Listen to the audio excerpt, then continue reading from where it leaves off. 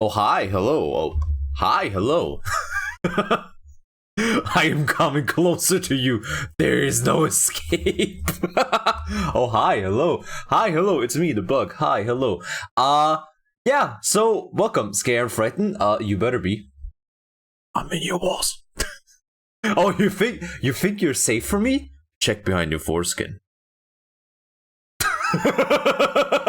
But hi, hello, and thank you for talking to the meat groups and also the hydrants and the stretches. Could have come right up with that, Suckabat.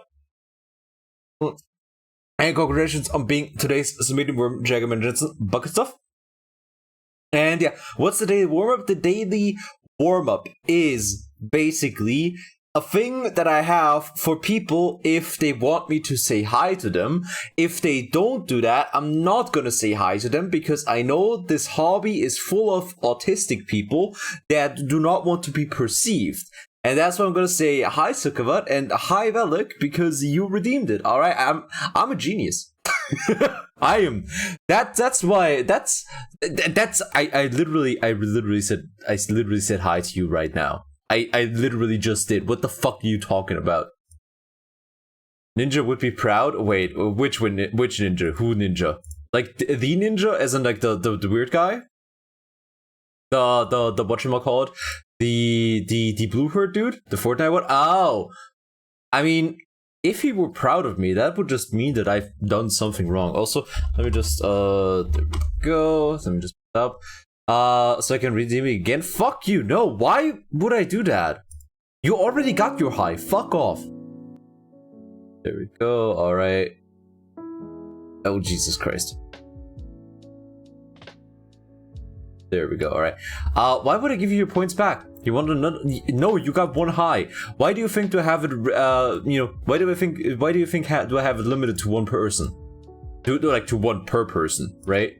Why do you think I have that? Just so people like you who want to hog the highs don't get their way. Like, you people, and I use that word very liberally. What's wrong with this website? You just want to get all the highs. You're special? No, you're not. I mean, you are special in a certain sort of way. Your mom always says you're special, but she doesn't mean that. That's a lo-fi. I mean, yeah, just put some background music on while I do the studying. Oh wait, shit, I don't have the applause on here. Wait, 1 second. There we go. Hey, yay, whoa, yay. Also, the dumb bookcorn needs to be turned off. All right, there we go. Freaking females trying to get more attention as always. I know, right? It's fucking terrible. All right. Anyways, let me pull up. Which file do I want to do? That's pharmacology. That's pharmacology. That's wait, where's the file that I wanted to fuck around with? 1 second. 1 second. Is that the file that I wanna do?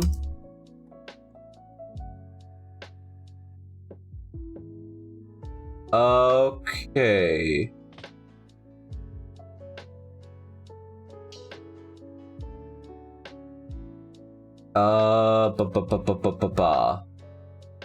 Alright, I think that's the one. Alright, there we go. Okay, hi, hello, it's me, I'm back. We're gonna do a P on. Yeah, I thought about doing one for Outward. Wait, PowerPoint and Scorn? I don't think I was gonna do a PowerPoint on Scorn. I don't feel strongly enough about Scorn to do something like that. It's just like not very much my thing. Have you thought about doing one for Outward or Deep Rock? Not Deep Rock. I have been thinking about doing one for Outward, right? But it's like, I think the problem with Outward is that I have to look at the game, like the base game and the DLC separately, just because I don't really yeah, because there's something off about the DLC, right? Do one for Shipbreaker. I also don't want to do one for Shipbreaker. I want to talk about a lot of things, but yeah. I'm also very stupid. Couldn't find a file on the website. I couldn't find the file on the website because I can't fucking log in. Okay, let me try this again. I think that was my username right here. Fuck, because the website constantly breaks. No, that's not the right username. Shit. Yeah, because the website is constantly failing, and yeah. God, I wish I could. God, I wish that I could, because I mean, what if you know what, let me try something. Is there not an email recovery thing? There is, but I don't have access to the university email for some reason, and I gotta call the university IT services for that. However, how about I try something else? You know what? How about I try something like this? How about I try something little like this? Is this gonna work? Then I'm gonna put you here, then I'm gonna put that here. That's like my last ditch effort to get into the website. If they require me to use the university email, is that necessary with the new complete edition? Yes, it is. Because I think that there are certain design choices that are in the DLC that stand in stark contrast to that stand in stark contrast to the base game. All right, let's see. Yeah, no.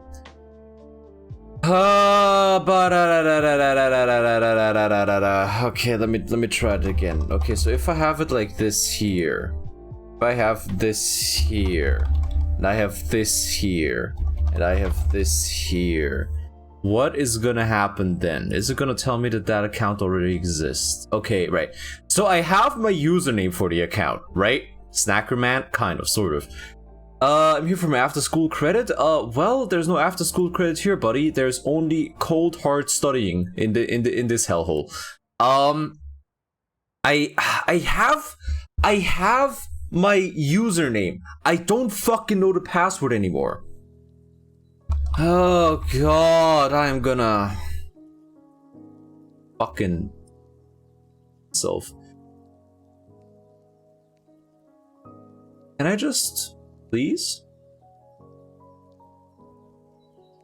There we go. Okay, sign in.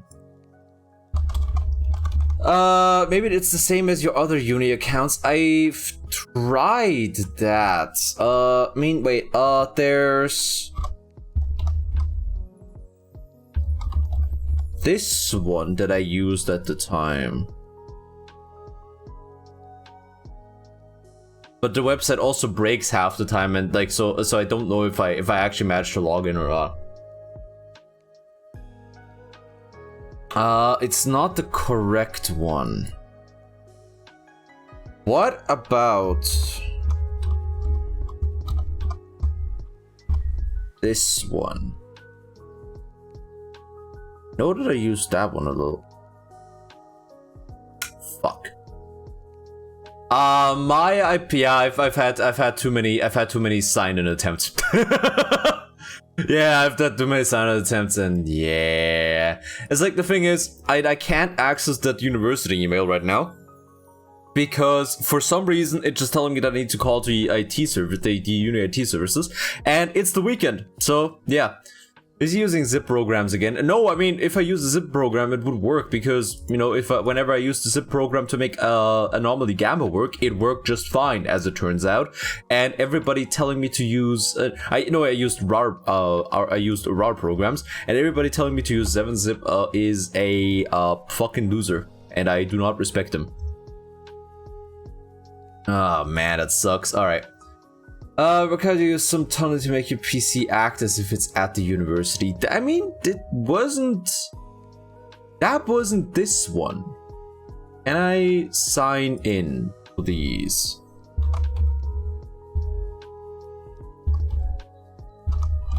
Okay, please. Are you gonna tell me that I've been blocked? That my IP has been blocked again? Yeah, okay. My IP has been blocked for 5 minutes. Oh man.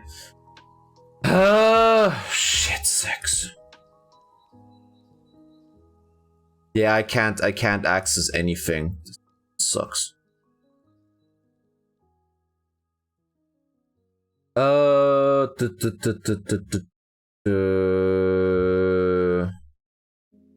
Let's see. When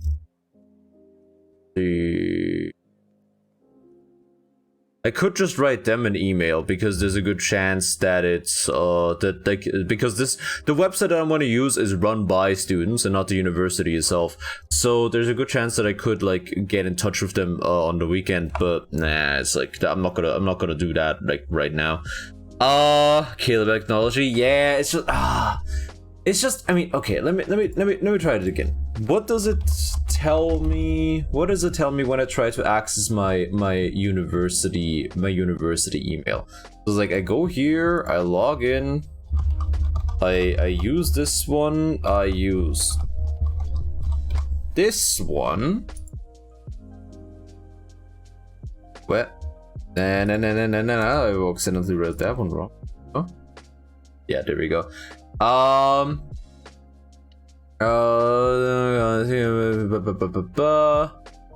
Okay, all right.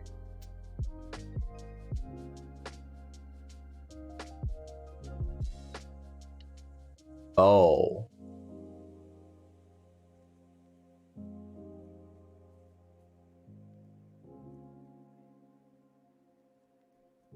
Wait, what?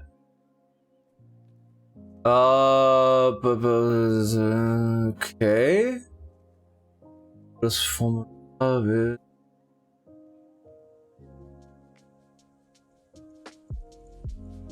Oh, I see what's going on. All right, so basically, I had some exams at one university that's not my actual university because of reasons, right? So I did very little stuff at like this one university right here. And they apparently apparently changed something with their two-factor authentication. And now certain, okay, alrighty, yeah, okay. So they locked certain functionalities of my account because I never did the two-factor authentication because I didn't know I had to put in two-factor authentication. So I have to basically call the IT service to like set up two-factor authentication so that my stuff, so that I can access my university mail again. That is, wow, I hate that. Damn, you fucking assholes. Could have just like, you know, told me somehow and not just like have it in here in the website of a university and never have to check, or like never have to check except for one fucking exam ever. Alrighty, okay, alright, that's fine. I'm gonna shit. Fucking piss myself out of anger. Okay, right. So that's gonna have to wait until Monday. Got it. I mean, it's gonna have until Monday or until I can remember my fucking password. Passwordo. Let's see. Are you? Is my IP still blocked? By the way. What about this one?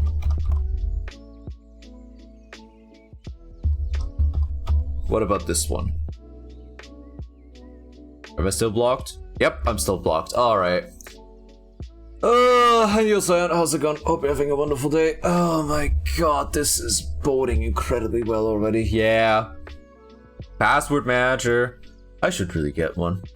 I should really fucking get. I mean, the thing is, there's a chance that I could be able to find the files that I need on my old PC, right? But the thing is, that one takes like 20 minutes to like start up. That one was. You know what? 1 second, I'm gonna check something real quick. I'm gonna leave you with the model staring at you in the meantime. I'm gonna check something. Right back.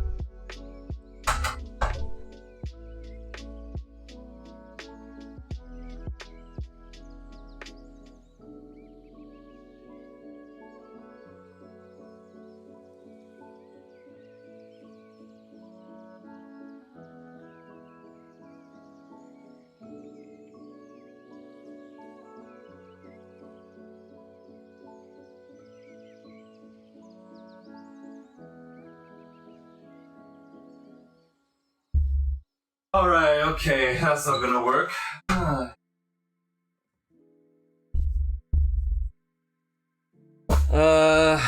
What a perfect sight.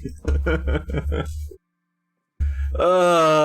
was on the strike, I mean, yeah, what, wait, what? What the fuck were you saying, Karab? Do you want to study Boss Baby? And said, no, I do have stuff to study with. I just don't have the stuff that I wanted to study with going on, right? Okay. Okay, let's see. Second.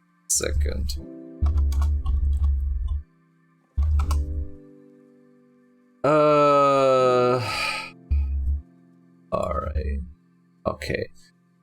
Okay, let me just put on my glasses, because reading a lot makes the eyes tired. Gonna put on the glasses. Put on the glasses on the model as well in a second. 1 second.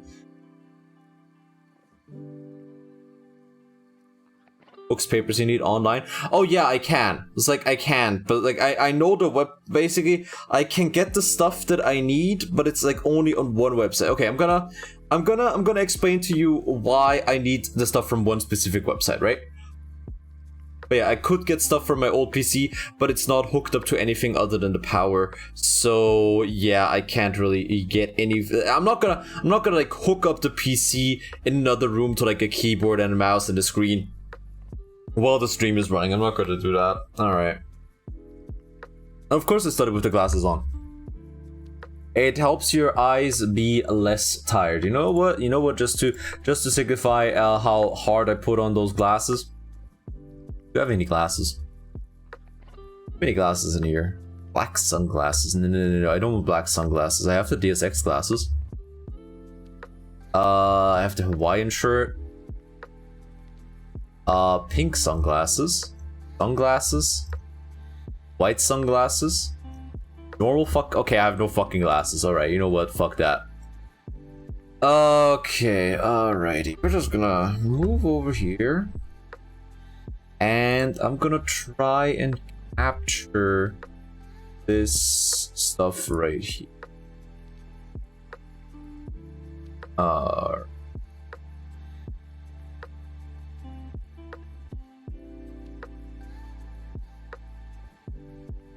Okay. I don't need him to read. I mean, I don't need him to read either. It's just it helps the eyes be less tired, in my opinion. Okay, what are we gonna use here? Okay, property. Go for that one.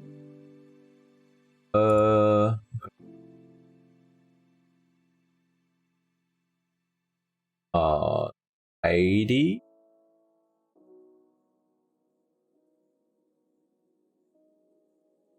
Anything doxable?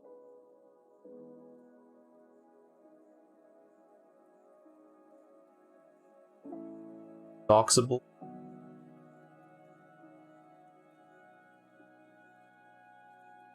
Okay, this should.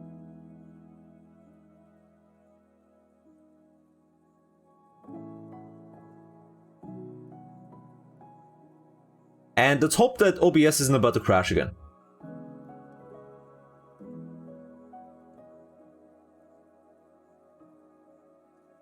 Oh, alright.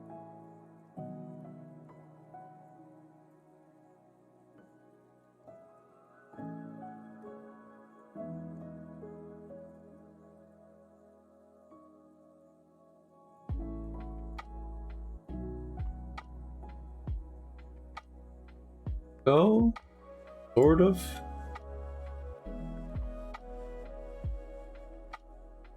Actually, how do I want to do this?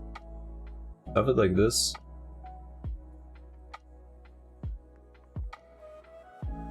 This. Go. This. Do I want to do it like this? Yeah, it's defining the algorithm continue. Yeah, it's like I'm not sure how I want to do the. Oh, I mean, maybe I want to do it like so, and then just like make it large. Maybe I just want to make it like do it like so, and then like prop it like this, then just like make it larger, like also. How about that? How does that look? How does that look? Somebody, please give me feedback how that looks. All right, there we go. Do your best OBS. Looks good. All right. I prefer reading without glasses for any length of time. Yeah. Okay, that's good. All right, cool. Looks readable. All right. So basically, that's gonna be the thing. This is okay. I'm gonna explain to you how the fucking exam works first. Why I'm doing it in such a way. Did you get Katai-Karten? Nah. I barely remember spoke German. Yeah. Why does it have an emoji in it? Because it's like, yeah, have fun. Okay. Anyways, I'm gonna. There we go. All right. We're just. Tinnitus. Nice. Okay. So basically, the way that it works is there's pathology. Like there's pathology small, aka module 9. All right, we're gonna have that here. All right, there we go. And then there's pathology lorge. Oh fuck. Pathology. Fuck. Pathology lorge, aka module 10, right? There we go. Now, pathology small has a free, like pathology small is one exam that has 3 parts, right? And the 3 parts are pathology, obviously. Go. Then it has pathophysiology.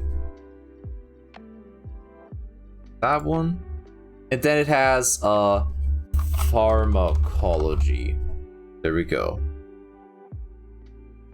Alrighty. And this is the same for both. Like this is the same for both, right? Both of the exams have those 3 parts to it, right? So it's like one big exam, you have 3 hours and your hand is gonna fall off afterwards. Pathology small is the exam that I've already barely fucking passed before I, kind of fell apart at the seams, multiple ways. And what it's about is like, of all 3 areas, what's the disease word? Right, yeah. Of all 3 areas has basics. It has heart, lung,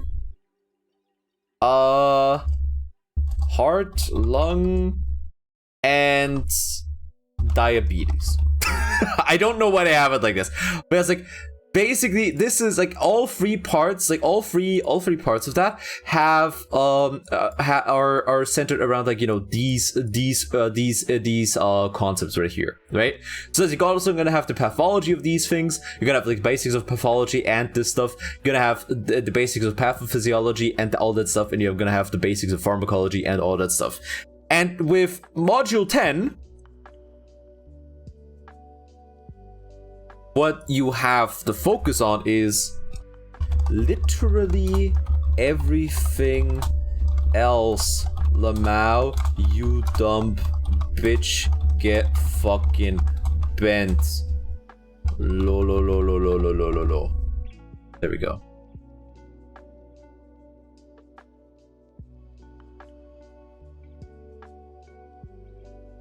All right. How very university of them. Yeah, it used to be 3 separate exams. Not anymore, for some fucking reason. I know, right? Yeah. Module 9, I've done. Module 10 is literally the thing that's keeping me from going forward. And you know, the whole thing.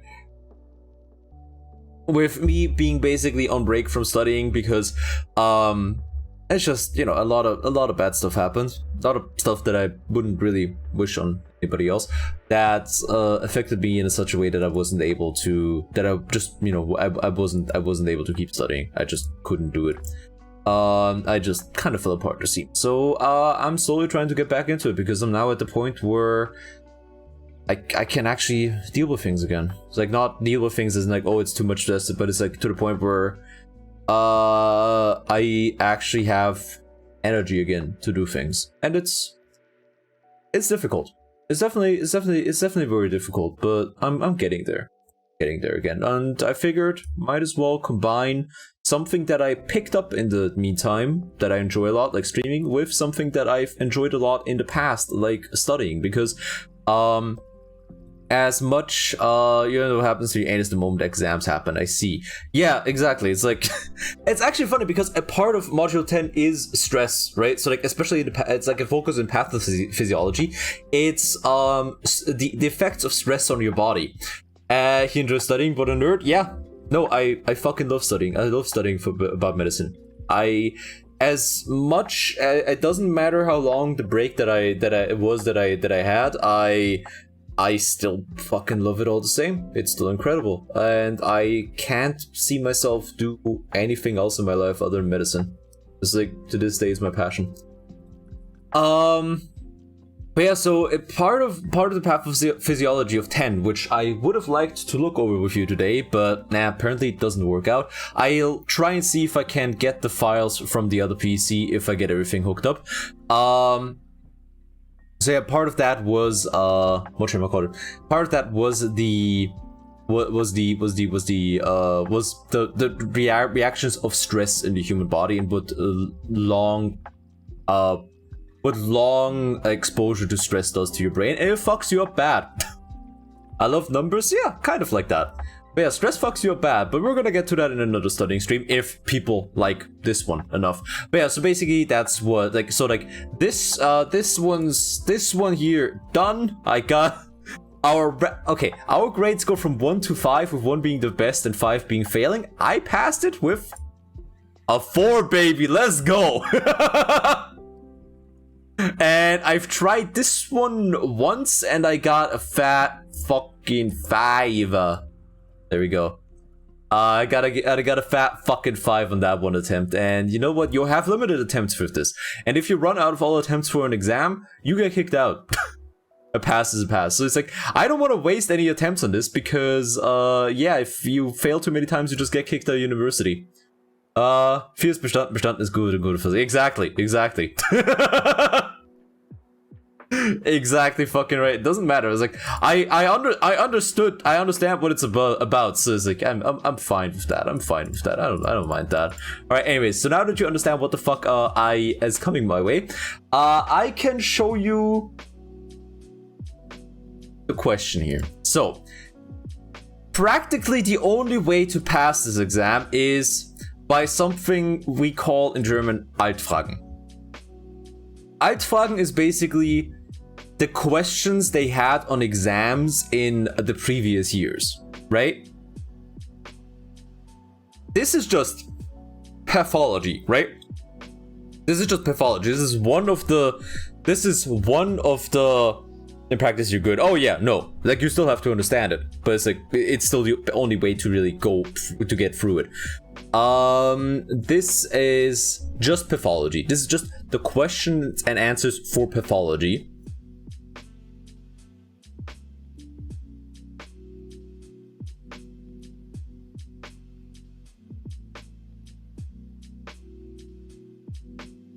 This isn't even the proper stuff. This is literally just the questions and answers for one of the 3 parts of the exam.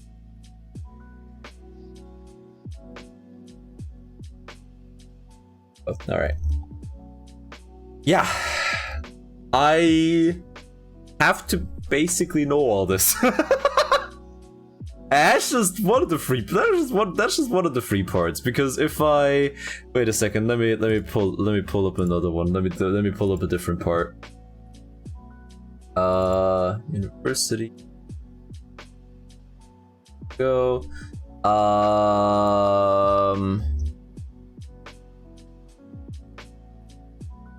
Bloods.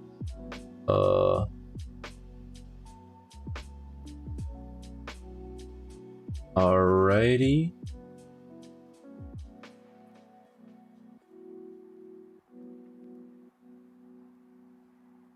This is go.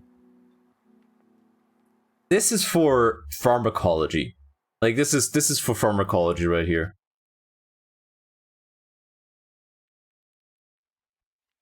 Luckily, it's way less. Luckily, it is much less. But yeah, I basically have to know all this shit one for one. It's like with pathophysiology, that's like the last part that I'm missing.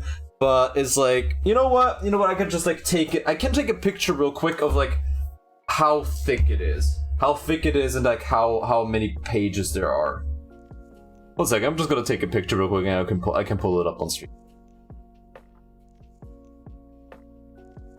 That's my face. That's the on camera.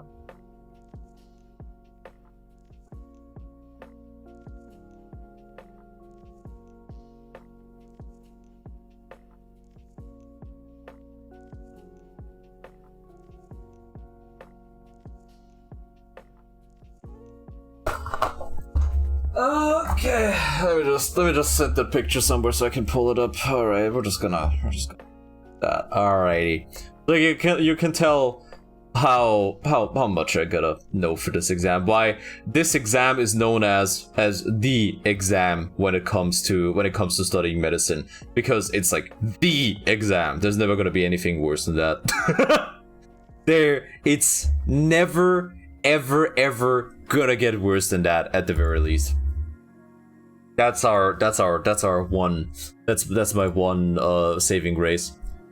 Can you build muscle by lifting your notes? Yeah, you could. It's like I have all these studying materials printed out because I'm a fucking nerd and I just have an easier time studying with paper. There we go. Okay, we're gonna save you as. There we go. Then we're gonna here. Yo, yeah, replace that one. Yeah. Then we'll go property. Where are you? Man, well, I gotta empty out this folder. I don't need to empty out the folder.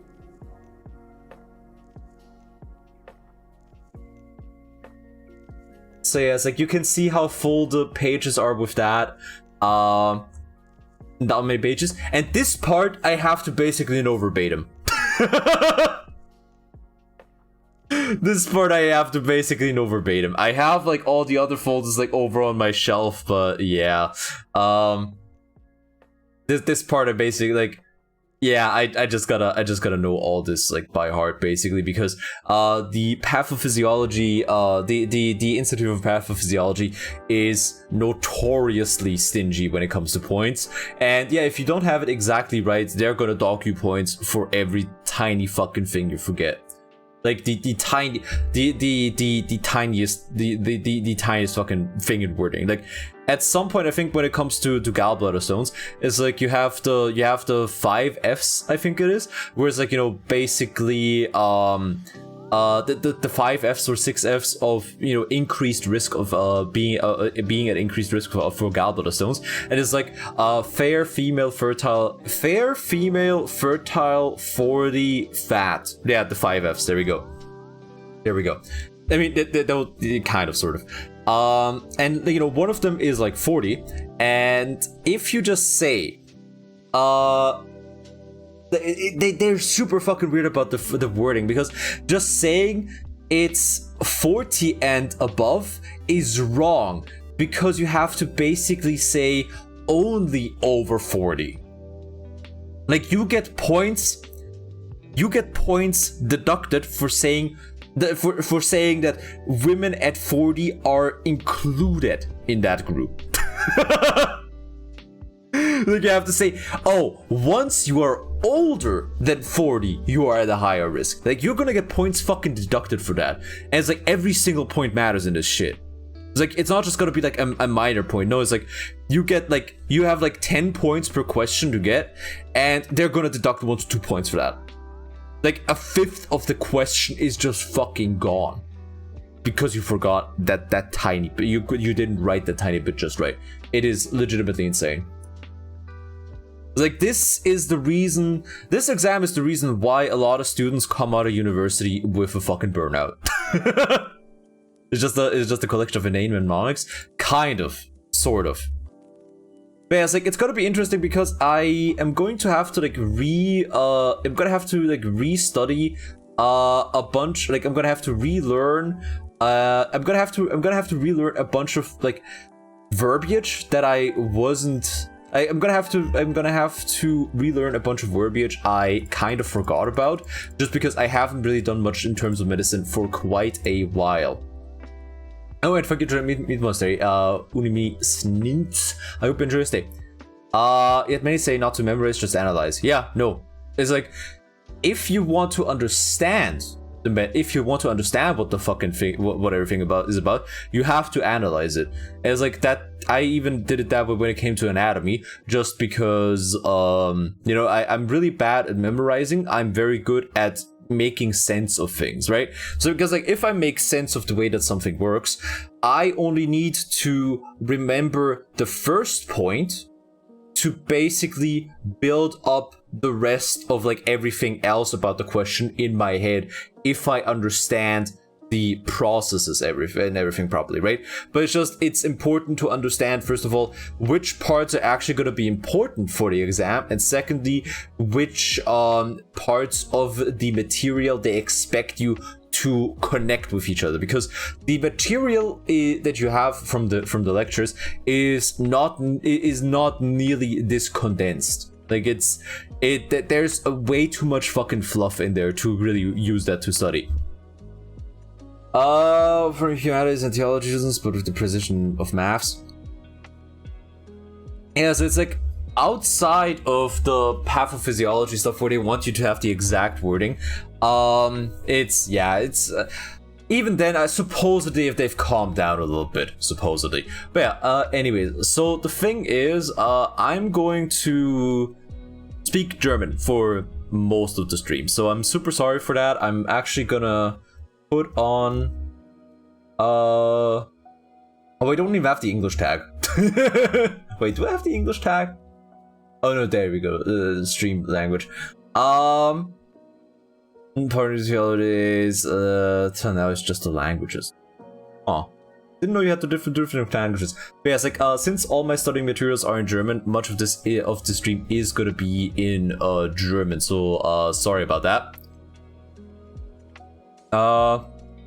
First member palace attempt. Do my body for that. I know it ever since. Useless bar, I'm gonna have to hit vitals. Yeah. Could set up a CC translation. Ow. It's awful, but also funny. Fucking how?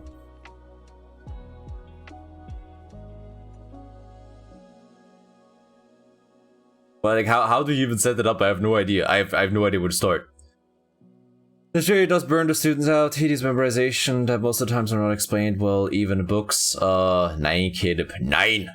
Yeah, it's like it's not even that. It's just the exam. It's just the exam structure. It used to be that pathology, pathophysiology, and pharmacology were 3 separate exams, but then they, for some reason, decided to like throw them all into one exam and then split that exam up into. It makes no fucking sense. Auto English translate. But I have to ask. Yeah, we're not gonna do that. Okay, all right. So yeah, I'm gonna try to explain some things along the way, right? Okay. Zum Thema vom Lymphom.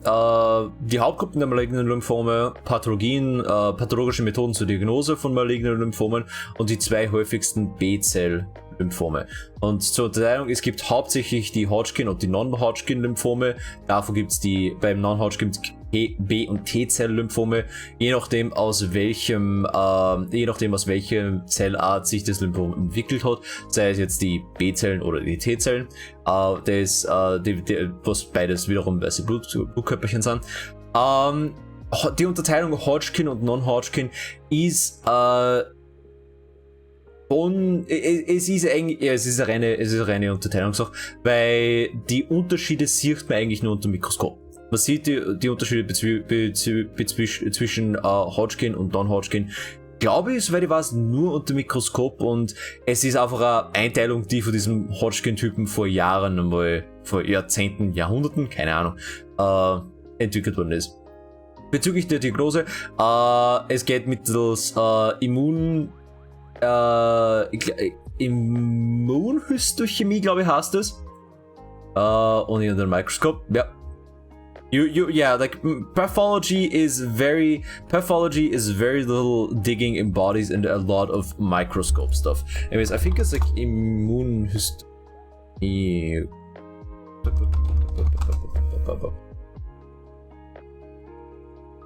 Let's see, what's the German? Ja, Immunhistochemie. Was im Grunde einfach ist, man färbt das Präparat mittels Antikörpern. Und die Diagnose ist dann eben mit Immunhistochemie mit Antikörpern gegen CD30, was der TNF-Rezeptor 8 ist, was genau diesen Rezeptor von anderen TNF-Rezeptoren unterscheidet, keine fucking Ahnung.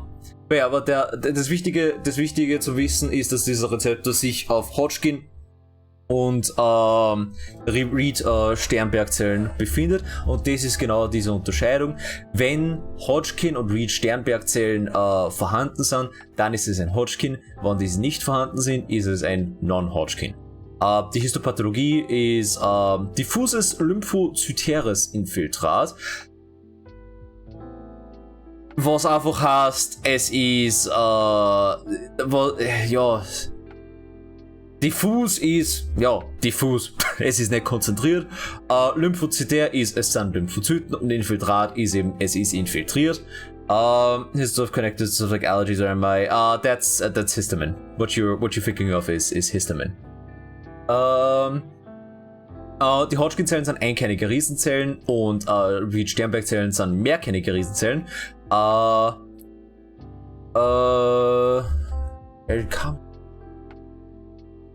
I don't actually know what the LK refers to with that.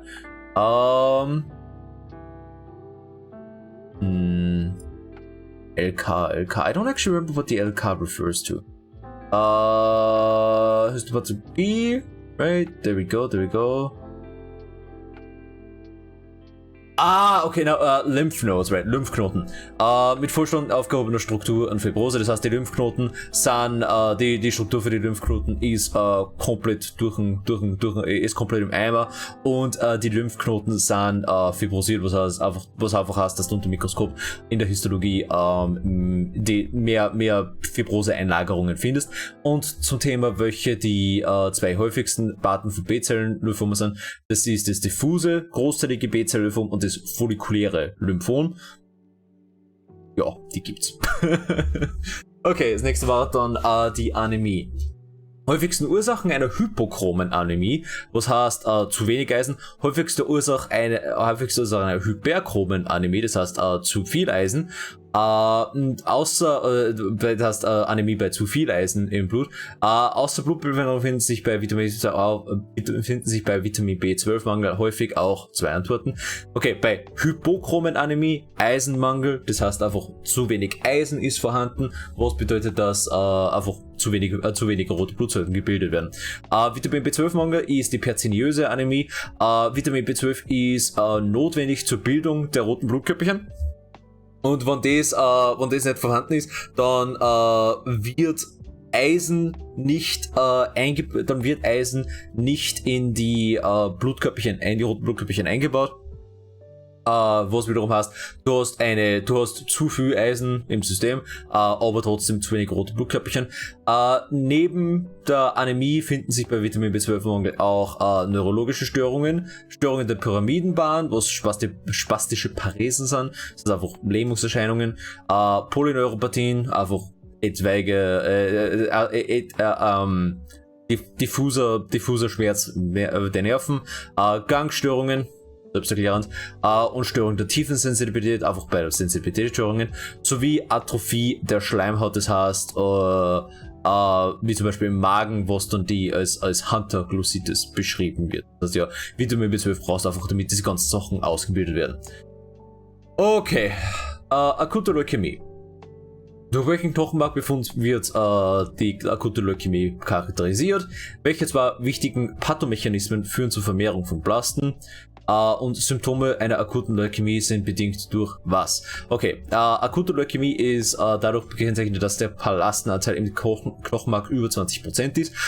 Blasten sind einfach die Vorgängerformen von fertige Zellen. Das heißt, es ist ein vermehrter Anteil von unreifen Zellen im Knochenmark sichtbar, was dadurch wird dann eben dadurch wird dann eben einfach die Blutbildung auch gehindert, weil es einfach dieser Ansturm von Blasten alles andere verdrängt. Das heißt, die Erythropoese, das heißt die Entstehung der roten Blutkörperchen, und die Thrombozytopoese, das heißt die Entstehung der Blutplättchen, wird dadurch einfach vermindert, was dann eben auch zu Sachen wie eben Anämie führt, oder zu Blutungsstörungen bei der Thrombozytopoese, weil du natürlich die Blutplättchen brauchst zur Blutstillung. Die Mechanismen zur Vermehrung von Blasten ist die Verdrängung der normalen Hämatopoese, das heißt, Zellen bleiben im Stadium der Blasten stecken, sozusagen, und die ungehemmte Proliferation des neoplastischen Klons, weil die Leukämie ist ein Ort von Neoplasie. Das heißt, es wird einfach alles andere wird daran gehindert, dass sie sich gescheit weiterentwickeln und differenzieren, während der neoplastische Klon einfach weiter sich teilt, ungehindert, weil sonst war es ja keine Neoplasie, wenn er das nicht machen.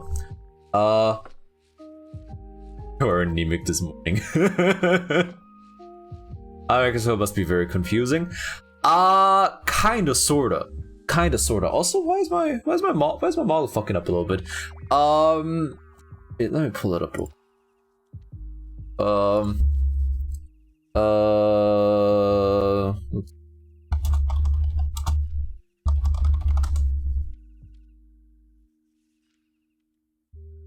Let's see.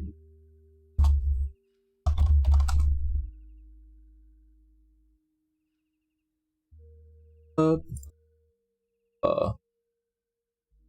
I have any?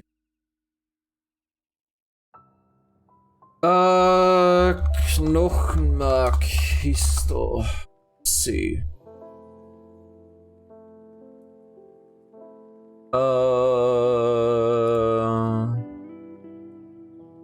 Because you can't tell the differences. You can tell the differences between them a little bit.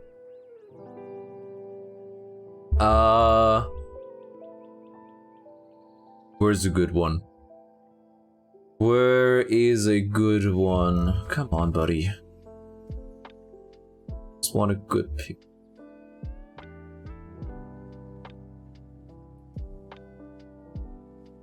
Come on, buddy. Yeah, we can just use this one. This one.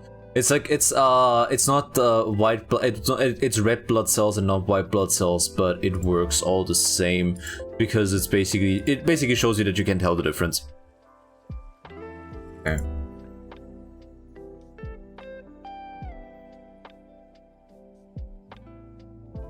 Come on, buddy, work with me here.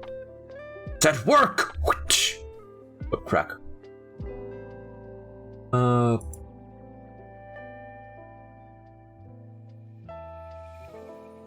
Okay, so here you have, you know, erythroblasten, which is basically like the unmatured red blood cells, and erythrocyten, which are the matured red blood cells. So you can kind of tell the difference. Like there are ways to tell them apart, if you know that's what the whole of pathology is all about. I can't do that. I only passed histology. I passed the histology classes. This might be useful. Wait, adding if you do this again, check. Live subtitles. Step 1 was that. Create a new script. Copy and paste the code to your Google Apps script.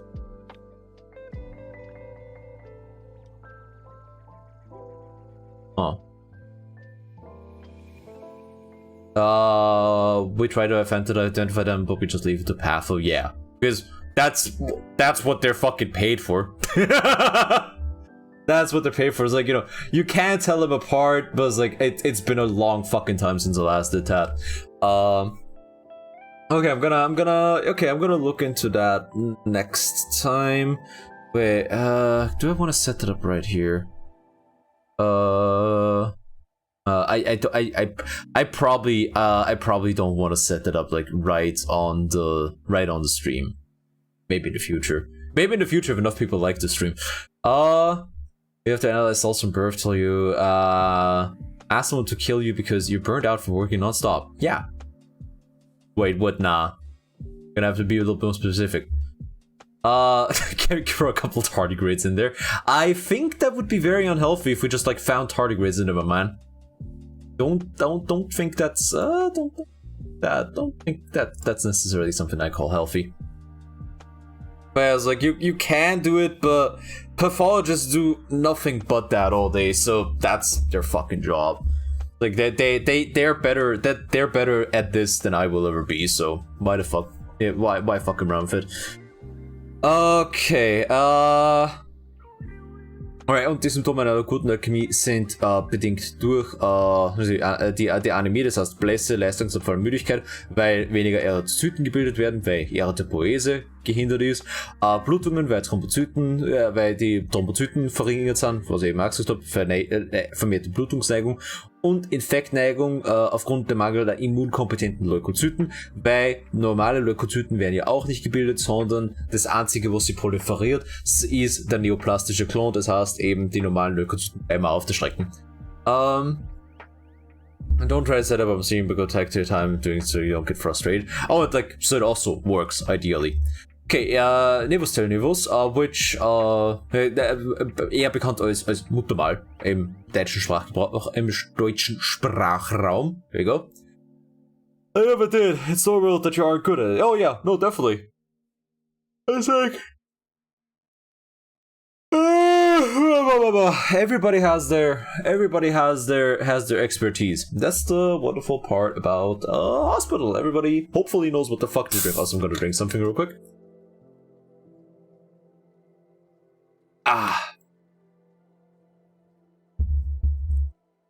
Okay, alright.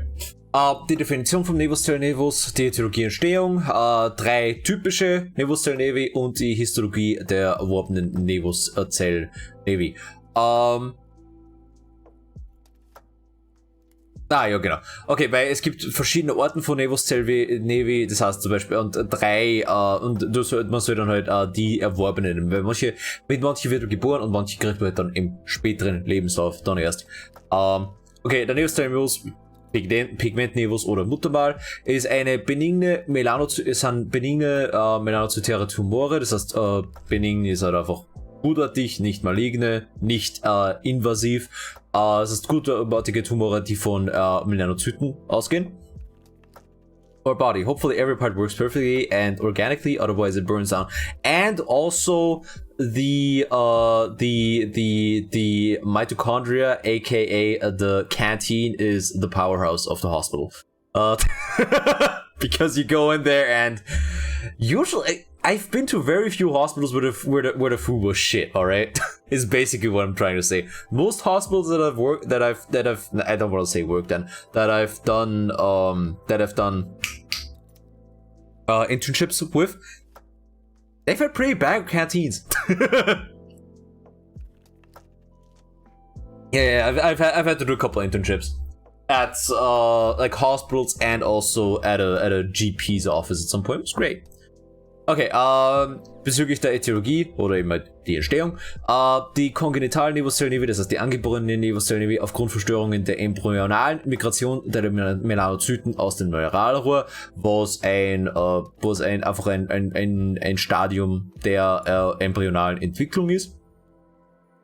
Die erworbenen Nevozellenniveau, die entwickeln sich meist ab der Pubertät, eben meist durch UV-Licht getriggert, und der dysplastische Nevozellenniveaus entstehen sporadisch im Rahmen vom dysplastischen Nevozell-Syndrom, was infolge einer Mutation in diesem Gen passiert. Ich werd mich nicht daran erinnern, was für ein Gen das ist. Wir werden einfach versuchen zu merken durch eine Mutation in einem Gen.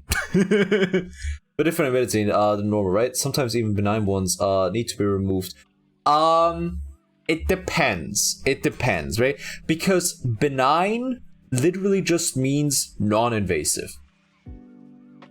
If, for example, you have a non-invasive, erneuerbare Energie.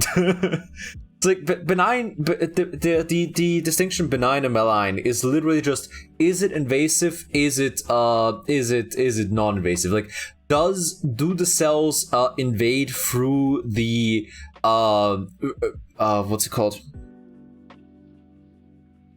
Fuck. The basal layer of the cells, right?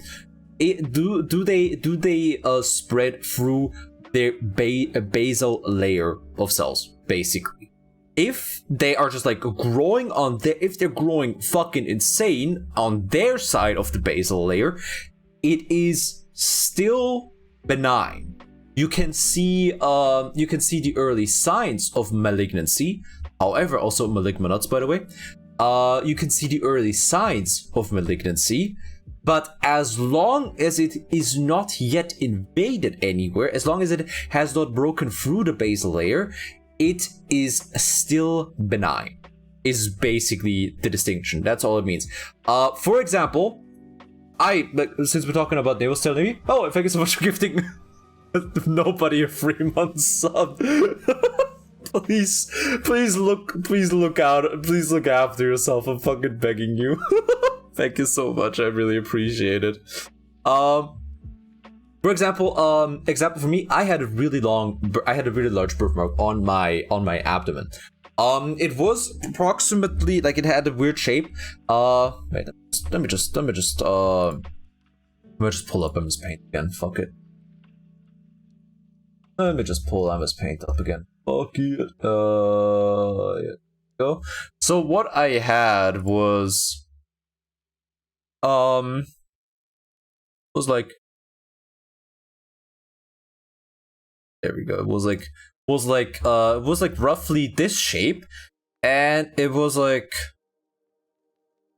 6 centimeters here, and between 1 to 2 centimeters, like so, right? Texas shape, exactly. It's like I had it like, and I had it on my let me just drop a stick figure.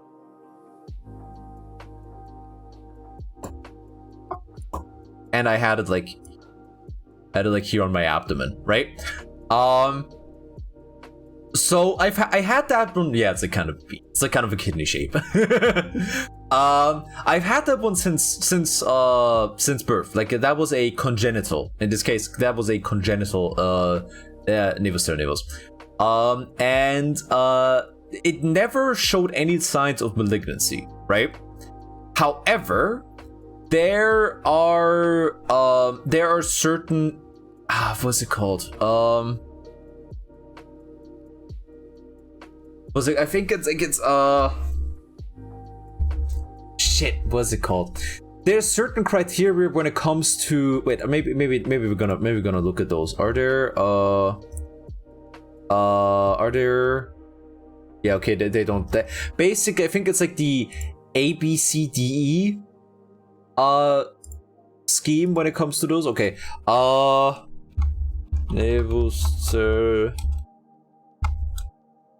Nevus A B C D E. Because there's like the ABCDE scheme where it comes to just like, you know, looking at the risk of it getting worse, like it like potentially becoming malignant down the line. Yeah, there we go. Okay, yeah, it's ABCDE.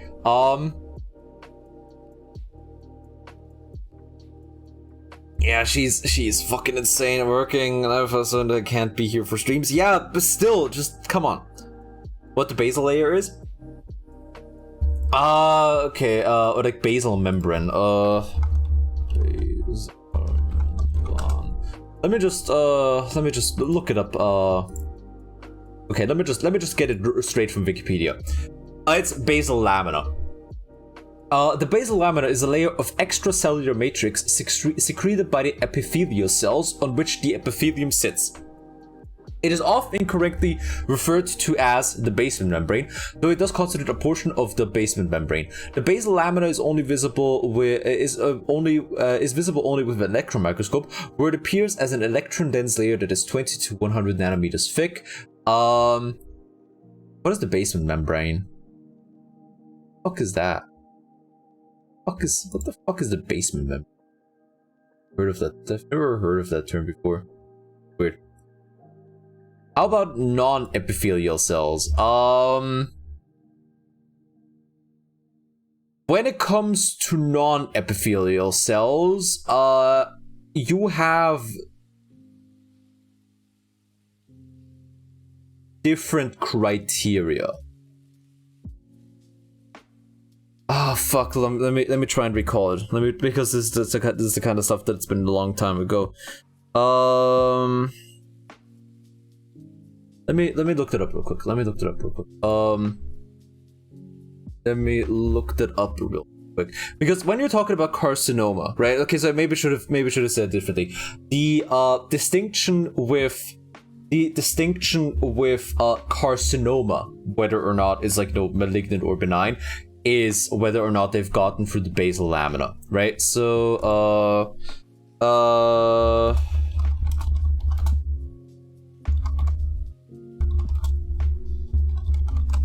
okay, let me see.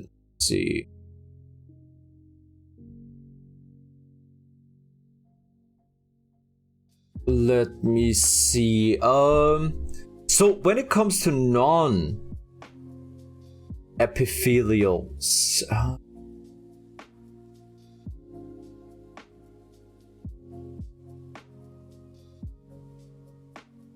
no, wait, I think it's only with those that you like distinct, like malign or benign. I think it might only be with those.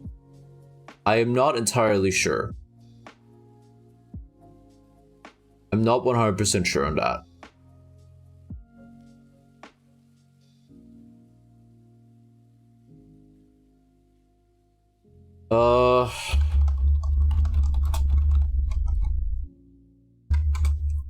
Wait, let me look it up.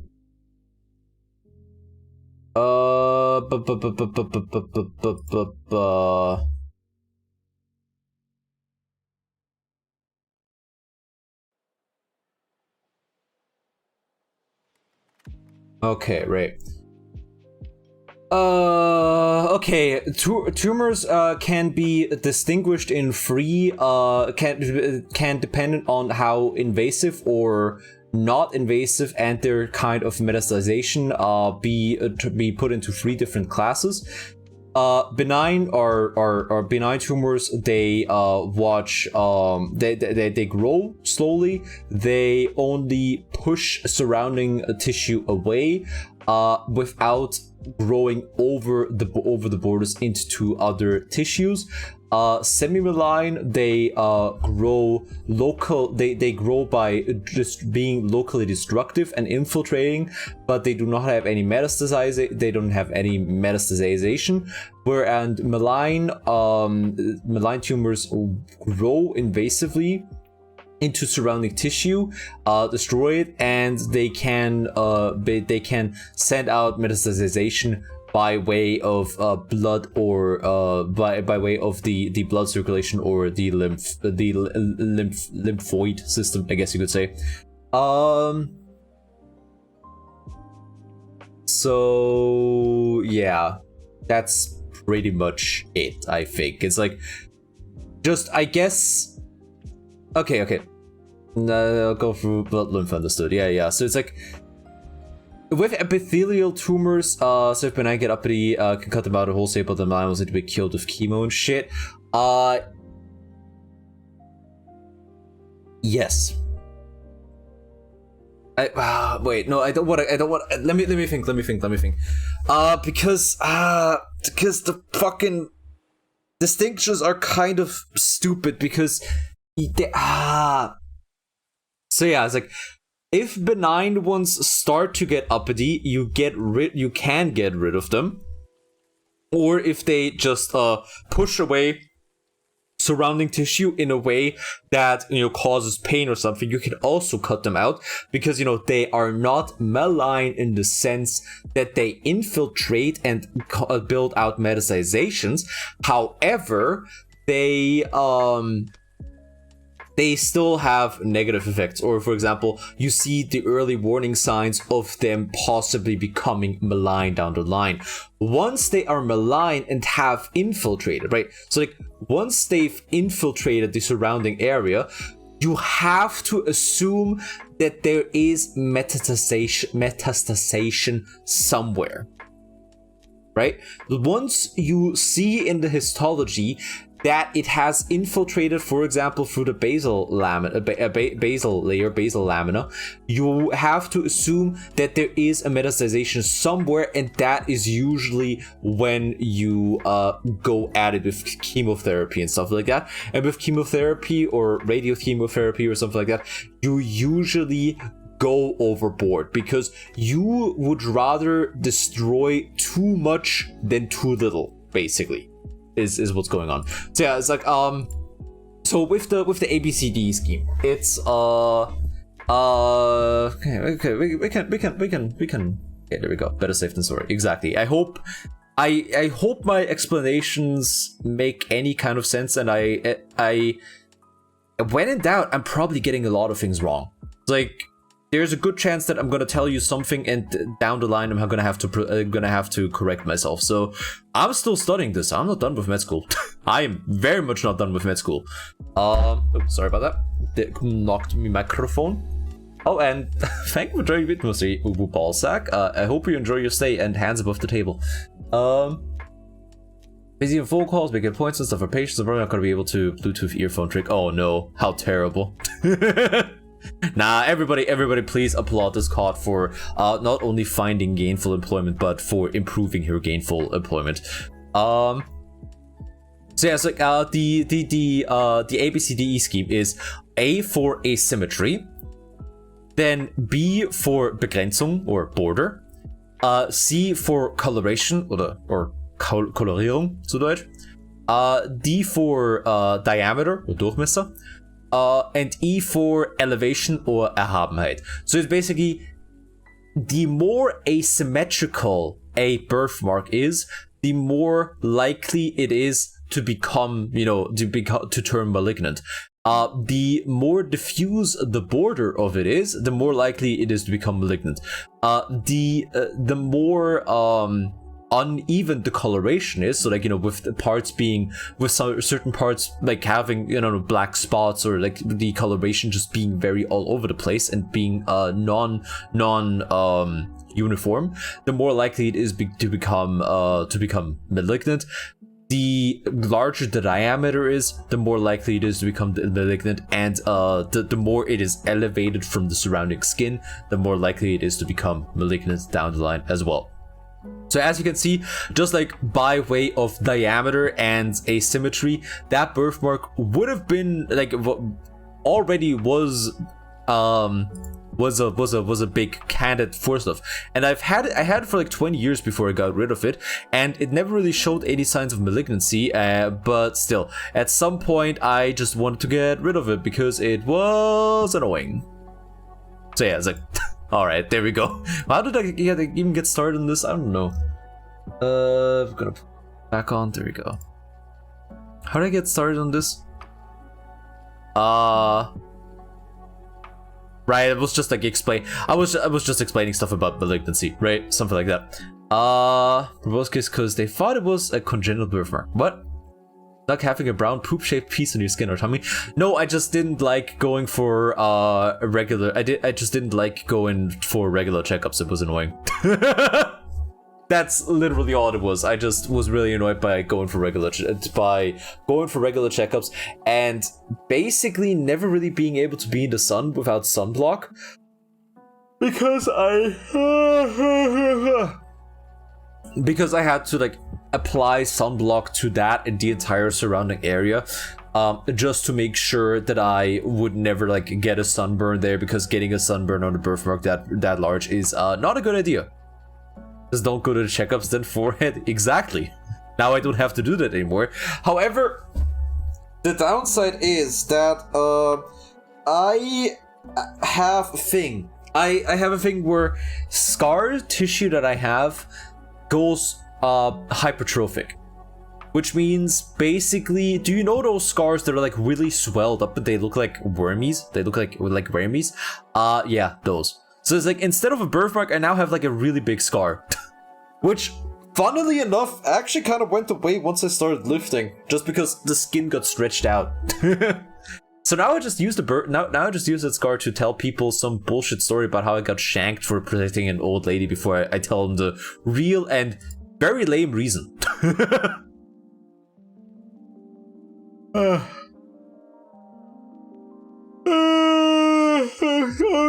Sorry. One sec. You know what? Fuck it. It's time for old reliable. It's time for the old reliable to come out. Caffeine pill to me. It's time for studying doping. Applying glider long. I'm pretty bad at it.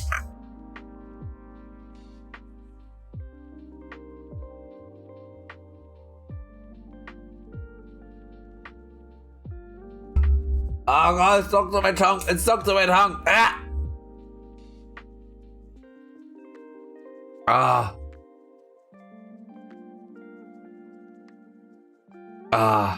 Those pills have sugar in them as well? Nah. Or do they? Nah, I don't think so. A line of cocaine. God, I wish. God.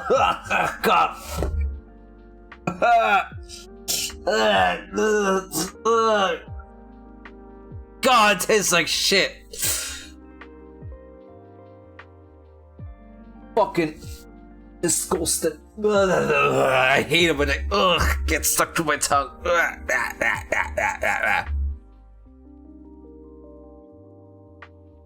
Does coffee get absorbed properly then? Yeah.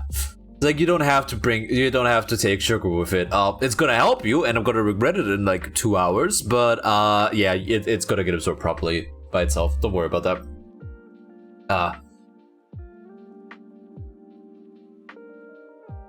Jesus Christ. God, I wish.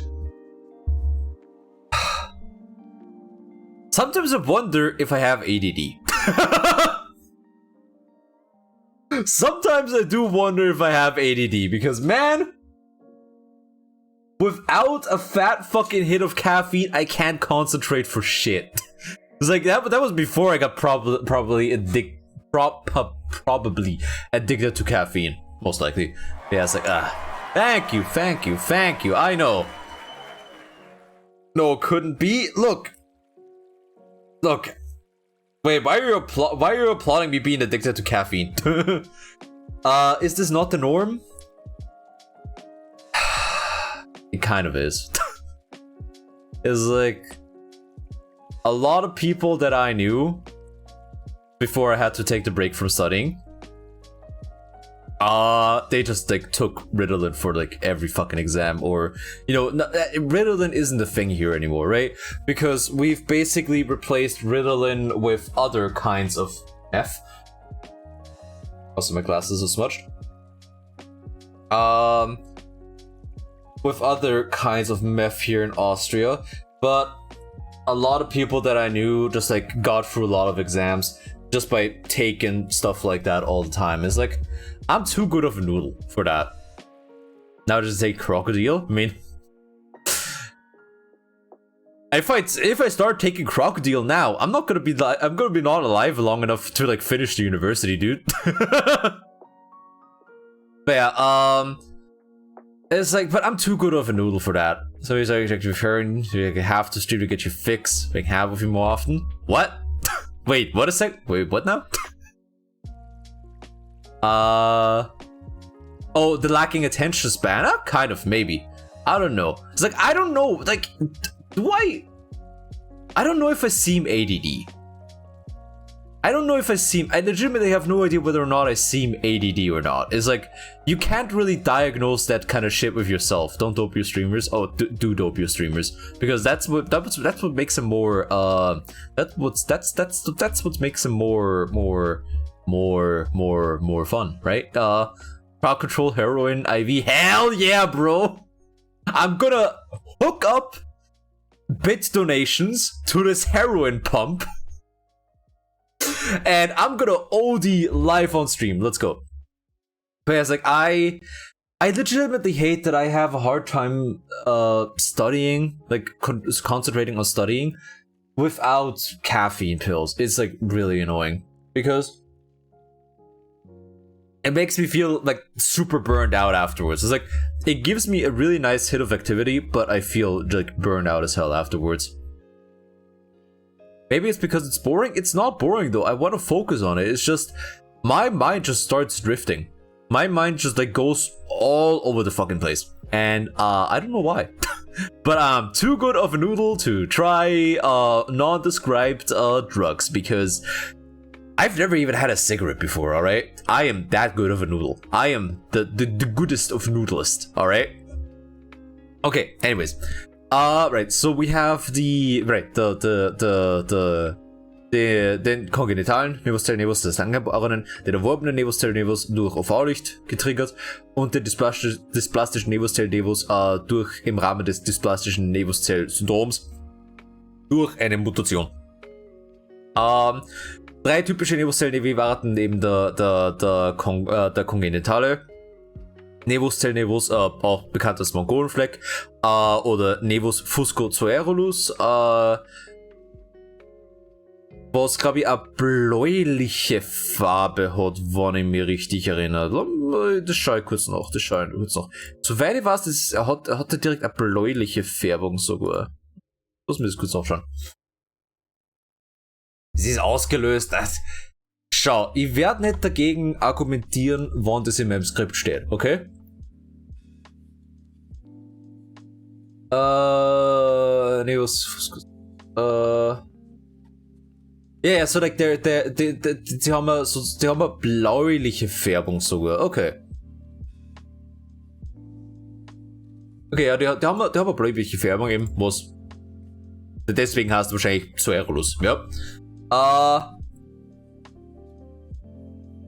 Wait, what? You sip an addictive substance every time you cook for them, become primary cook for all their meals. Eventually they get withdrawals when you're not around you and associated with you not feeling like shit, and then you have them for life.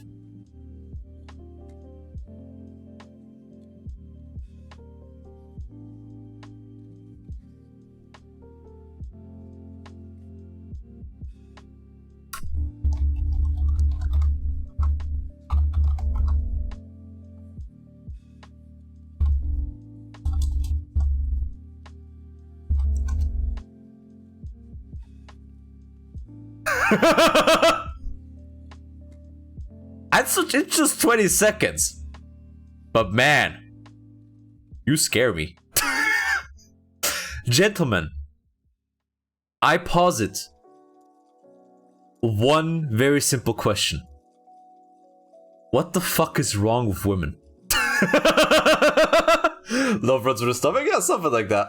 1 second. Let me stretch. Sent to Brazil. Hell, fucking yeah. Listen, no, they're female. Yeah, it's fucked up. There we go. All right. And cut that shorter, gentlemen, women, gentlemen, women. Fuck. Why am I so flamed up today? I'm super sorry. I gotta blow my nose again. 1 second.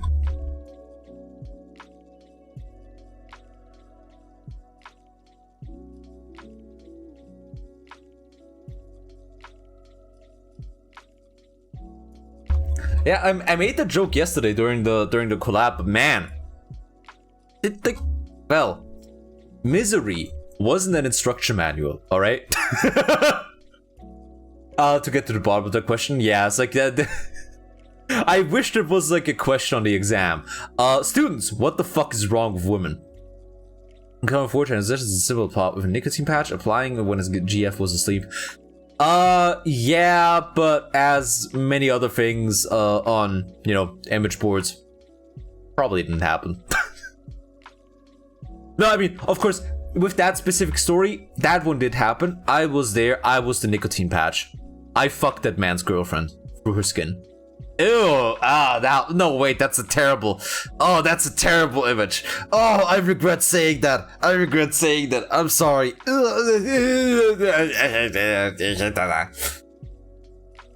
Hello, 911. Hello, 911, I fucked this man's girlfriend. Now, who's the psychopath? Fuck you! I have said nothing weird. I have never said a single thing that's weird in my life. Penetrated your skin deep. That's what I did to your mom last night. It's not my fault I was born this way, dude. I tried everything. It's just not getting any bigger. Oh man, I am. God, what the fuck is wrong with you today? Oh god. The worst thing is I'm also running out of coffee. Fuck. But okay, anyways. Anyways, now that we've talked enough about drugging people, might be also something with that ADD bit. Yeah. It's like fistula. Yes. No, a fistula is something very different. A fistula is wait, yeah, wait, am I mixing something up? Am I mixing something up with definitions? It's just a connection between two hollow spaces. Yeah. It's just like a fistula is just an abnormal connection between two hollow spaces. And if you want to see pictures of that, be my guest. I'm not gonna show those on stream because it is fucking terrifying. It is legitimately terrifying. Like, imagine two hollow spaces in your body. Now imagine them being connected. Yeah. Yeah. It's actually fucking terrifying. But yeah, it's like, I don't know. Sometimes I feel like I want to talk to my doctor about, you know, hey, could you put me on the medical methamphetamines, maybe? Could you maybe put me on those medical methamphetamines? Because I'm sometimes a little unfocused. And by a little unfocused, I mean very unfocused. I mean I have a couple people in my Twitch chat that will vouch for vouch. How do you say that? Vouch, for the fact that I am a little unfocused at times. That I go off a little bit. Who named it Fistula? The name Fistula stems from, let's see, alright, etymology of the word fistula. Epidemiology, no. Definition. Let's see. What's the etymology of the word fistula? The term was first used in the 14th century. Definition of fistula. The word has a disease from an abscess or hollow organ to or part of the body, or part to the body surface, or from one hollow organ to part to another. It may be surgically created to permit passage of fluids and secretions. There we go. The etymology is from Middle English. From Latin, where pipe. The word for pipe is apparently fistula. All right, there we go. Means stupid Latin or pipe. Yeah, exactly. Ouch. Okay, all right. Are they not used for dialysis, or maybe not? Sort of, kind of. In that sense, we call it a shunt. So basically, with dialysis, all right, we're getting out. We're getting out to paint 3D again. All right, so dialysis, right? Kidneys no work so good anymore because you lost them, you got sick, you had cancer. That reminds me of the one time where for 3 weeks, I believe I was under the impression that I had kidney cancer. That's a story for another time, or maybe like right after I'm done with this. If anybody wants to hear it, then just remind me after I'm done with this here. I did say hi to you, motherfucker. Ingurishu. But yeah, so basically, dialysis. You put you take person, whoop, whoop, whoop, whoop, whoop, and you have blood go into the no.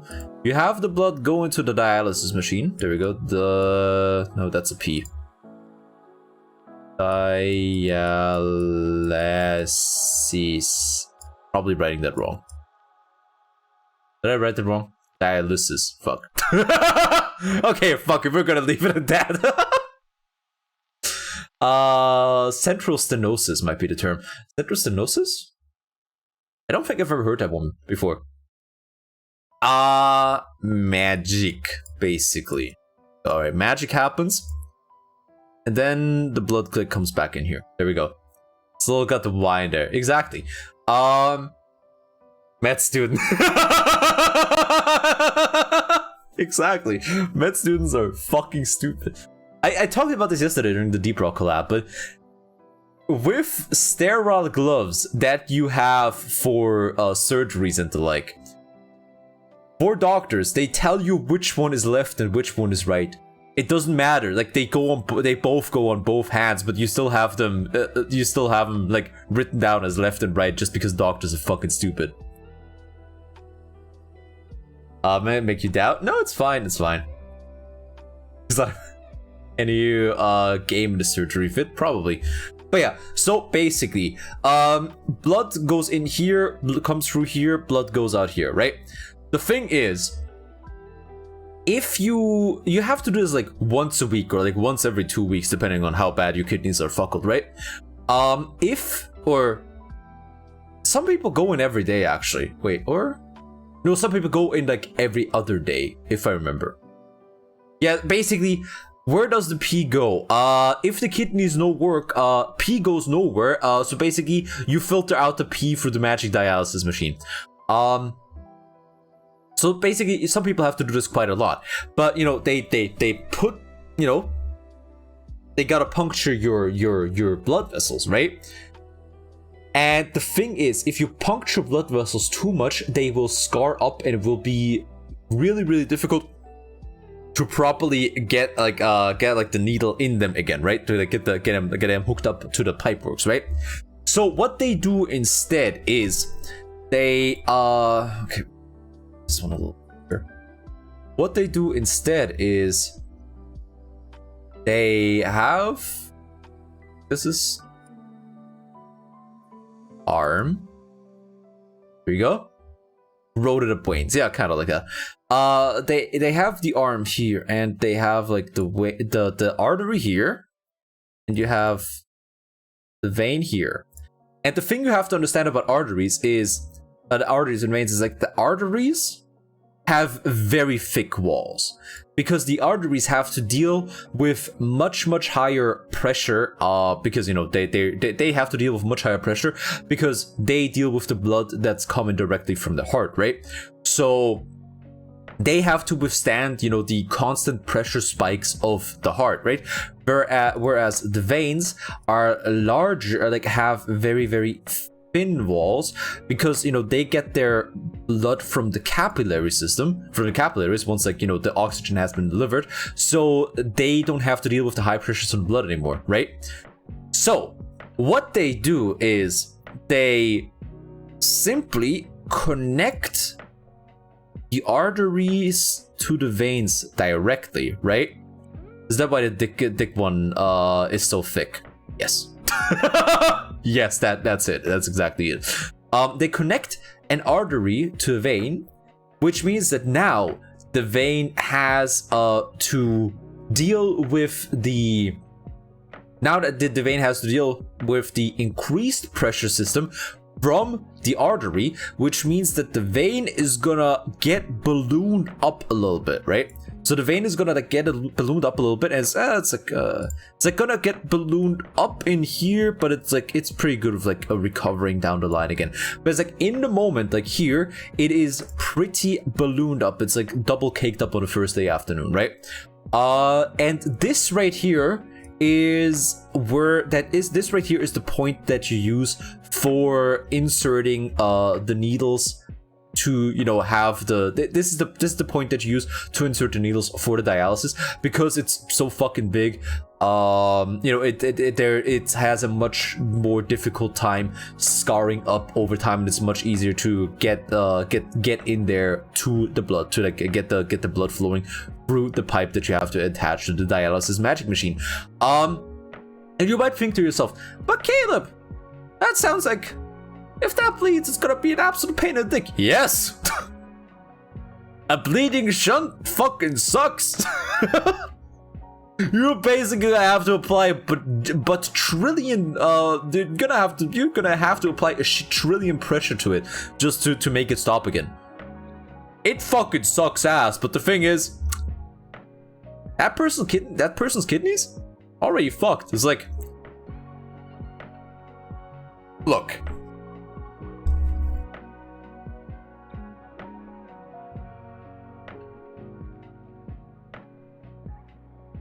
the thing is, once you become reliant on dialysis,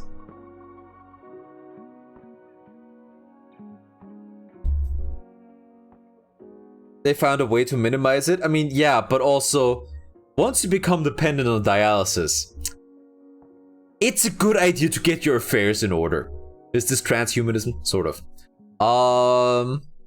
Like, it's a good idea to get your affairs in order. Like, if you're dependent on dialysis, shit's not looking good already. It's like you're not at risk of dying, but if I remember from my EMS times, phlebotomists don't do that fistula arm. What's a phlebotomist? What the fuck is a phlebotomist? I've heard before. Phlebotomist. What is a phlebotomist? The person who draws blood. That is general blood, but there's, oh right, okay. Man, you're using your veins wrong. Yeah, no, that's why. So yeah, right. What I wanted to say is, we don't really call it a fistula, at least over here. We just call that a shunt. We just call that a shunt. We just call this a shunt over here. We don't call it a fistula, though. Effectively, you could call it a fistula because it is a unnatural connection between two hollow spaces in the body, right? So it's like, yeah, but yeah, that's also, yeah, you don't want to draw blood from that either. Yeah, was deep in your mom's shunt last night. You fucking wish.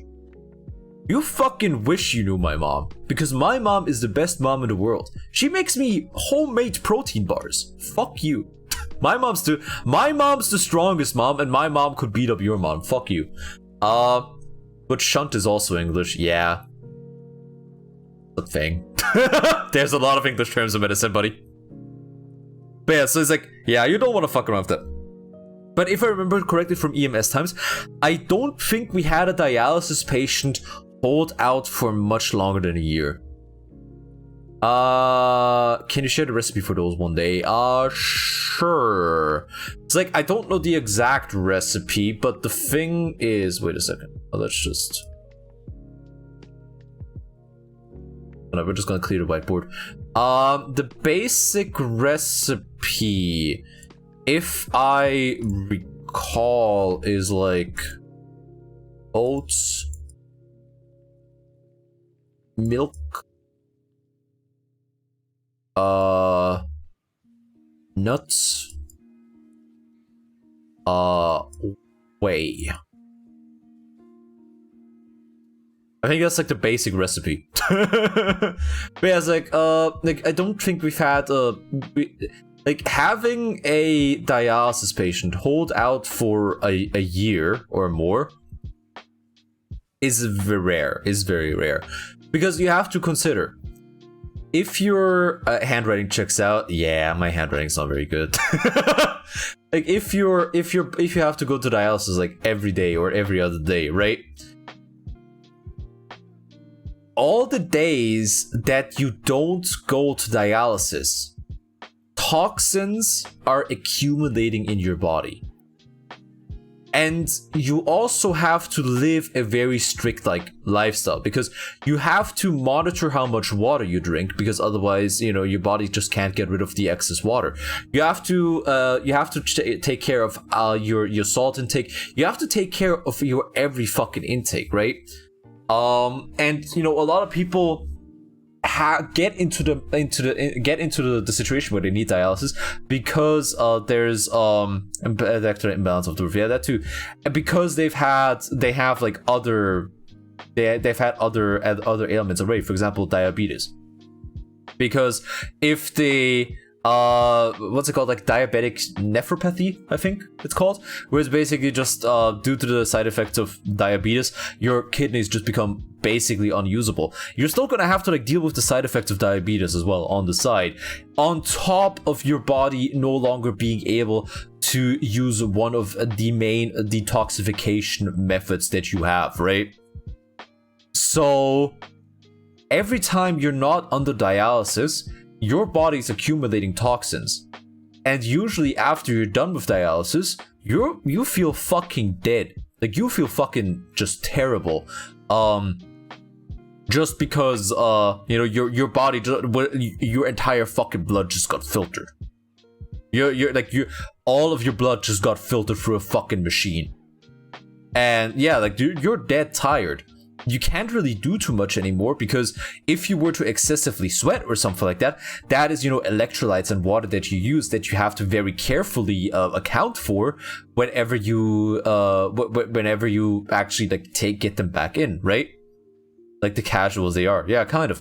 So it's like, yeah, no, once you're dependent on dialysis, it's like, I'm not saying you're on a timer, but it's a good idea to get your affairs in order, dude. Yeah, it's a shit situation. It's like, yeah, I don't want to say you're on a timer, because you can't really like give a timer in medicine, but yeah, get your stuff in order. Like, as harsh as it sounds, dialysis isn't the solution. Obviously, sometimes there are certain situations where dialysis can be a solution, if, for example, you just gotta get the toxins out of your body, right? Like, because your kidneys can't deal with it. Like if you have certain toxins in your body and you just gotta wash all of that shit out, that's a different thing. But if your kidneys are no longer able to do their job to the point where you gotta get regular dialysis, yeah, you're done. And Shank healthy to you get their body parts for me. Depends. Are you able, like, do you have anybody to put those into you? Because yeah, you could do those if they fit with you, and if you don't immediately reject them, but then you're still gonna be on immunocompromising medication for the rest of your life, which comes with its own slew of problems, right? If I'm drunk, or should I stick with the IV drip? Stick with the IV drip. If you're drunk, give yourself like an IV drip of fluid and just try and sleep it off, alright? So yeah, basically what I'm trying to say is, as much as medicine has progressed, just take care of yourself, buddy. And drink your antihistamines. Yeah. Definitely. Like, you're gonna have to fuck up your immune system with that. Yeah, just take care of yourself. Just lift weights somehow. It's quite simple. Just fucking lift rocks, you dumb bitch.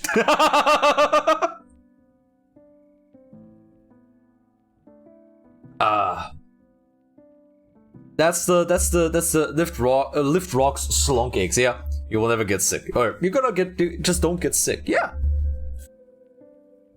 It's It's simple, conceptually. Anyways, alright, we're not gonna save you. There we go.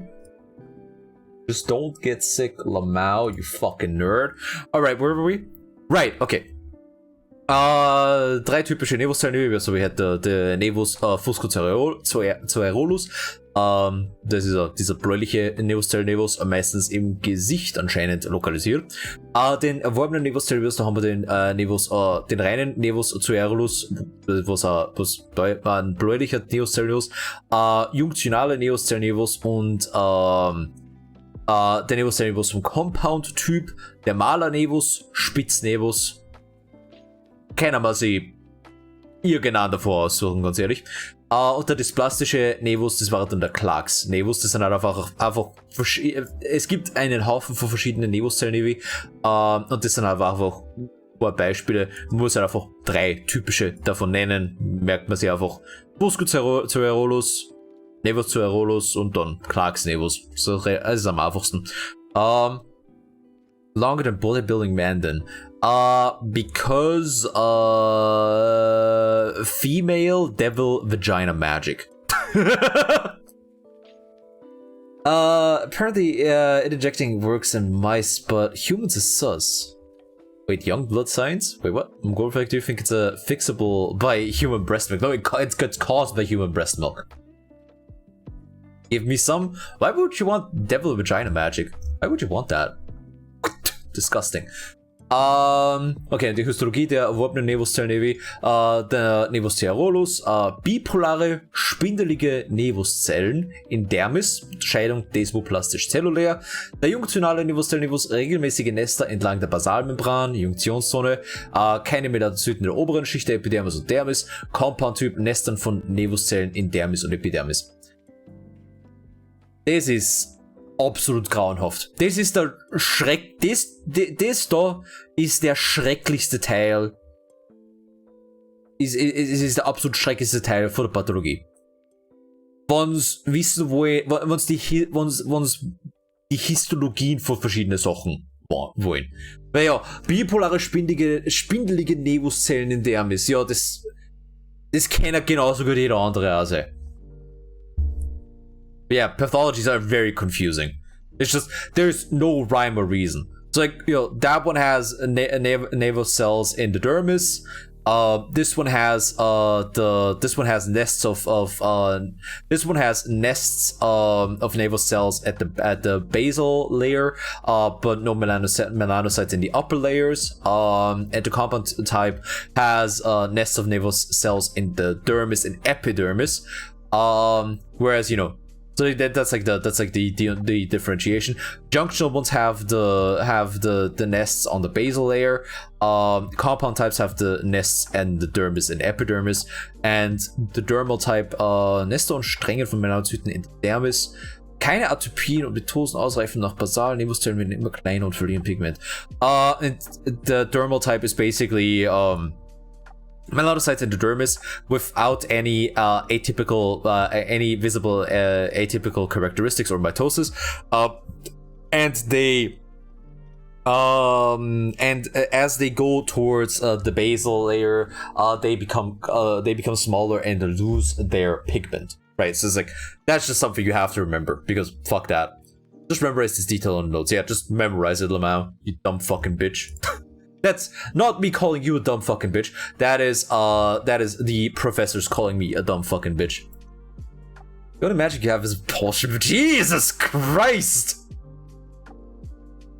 Better you can take away gift subs. I mean, can you? I don't think you can. That's what you get. That's what you get for being a fucking simp. That's what you get for spending money on me. That's what you get for spending money on me. Everybody just dabs on you, alright? You should take that as a lesson and never spend money on my stream ever again. There we go. Okay, Erkrankungen der Cervix uteri, Definition der Ektopie an der Cervix uteri, Zellart, die sich typisch bei der auftretenden Metaplasie an der Cervix uteri umwandelt. Ist die Metaplasie an der Cervix uteri eine Präkanzerose? Nennen Sie 2 häufigsten High-Risk HPV-Typen. Nennen die 2 häufigsten Low-Risk HPV-Typen. Morphologie der ICL. Yes, I used to know that. Let me just look at what is H is. Is that again? Cervicale interepitheliale neoplasie. High-grade squamous intraepithelial lesion. There we go, okay. Alright, yeah, that whole thing, right. Oh shit, thank you so much for gifting 5 subs, Sukumat. I really appreciate that. Holy shit, thank you so much. If you got a sub from Sukumat, please kneel in his Genebra direction because he's a fucking insane god. Oh fuck. I fucking my back. Dabbed on the reverse. Wait, what? Wait, what do you mean? How? Wait, what? How am I getting? I'm not getting dabbed on. I'm just telling people, you know. I just want people to buy themselves something nice as well. Is all I'm saying. All right. Cope. Cope about what? What? Oh yeah, but thank you so much for the gift subs. I really appreciate that. How to buy nice things, book chama. Wait, how though? Just like go into a toy store. Toys nowadays fucking kick ass. Buy subscription services. You're like Netflix. Oh no! Wait, no, Big Flappy. I cannot. Basically, I cannot possibly be like Netflix. I don't tell people to have sex with children. I tell people to do the opposite. Netflix, on the other hand, I still remember cuties.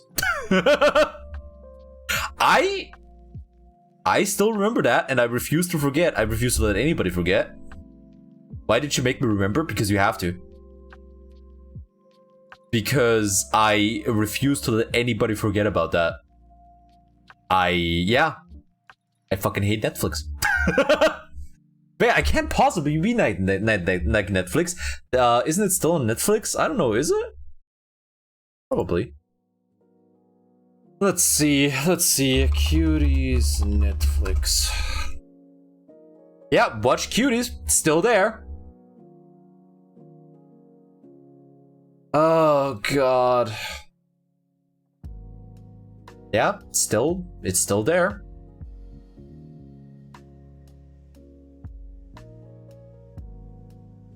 Oh, right, I'm still logged into... Aw. Still have somebody's Netflix information saved on here. Ah, I could do something with that, but I won't because I'm nice. Alright, your access. Maybe. Okay, I'll go back to setting. Right, sorry, my bad. Just why Netflix? Do you want to know the real reason why? Do you want to know the real reason why, or do you want me to just like be funny? Because if you pay attention, you might be able to see stuff like that. Something Epstein didn't kill himself. No, even worse. I mean, also Epstein didn't kill himself, but also a lot of really influential people that went to that island of his, huh? There's a lot of really influential people. It's almost like as you get more powerful and you have more money, simple joys in life aren't enough to get you off anymore. So you go for more and more extreme things to fill that hole inside of you that was opened up by rampant hedonism. Good thing there's absolutely nothing going on behind the scenes at all. Yeah, isn't that crazy? Isn't that crazy how everybody... Jesus Christ, nobody, what the fuck?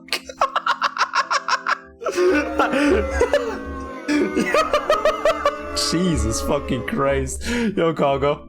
An accident game tag didn't know existed. Me neither. Also, hi Congo. We're talking about how weird it is that somehow all the people in charge of everything are telling us that that you shouldn't look at the list of people that went to Epstein's Island. Because we were talking about the Netflix and I use that word very loosely, movie, cuties. So yeah, isn't that weird? Isn't that weird how rampant hedonism is poison for the soul and causes you to become a fucking parody of what a human is supposed to be? Isn't that fucking weird? Luckily, the people in charge are telling us that there's nothing to worry about, so really, there's clearly nothing to worry about. Yeah. Hi, Congo. We're just studying pathology. We're trying to, at the very least. To attract powerful people without the prior knowledge of Hexagon, but there's a few of them. Or they're all disgusting fucking sex perverts.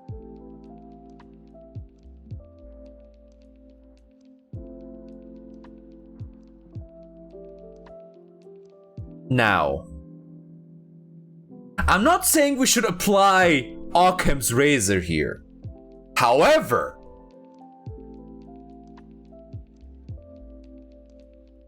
this guy had a weird fucking island where the most disgusting possible things ever went on.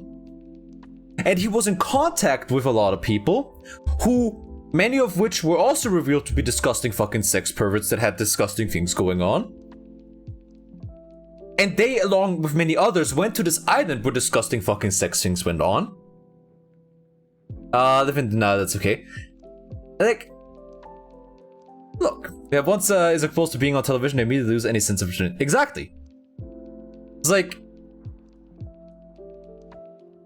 rampant fucking hedonism. You might have suicided tomorrow. I wish I could make a joke right now. I wish I could make the joke without getting banned. There needs more than the Occam's razor need of applying. Yeah. Look, I'm not saying I know it for a fact. I'm just saying hedonism, like rampant fucking following of your base instincts without any care of what, you know, I don't want to say that certain things are right and wrong, right? Obviously, Occam's guillotine. I'm just saying that constantly bombarding your system with stimuli that get more and more extreme over time is fucking poison for the brain. The only good thing to come out of France, pretty much. That and the entirety of the Provence. The Provence is fucking beautiful, and even if we nuke the rest of France, we gotta protect that part, because the Provence is a fucking beautiful place, and it's the only good part of France. Circumcision guillotine?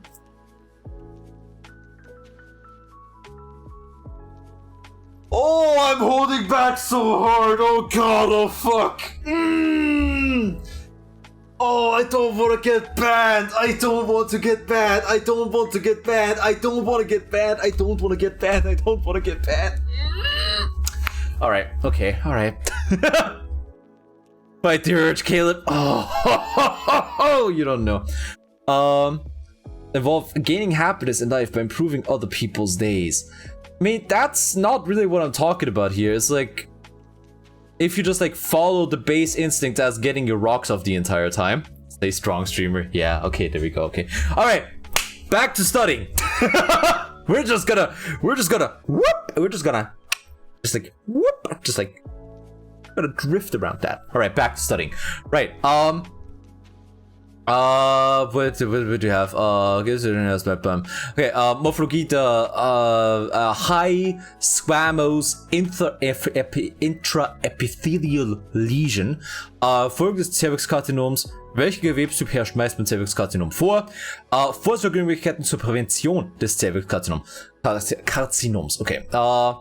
Die Definition der Ektopie an der Cervix uteri. Die Portioektopie ist die Auswärtsverlagerung des endozervikalen Drüsenepithels an die Portio-Oberfläche durch Einfluss von Östrogen.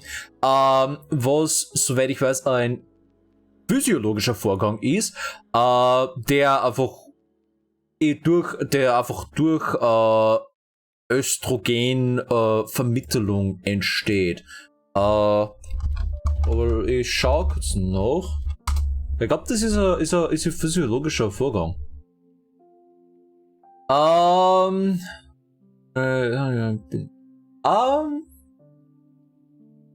Okay. Okay. Ja, okay, so, ja. Liegt bei 17-50% der Frauen vor und kann bei 80% der sexuell aktiven Frauen nachgewiesen werden. Also ist es anscheinend ein normaler Vorgang. Ja, steht durch erhöhten Östrogenspiegel, kann im Laufe der Pubertät zu den Einfluss des weiblichen Geschlechtshormonen oder durch künstliche Zufuhr von Hormonen entwickeln. Auch bei schwangeren Frauen ist eine physiologische Portioektopie häufig nachweisbar. Bei Frauen in der Postmenopause wird eine Portioektopie aufgrund der niedrigen Östrogenspiegel nur selten diagnostiziert. Okay, zur Pathogenese.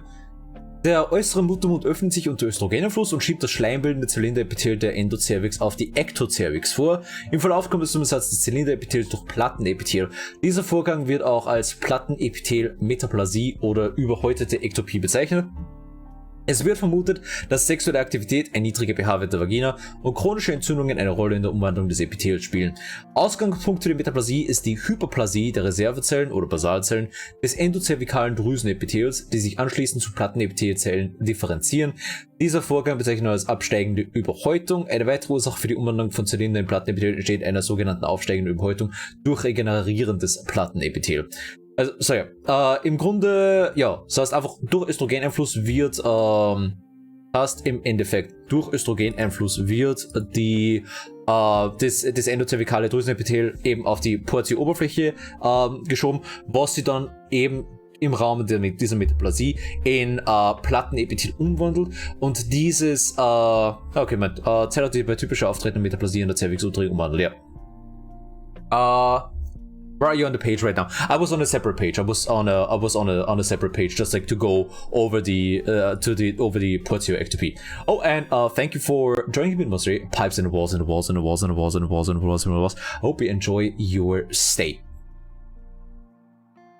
That was to keep you dumb and study. Exactly. Was confused for a second. Yeah, no, I was basically reading up on it for myself, kind of, right? Oh, and the stretch. Oh ja, Reservezellen oder Basal... Oh, and the Hydrate... Alrighty. Reservezellen, Basalzellen des endozervikalen Drüsenepithels wandelt sich ein reifes Plattenepithel mehrschichtig umformt, Plattenepithel wird aber bedingt durch chemische Reizung, pH der Vagina und rezidivierende Entzündungen sowie mechanische Reizungen.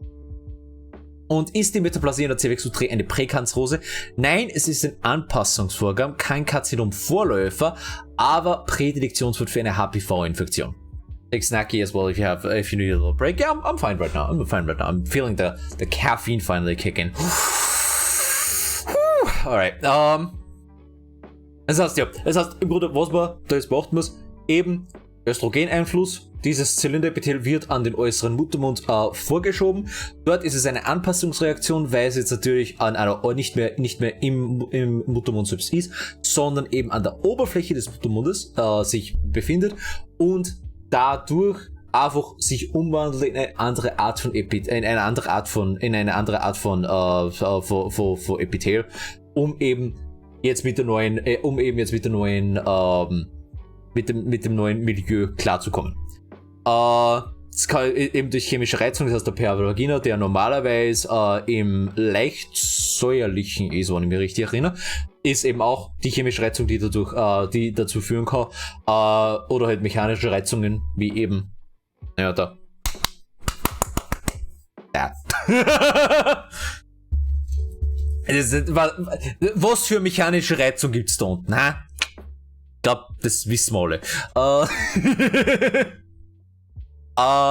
Es ist im Grunde, genau, und es ist grundsätzlich keine Metaplasie. Die Metaplasie ist keine Präkanzerose. Da, sag's bitte.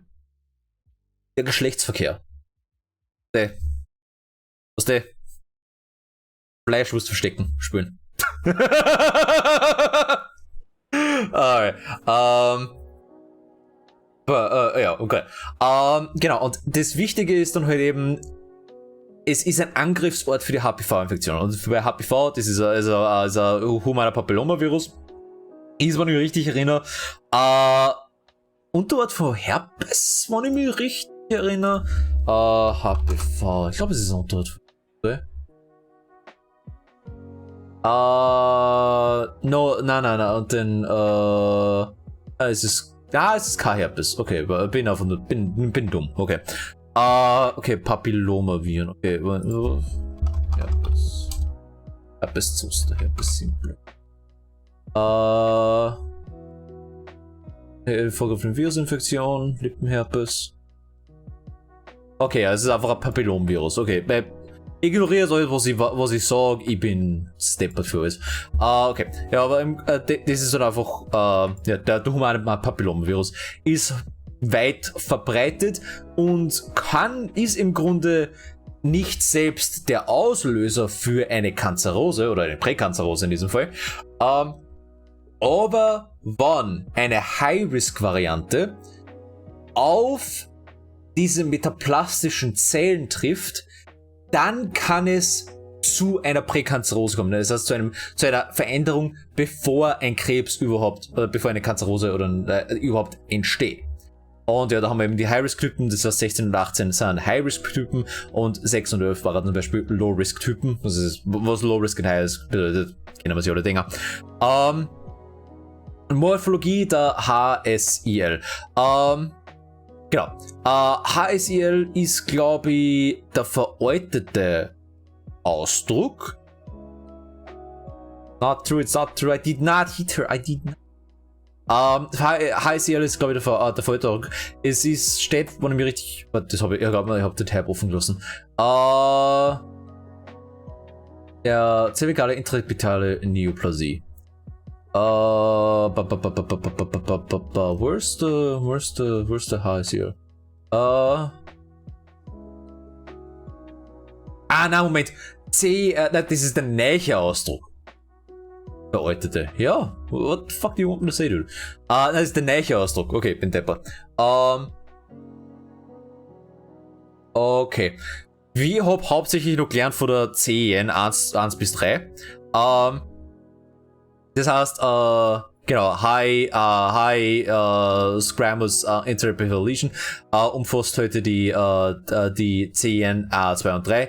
CEN steht in diesem Fall für zervikale intraepitheliale Neoplasie, was eben wieder auf das zurückkommt, was ich vorher gesagt habe vom Bezug der Infiltration und der Malignität von Kanzerosen.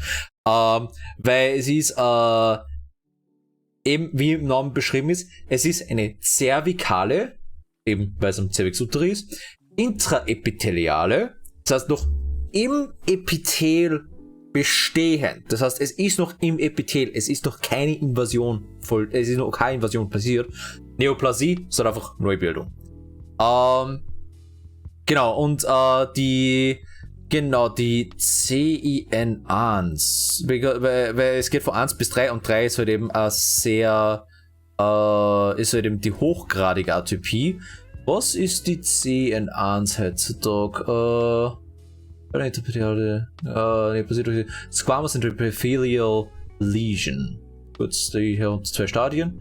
Ja, okay. So, die Low-Grade Squamous Intraepithelial Lesion, würde eben der CIN1 sein und die High-Grade Squamous Intraepithelial Lesion würde CIN2 und 3 in einer Klassifikation sein.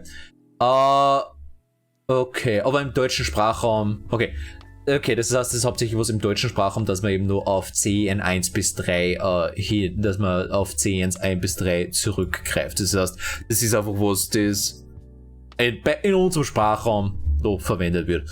Das heißt, bei der CEN2 haben wir mäßige Zellatypien und Architekturstörungen in den unteren 2 Dritteln des Plattenepithels und Koilozyten an der Oberfläche. Keine Ahnung, wie die ausschauen, aber ich merke es mal einfach mal.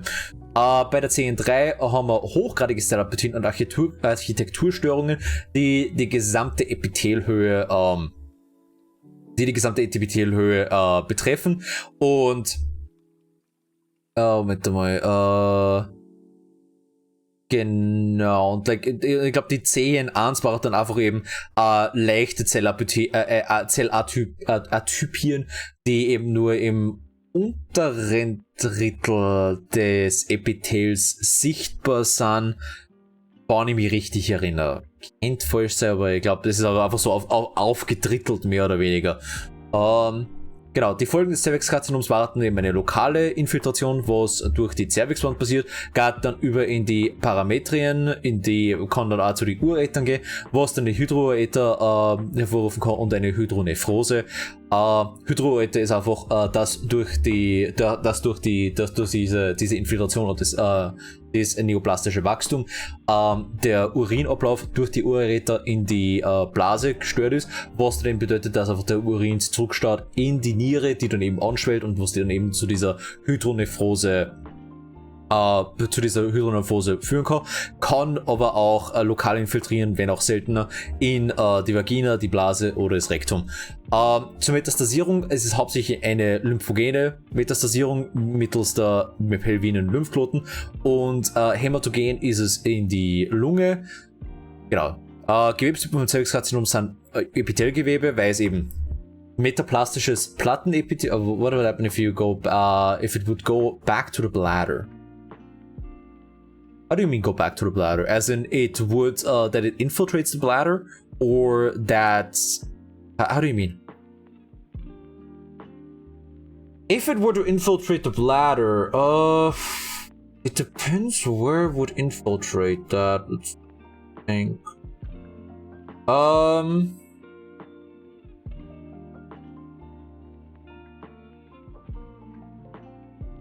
You think on that?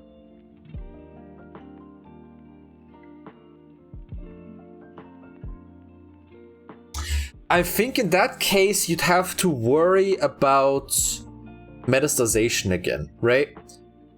Because if it infiltrates the bladder locally, obviously it still could also spread to the ureter and, well, you know, still cause the hydronephrose, like the hydronephrose. Or did I get it wrong? No. It's if it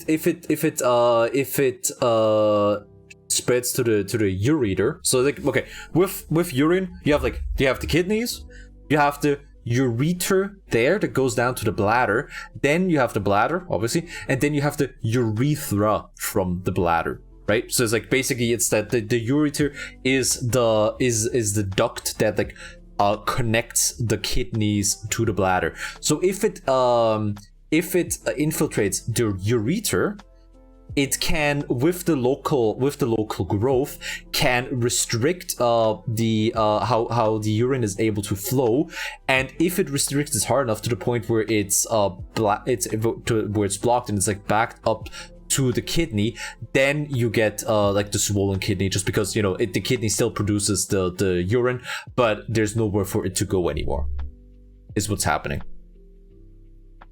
I mean, that could also happen if it infiltrates the bladder. Like if it were to infiltrate the bladder and go from the bladder, for example, like grow over the insertion of the ureter into the bladder, and like it grows over there and blocks everything there. That's also possible, but with the bladder, I think you still have a little bit of leeway, because, you know, the bladder is like has like a lot of musculature around it. So it's like maybe with enough, like maybe with the musculature, it's more difficult for it to basically grow shut, if that makes any sense. It's like I just have to go with my own jank ass understanding of the situation. So it's like, you know, if it locally infiltrates other places, you'd probably have to then worry about the metastasization more than anything else. One of the things that might go overlooked at first.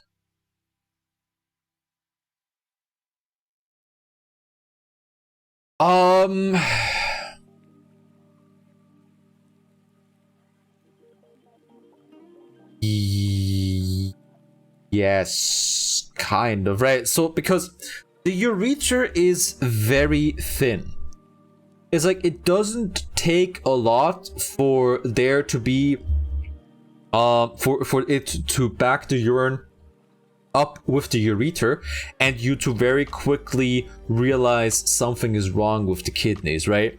Whereas if it were to infiltrate the bladder, by the time it like spread all the way over to like the insertion of the ureter into the bladder, I assume you'd also have metastasization somewhere else. And I don't, basically what I'm trying to say is I don't think that would be like one of the first signs that, you know, that leads to the diagnosis, if that makes sense. Like that, I think that would take too much time, but let me just look it up actually. Let me just look it up. Let me just look it up.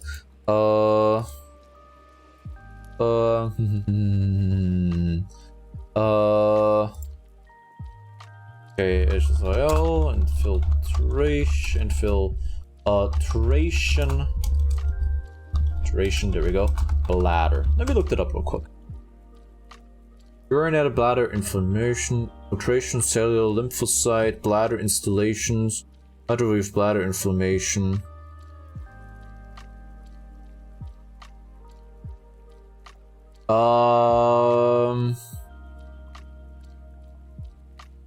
The highest grade squamous intraepithelial lesion.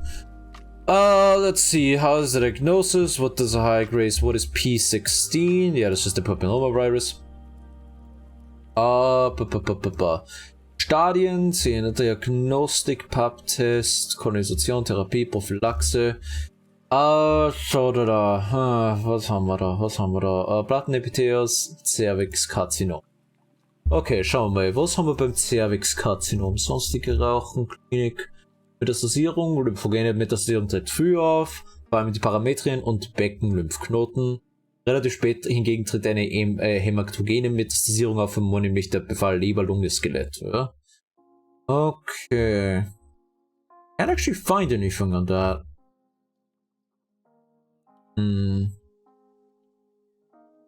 Yeah, I can't really find anything on that. Where it's like, you know, I guess the main problem is that it's not really like overlooked, but by the time you would have problems from it infiltrating the bladder, you're gonna have problems from it metastasization. Fuck, I hate this word. From it going other places. So yeah, I don't think it's really overlooked, but it's just it would take too long. There's only tea in my bladder. Look, man, whatever you gotta do to get off or something, I guess. You know, some people are satisfied with just like putting a sounding rod up there. You just want to fill it up with tea. You know what? You do you. I can tell you what to do with your life. Yeah, so I guess that's why they're just. I mean, it's rare, and plus, to get side effects in those other organs would take longer than if it were to just like go for the ureter, basically, right? Would go up if you go into water? No, unless something has gone very wrong. Okay, right. Yeah, and the metastasization is via lymph nodes and via blood, as we just like read, lungs, liver, and skeleton. Wait, was it lungs, liver, and skeleton?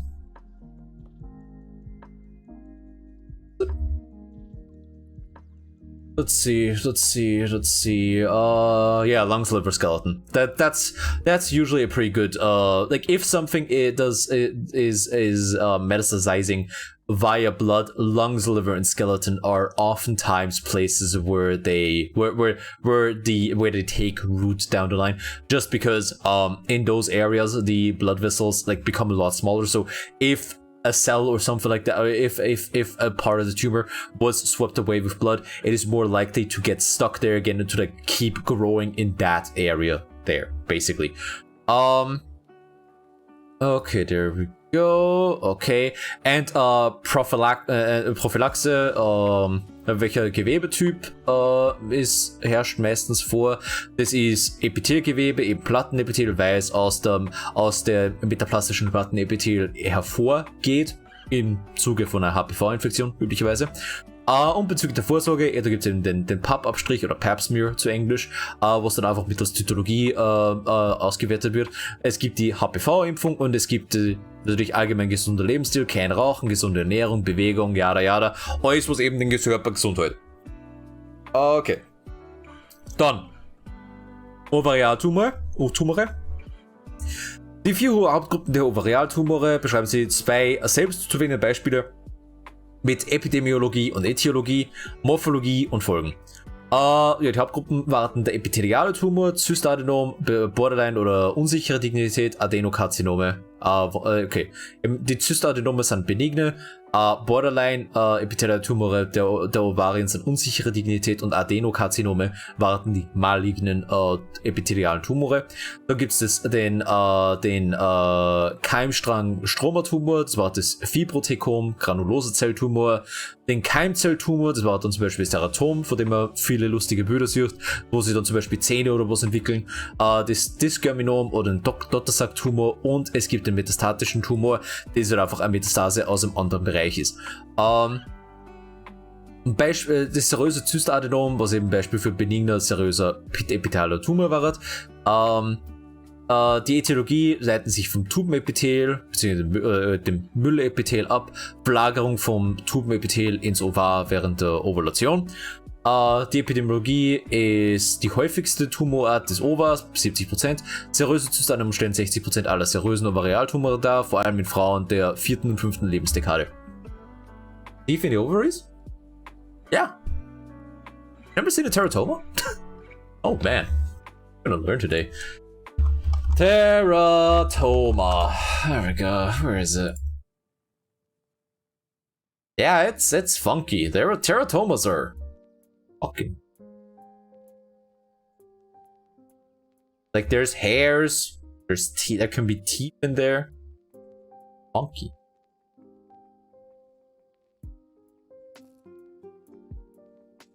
Those are interesting. Yeah. Because it's like it's one of the it's basically a tumor of the cells that can be babies. I don't know. I don't know what the proper term for Keimzell tumor is. Actually I can just look it up real quick. Teratoma. There we go. Teratoma is a tumor made up of different types of tissue. Teratomas will form in the ovary, testicle, or coccyx.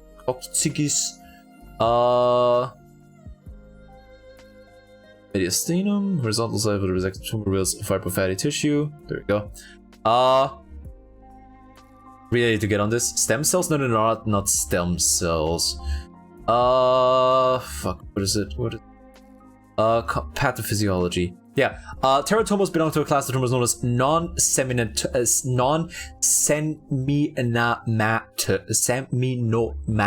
There we go. Germ cell tumor. So it's a germ cell. Germ cell tumor is a neoplasm derived from germ cells. Germ cell tumors can be cancerous or benign. Germ cells naturally occur inside the gonads. Yeah, so it's a germ cell tumor, basically. German, Klespukey. Fuck you.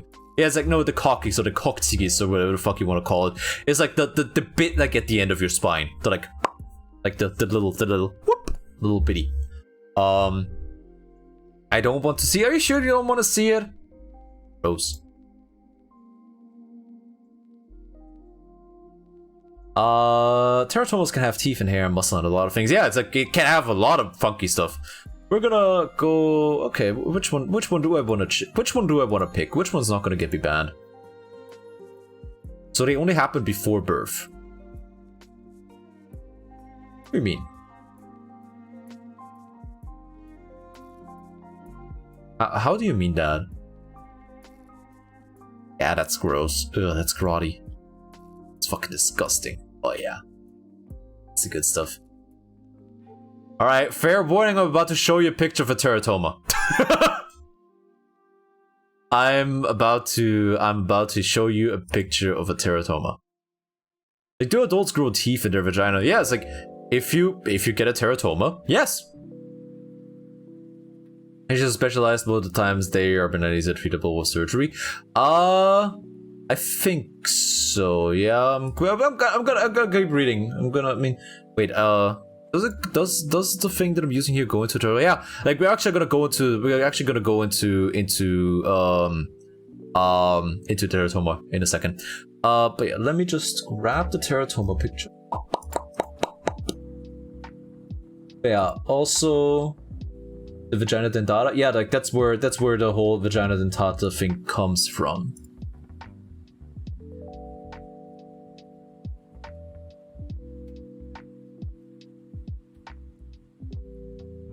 Yeah. Very cool. Yeah, I know.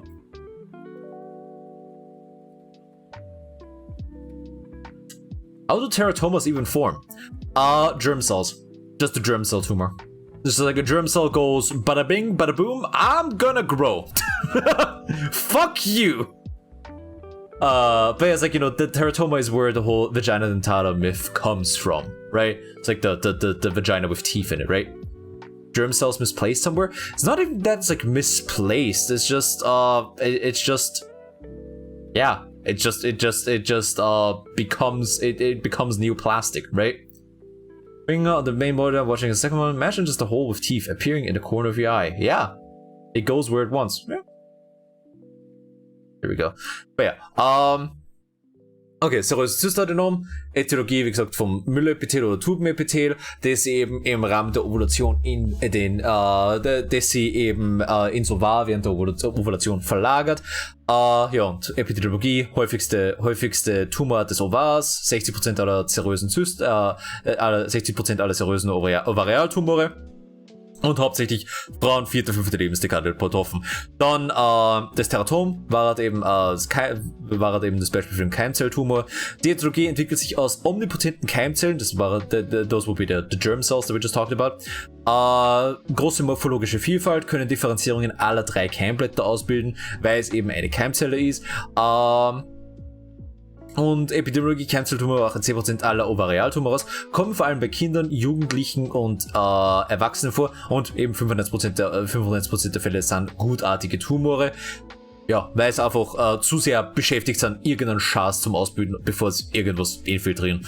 Can you get tumors in your eye? You can get tumors anywhere. It's like you can get tumors literally everywhere.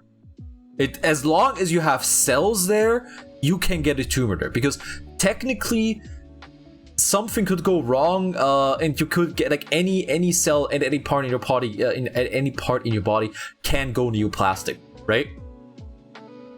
Okay. Morphologien folgen beim zerösen Zystadenom. Die Morphologie sind Hohlräume mit klarer gelber Flüssigkeit, Auskleidung von zerösen, tubenartigen Epithel und innen glattwandig.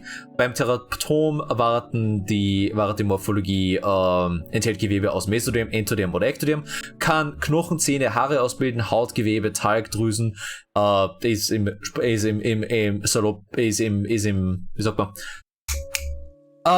ist im Sprachgebrauch manchmal als Wundergeschwulst bezeichnet. Habe ich zwar noch nie gehört, aber ja.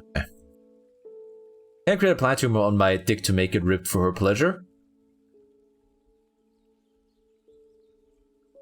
If you can plan it, it's not a tumor.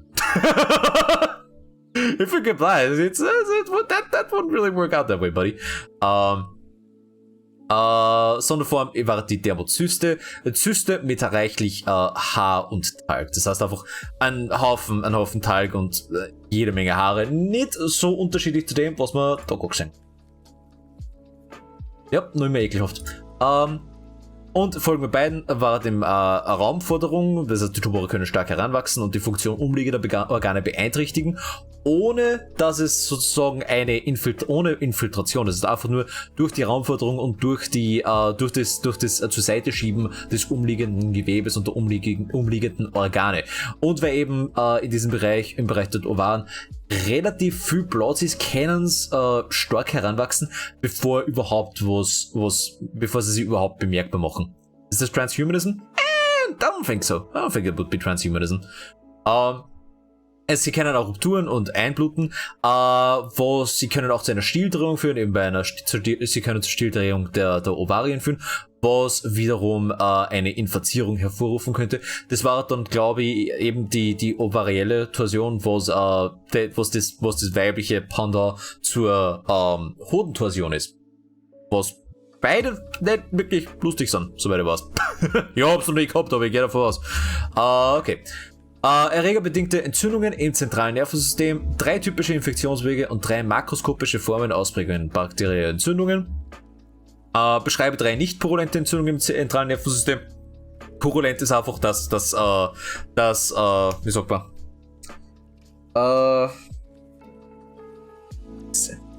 Heute ist ein Pass. Is Gebärmutterhalskrebs part of? No, that's Gebärmutterhalskrebs would be the thing that we just talked about here. Like that's with the. This isn't yet a cervical like carcinoma, but this is like the precursor basically. So like you have the cervical intraepithelial neoplasia of like degree 1, 2, and 3, and from 3 it can. I don't remember if like 3 is already called carcinoma in situ. I think yeah. Or is it? Wait, let me look that up real quick. I don't want to get that wrong. Carcinoma in situ.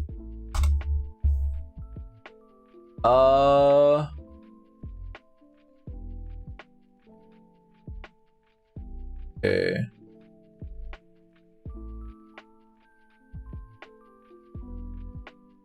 Ursprungsbereiche.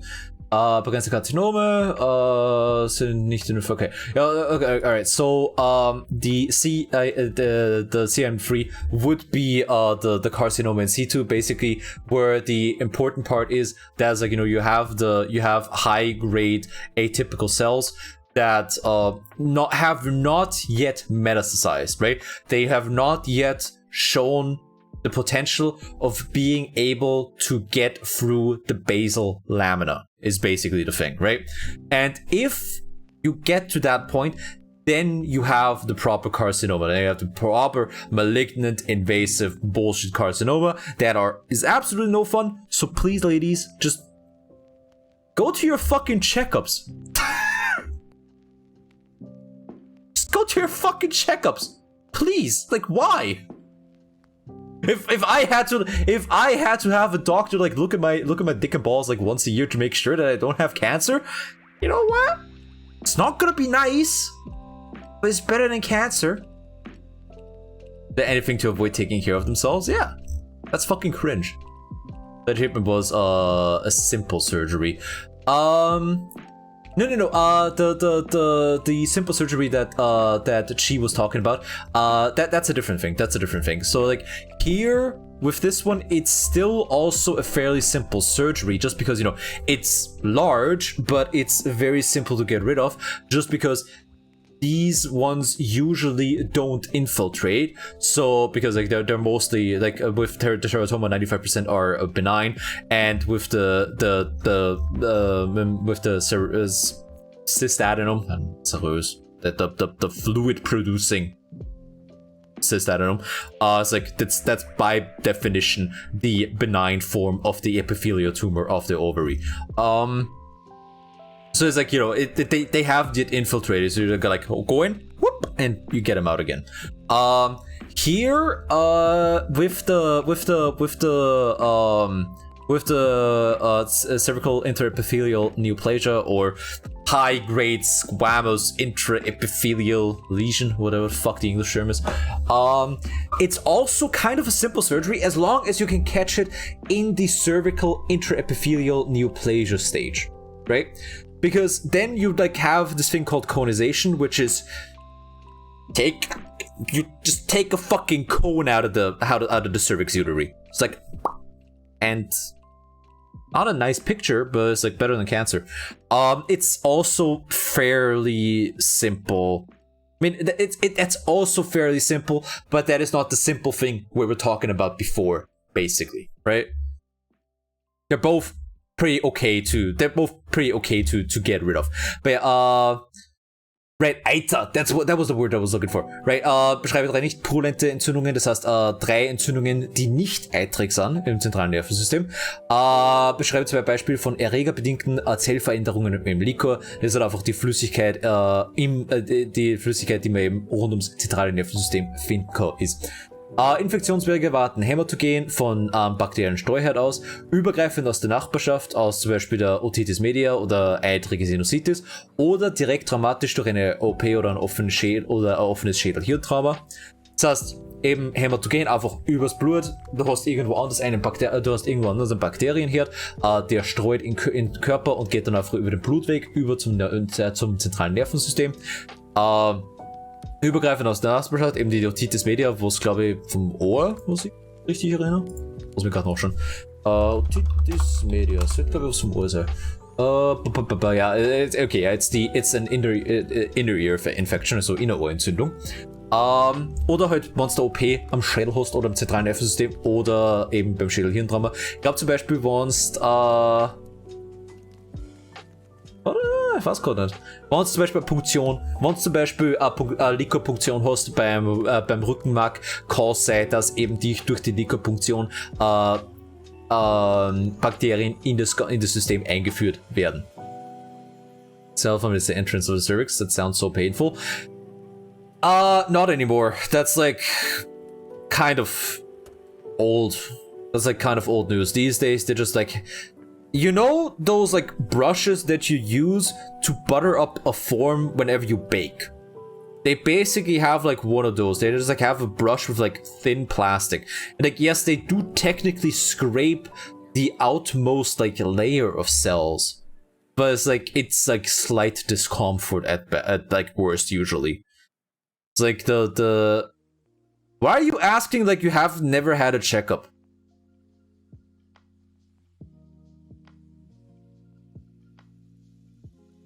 Why are you asking like you've never had a checkup? Aren't you 28?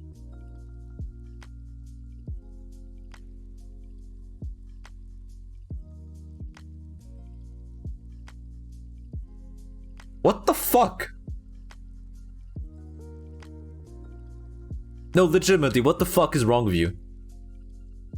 Like this is no joke. This isn't a bit about, oh, gentlemen, what the fuck is wrong with, no. What the fuck is wrong with you specifically? I'm scared of it. You know what's scarier? Cancer. Fuck you. Fuck you.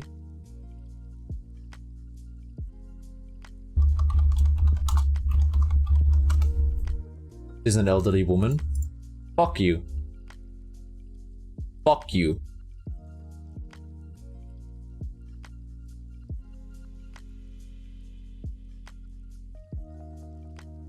I'm going to smoke. I'm going for the shock image. I'm going for the shock image. Fuck you. Let's see. Let me see. What are the worst fucking pictures of cervical cancer I can find? Let's see. What are the most disgusting pictures of cervical cancer? I'm just like frightened and scared of it. Yeah, I'm gonna give you something to be scared about. I'm gonna give you something to be scared about.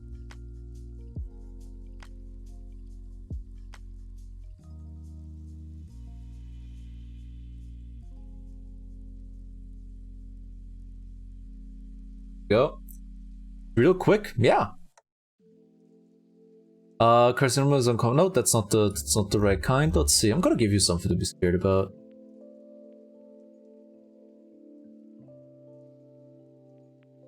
Where is it? Where? Oh, okay. Cancer. The entire thing takes about 5 minutes at best. And it's like, at most you have slight discomfort. There we go. If I'm getting squamous cell carcinoma. Right. Save as. And you can't report me for gore because this is educational. Fuck you. By the way, I'm about to show a bloody picture, so if you are not okay with that, just like pause the stream for like 5 minutes or... No, please don't leave though. Please don't leave. I'll give you something to be scared about.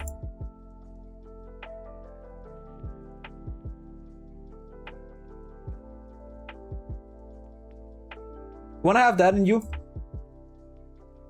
I'm just gonna talk about do you wanna have that in you? You want them to have like, you want them to need to like cut that shit out of you? I know it's a little bit of a dick move, but do you want this shit growing inside of you? Do you want this shit not just like growing inside of you, but also spreading all over the fucking place? Because this shit is gonna grow on you. This shit is gonna grow all over the place. No one ever said anything? Well, I'm telling you right now. Call your fucking gyno. It's like, this goes for like, you know, I assume women on the internet aren't real, but this goes for any woman that might hear this. Get your fucking checkup. It's like the prostate exam with like an older man. It's like, it is 1,000,000 fucking % preventable. You don't have a gyno, then get one. I understand that getting a new, I understand becoming a patient with a new gyno can be a big fucking hassle because they're usually overworked to hell and back. I understand that can be a hassle, but it's like, you still gotta get one. You still need one for checkups. Just like guys at my age, we gotta check our balls. Luckily, we can check that ourselves. It's like, once we're older and we gotta get a prostate exam, you know, that's we also gotta get something up the hole that we don't want anything in. But as like guys at my age, we gotta check our balls. We gotta be like, is the surface smooth? Is there anything weird going on? Speak for yourself. Wait, what? With the ball checking or with not wanting a finger up my butt? Because I'm speaking for everybody on that one. I've never done that. You've never checked your balls. Okay. Alright. Get up. Pants down. I don't care if you're watching this at work or something like that. Get up. Pants down. I'm not gonna do it myself. Get up. Pants down. You hold balls from back with like your fingers. And you take your thumb. Can't do it because you know I'm doing it. Do it right now. Checking my balls right fucking now. Exactly. Do it right check your balls right now. Do it right fucking now. Okay. Fingers. Tines. Ball sack. No, you're not eating. You're pausing. You're eating right now and you're checking your balls. And then inspect the surface of the testicles with your thumb. Check the surface. Just like, you know, go over it a little bit and check if it is smooth. It should be smooth. If there is anything like very clearly very rough like on the surface of the balls, like in front, because in the back you have you have like all the stuff that the balls are attached with, right? But like in the front and like to the side and the front, it should be entirely smooth, right? Rather than ball checking. Exactly. Okay, how to check testes. There we go. Yeah. Cup one testicle at a time using both hands, best performed during or after warm bath or shower because that's loose. Examine by rolling the testicle between thumb and fingers using slight pressure. Familiarize yourself to the spermatic cord and epididymis. Tube-like structures connect to the back side of each testicle. Feel for lumps or changes in size or irregularities. It's like a balls got stuck in torsion. Oh no! Like, obviously, be very careful, but it's like, you know, just like cup them with your fingers, check them with the thumb, and see if there's anything that's not smooth, alright? Guys have to do that. CBD for Caleb, fuck you. But yeah, it's like, you know, it's important to check your balls, dude. you gotta do that. You don't need to like get a doctor to do that for you. There are bumps thus far, let's go. And check it regularly. If you are in like your 20s or something like that, you are at the prime age for something to go wrong. Not to go. Hold on. Oh, I'm sorry. I didn't know that I was in the presence of somebody with humongous balls, like huge, large, even. But yeah, it's like that's all you do. It's like, you know, once you're older, you're gonna have a doctor put a finger up your butt. Big floppy balls, more like ayo. And yeah, so, and if you're a woman, again, I don't believe in the existence of women, but if you happen to be a woman, get a fucking gyno appointment. There's no excuse not to. There's literally no excuse not to, other than, you know, I don't know, you had a complete fucking hysterectomy, in which case, you know, it's gotta be difficult to get a tumor of something that isn't there anymore. They seem fine. All right, I'm happy. I'm happy to hear that. It's crazy. I have to. Am I gonna have to do this like every month now? Goldman? What is that? I don't know, dude. Supposedly they're like guys, but like wrong. They're just like built wrong.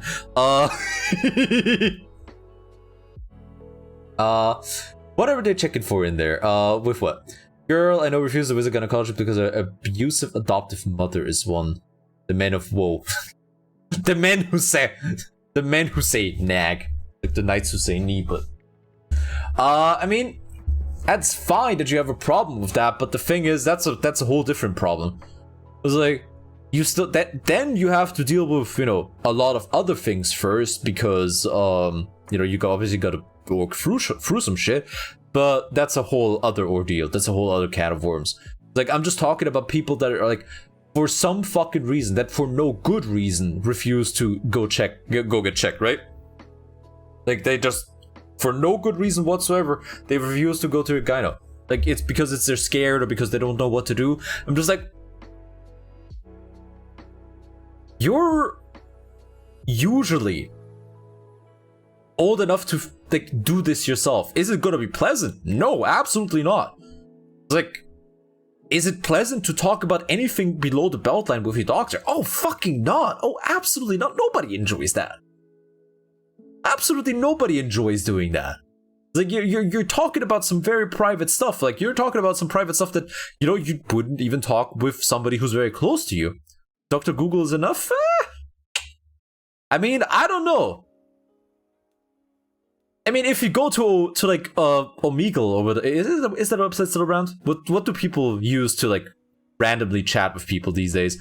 I mean, if Omegle is like good for you, can like, you know, put the speculum in yourself and have somebody look at you, but are you gonna get somebody who's certified? Probably not. Don't want to have kids. Who cares if there's something wrong there? I mean, your lymph nodes and your skeleton and your lungs and your liver are gonna care if something's wrong there, because they're gonna care whether you want to or not. Okay, anyways, now that we're all done ball checking, I'm gonna tell you again to ball check next month. Don't worry about that. Anyways, okay, Infektionswege, eben Hämatogen, Übergreifen aus der Nachbarschaft oder direkt traumatisch. 3 Ausprägungen der bakteriellen Entzündungen, der bakteriellen Entzündung war purulente Meningitis durch zum Beispiel Pneumokokken, Hirnabszess durch Pseudomonas oder purulente Ependymitis. Was noch? Ependymitis.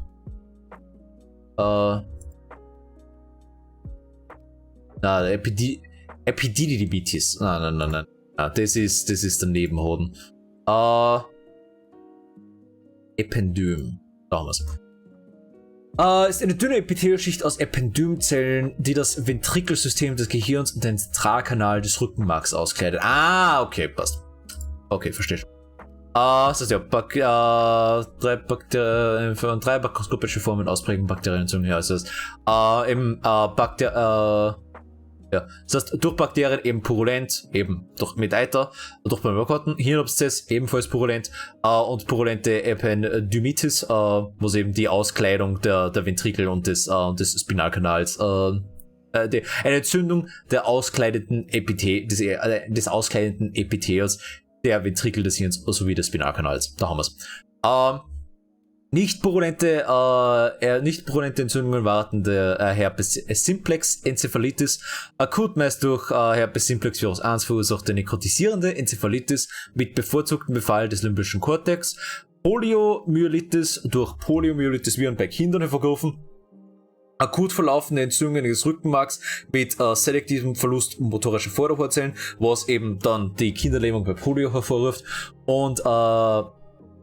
Enzephalomyelitis disseminata, was eben MMS war, durch schubförmig auftretende Entmarkungsreaktion gekennzeichnet, formen akut Neuromyelitis optica, konzentrisch diffus, eben MS ist eben die Multiple Sklerose, was durch Autoimmunmechanismen passiert, soweit ich mich erinnern kann. Ja.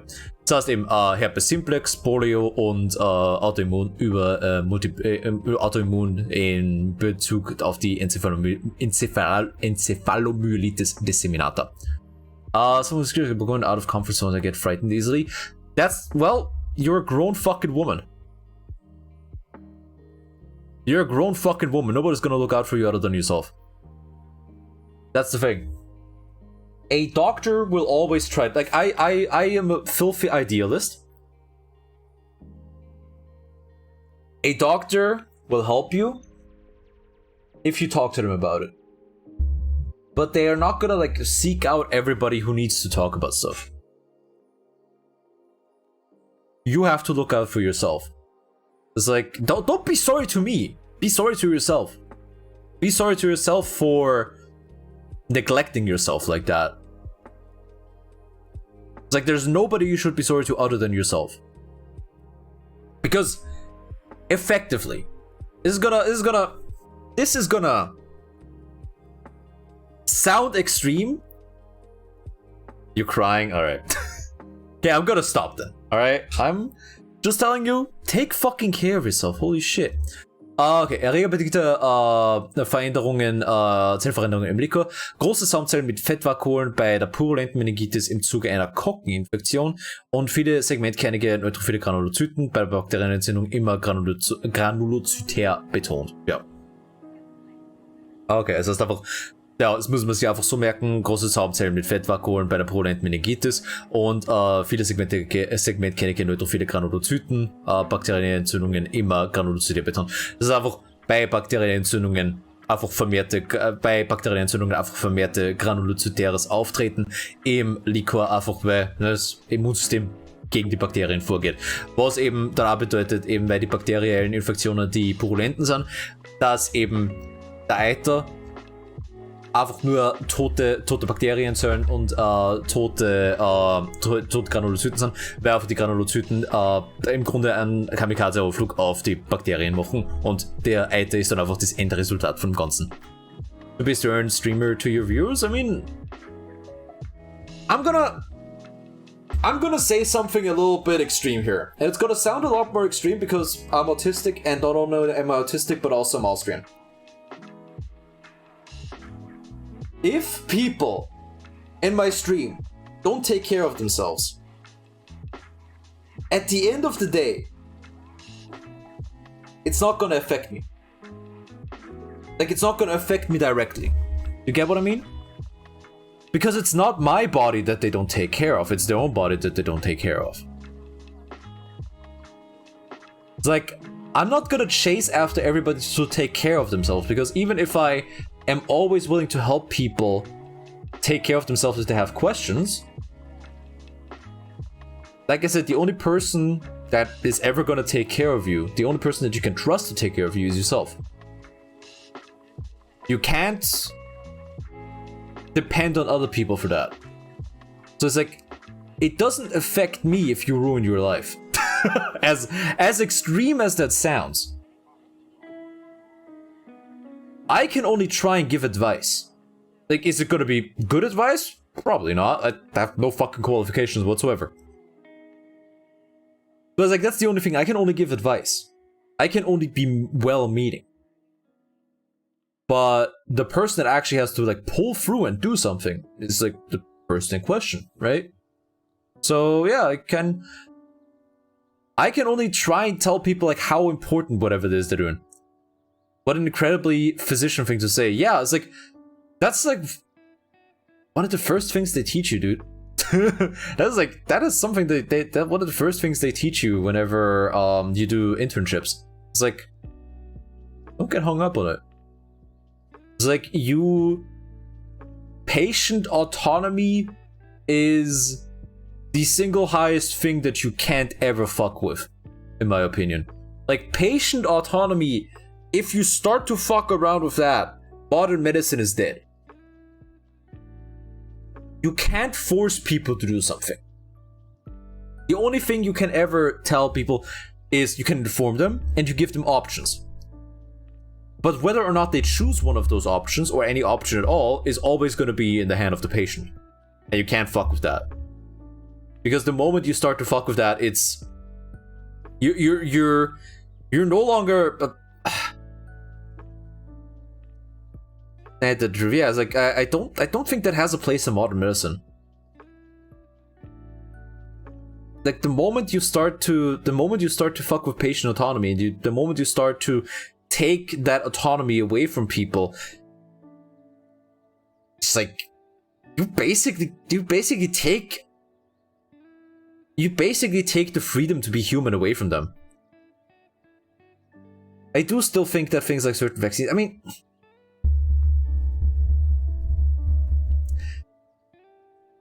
there you get into a whole fucking can of worms. Because on one hand, for certain vaccines to like work in the sense of herd immunity, you need to have a certain percentage of people vaccinated. However,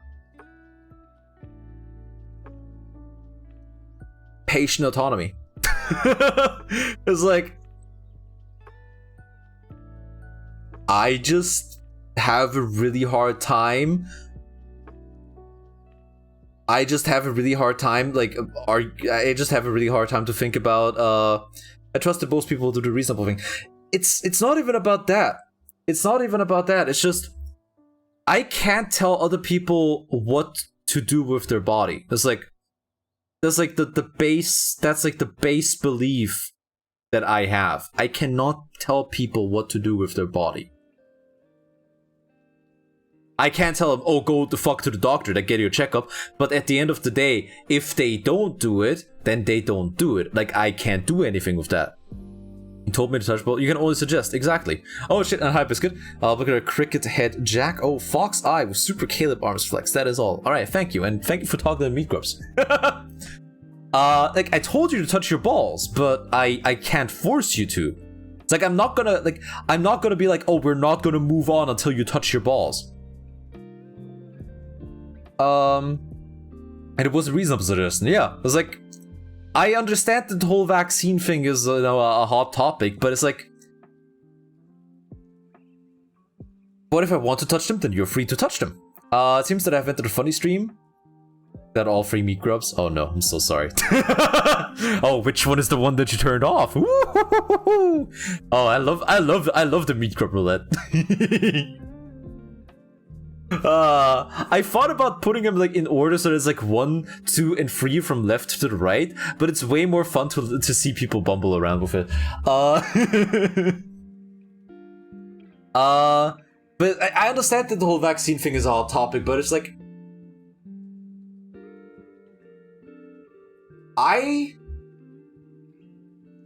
obviously, I'm not a physician. I'm still in university. That's why I'm doing this fucking stuttering stream. That's why I'm... Even if I were a physician, it's like, what gives me the right to have more control over somebody else's body than they themselves? Like, if you don't own your body, if you don't own yourself, what the fuck do you do? Like, exactly, that's the point where it's the whole can of worms. Not gray areas in this topic. Yeah, exactly. It's like, that's why I said, like, at the start, that this is a whole can of worms. And I'm not saying that I'm objectively right. It's like, I can only go through this for myself, and just like everybody else can only go through this for themselves. Like I said, it's like the thing with vaccines is that to get the herd immunity, to like protect the people that can't be vaccinated, you need a certain amount of people to, like, you know, be vaccinated. And there's whole things like, you know, measles basically being eradicated and then flaring up because people didn't get vaccinated about it. And it's like, you know, we have entirely preventable diseases that still go around. There's like exactly that it's a whole fucking can of worms. And I'm not saying that I don't have the answers. It's like I can only have the answers for myself, and how that is then put into legislature and stuff like that, and whether or not it's like unconstitutional or in like whatever country you are with whatever constitution you have. It's a whole fucking thing. I don't know fucking jack shit about that.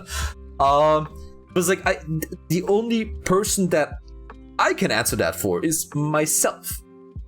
It's like, am I gonna be kind of a pedantic asshole? And am I gonna remind people to get their flu shots every year? Kind of, yeah. Am I gonna tell them, oh, if you don't take this, I'm not gonna talk to you anymore? Absolutely fucking not. I think people should get vaccinated for whatever preventable diseases they can get vaccinated for. However, again, that is my suggestion. I think they should do that. I think it would be a good idea if they did that. But I also understand that like would my good I understand that for me at least, my good idea is where the intersection of what they do and what I think, that's where it ends. It's like me telling him I think that it would be good for them. It's like the barrier I have. It's like I anything beyond that would, for me personally, be an overreach, right? That's what I'm saying. It's like a can of worms that at best you can partially answer for yourself. When you add bureaucrats with bad risk assessment and God complex, it's not even about bureaucrats, because I'm not saying that they do something effectively wrong. Not being allowed in certain spaces if they're not vaccinated. That's oh.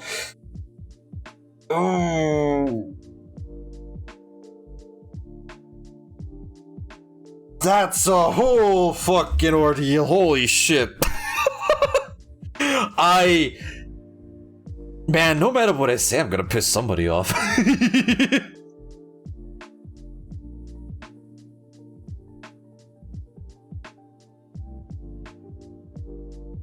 I am a guy that very much likes autonomy.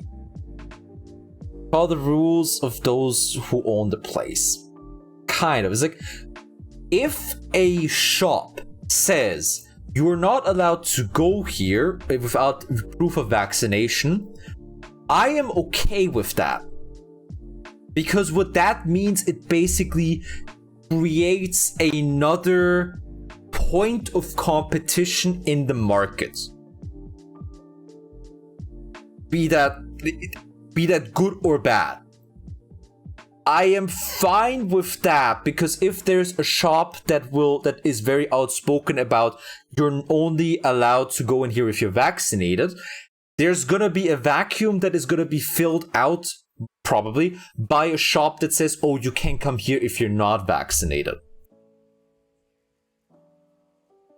If, however, by law, all of a sudden, you're required to be vaccinated, otherwise you're basically not allowed to do anything, even almost even leave the house. You're basically under house arrest by the state because you are not partaking in a medical treatment. That's other can of worms.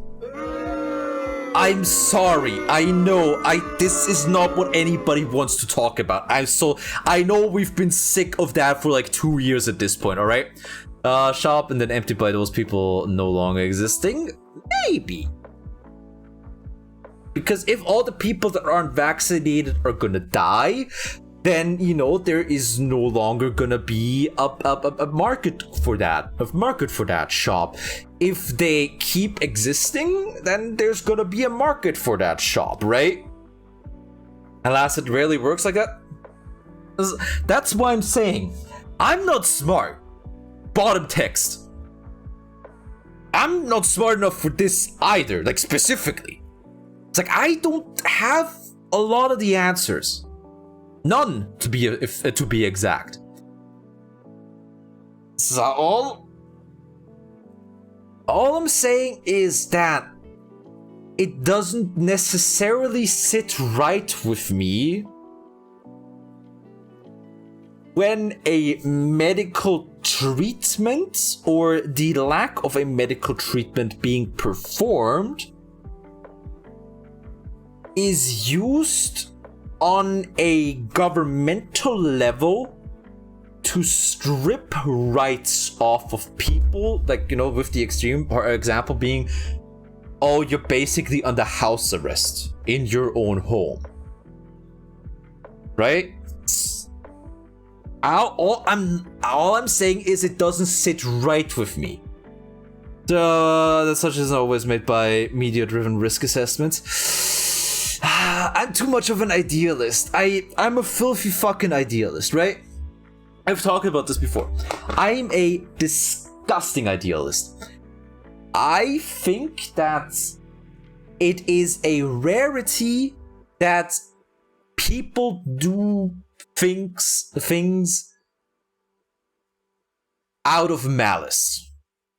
I think even the worst decisions are made out of an overabundance of care rather than overabundance of malice, right? They're not real, it's all propaganda, Mercury across all illnesses. I mean, that's, you know, the ascended take, obviously. That's something I can subscribe to.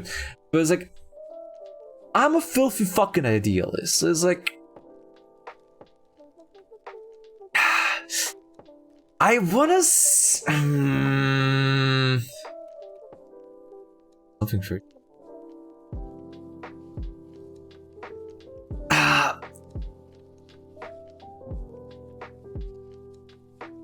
I am gonna stand by that.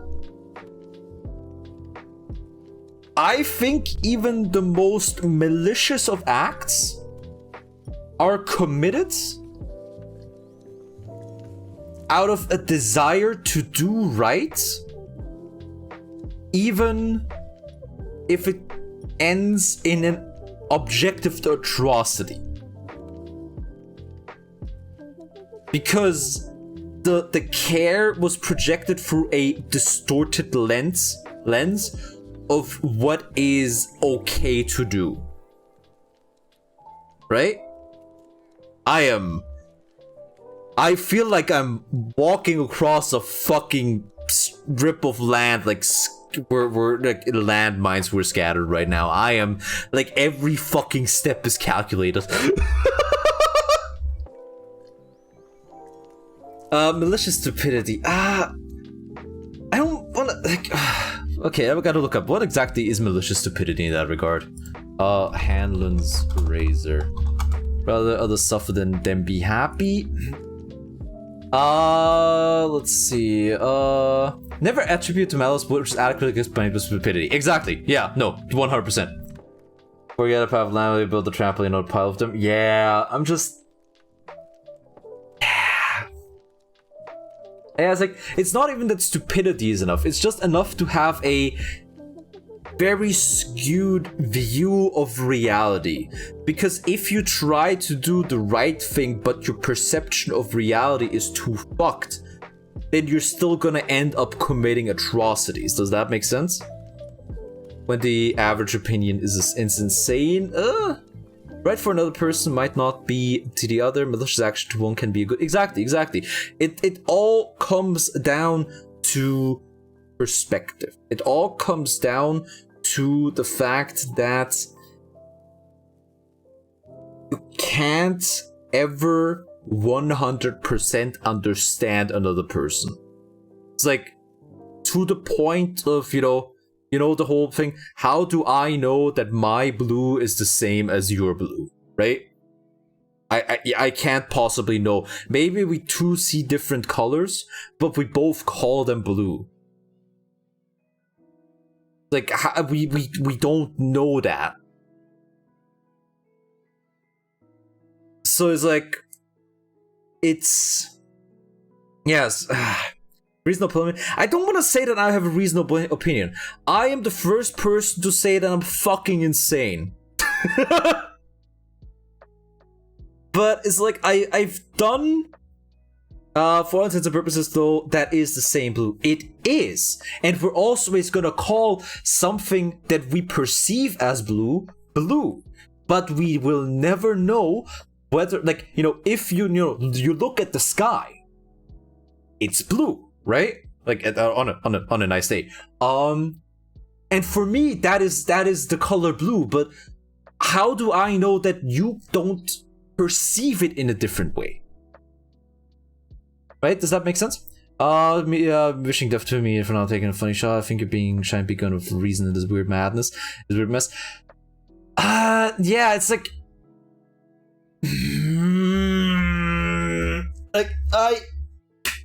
oh god, let's just exchange brains. God, I wish I could.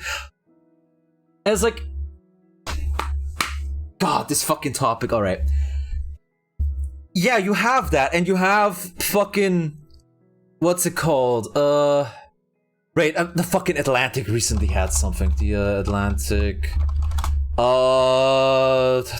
Amnesty. The Atlantic recently had this fucking article. Let's declare a pandemic amnesty. Let's focus on the future and fix the problem we still need to solve. That article, yeah, it's called Let's Declare a Pandemic Amnesty by the article. Is it the Please Forgive Us article? Kind of, yeah. It's not just like, oh bro, please forgive us. No. It's like, but yeah, it's almost self-aware. It's like okay, alright, okay, fuck it. We're just going balls deep on it. Fuck it, I don't care anymore. The media wishing death on anybody, wishing death and destruction on anybody, not willing to take the balls are loose. My balls are smooth and they're very loose. On everybody that didn't want to take the vaccine for some reason, was against, a forcible vaccine happening. That's very real. That absolutely happened. Like, people have been yelled at for 2 fucking years with the worst things, and like, this is just another kind of artificial division in the populace. On the other end, the whole mandatory vaccines don't sit right with us thing has also been co-opted by fucking insane people that don't believe medicine is real and that are legitimate unmedicated schizophrenics. It's like, I know, I'm fucking boring. I understand, I am really boring. I'm always the disgusting fence shitter, right? I'm always like, oh, the reality of the situation is somewhere in the muddy middle. Because I'm fucking boring and I always say this. And feel that with it as well, yeah. So it's like, oh, that's, I hate this. It's a piddly minority. I know, but they are a loud minority. They are a very loud minority. And that in turn is what the people that are like on the other side are using to portray all the other ones as fucking insane, right? And I believe that this is just another way of artificially driving a wedge into the populace. Because if you pay attention to the media, it's always an us versus them. Because obviously that sells. But it's kind of weird that all fucking big media outlets are always trying to drive a wedge between everybody. What I'm saying is just be active in your community, wherever that may be, and you're gonna tell that there's a lot more reasonable people out there than you think. I don't think that I'm a shining beacon in this weird mess, as Liz said. I think there's a lot of people that think this way. But it's just this insane artificial division has driven people to the point where nobody says anything anymore. because they have been driven to the point where they perceive the insane fucking mess that has been televised, like one way or the other for the past 2 years, as reality. Well, it was a very natural division, if anything. It's like... if your actions affect others and you choose harmful ones, you should be held accountable.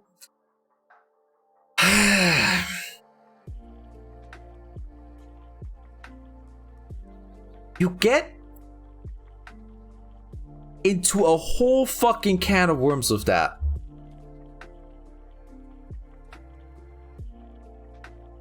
If you start to like hold people accountable for the coronies,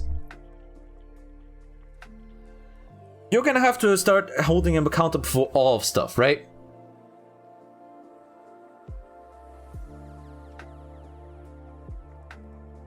It's like we already have certain laws for that in place, right? For example, outside of some shitholes, if willingly infecting somebody with HIV, absolutely punishable by law. But it's like there's gotta be a line for what kind of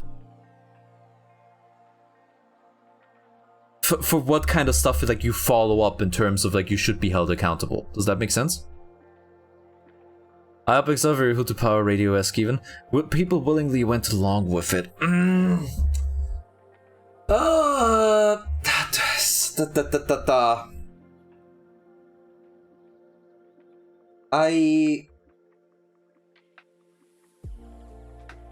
Like I said, I'm a filthy idealist. I wanna say that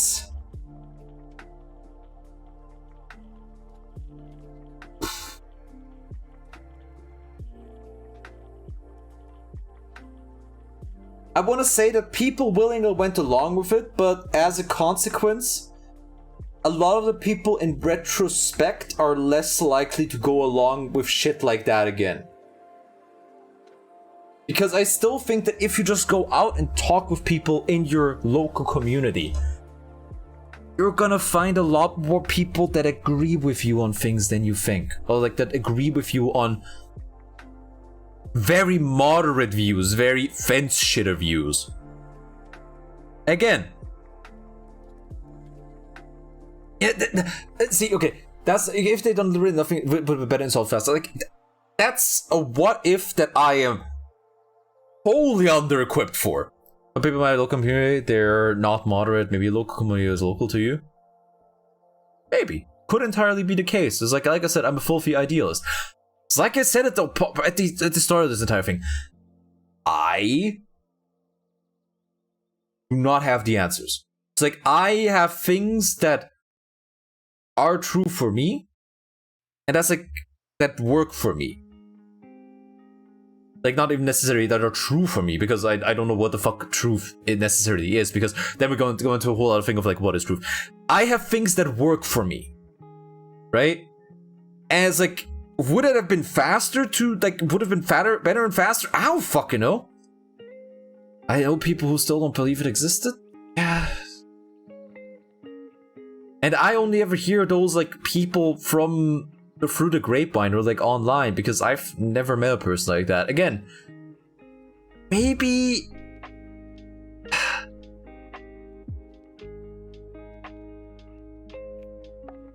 like I said, I know that I'm being very idealistic.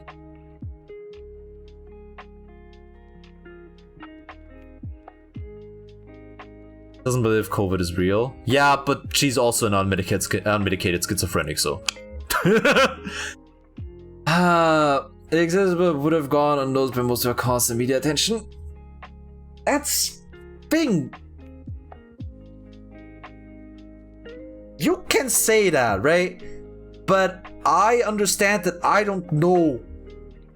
That I'm too fucking stupid to know something like that. People disagree to understand. Oh yeah, no, definitely. And I think that's just like generally healthy to do. Once in a while. Now we're going a little bit too much into specific. Like I don't have an interest to go into the specifics of it. I really don't. It's like the exact specifics I'm not interested in those. I just think that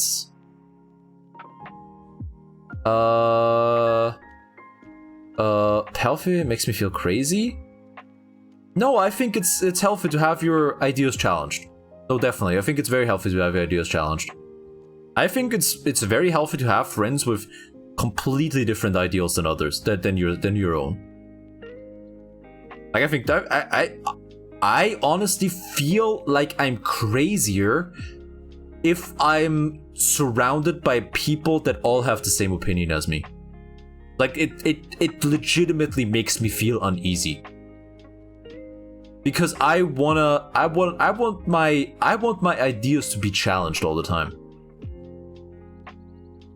Because it's just like, if I don't have opposition to, like, you know, bounce my own ideas off and vice versa, like have them bounce their ideas off of me, I feel like something's gone wrong.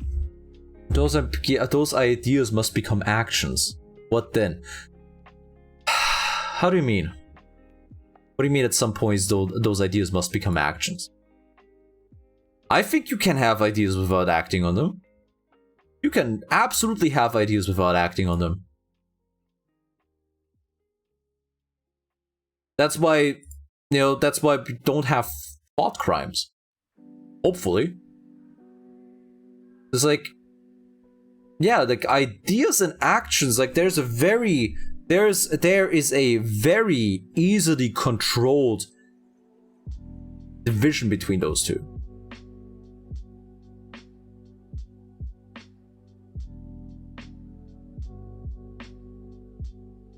Like, whether or not you act on ideas is like entirely within your control. So yeah, no, it's like discussing ideas with other people and just like having ideas like bounce around between you and other people. It's a very healthy thing to do. It's all about perspective. Are not all actions born within the mind? Yes. But not all things born within the mind must become actions. Like, that's the thing, that there's still a very clear separation between ideas and actions. Like, just because somebody has like intrusive thoughts during meditation or something like that doesn't mean they will ever act on them. Just because somebody, for the sake of like an argument, plays devil's advocate doesn't mean they're ever going to act on it. Just because somebody has certain beliefs doesn't mean they're ever going to act on it.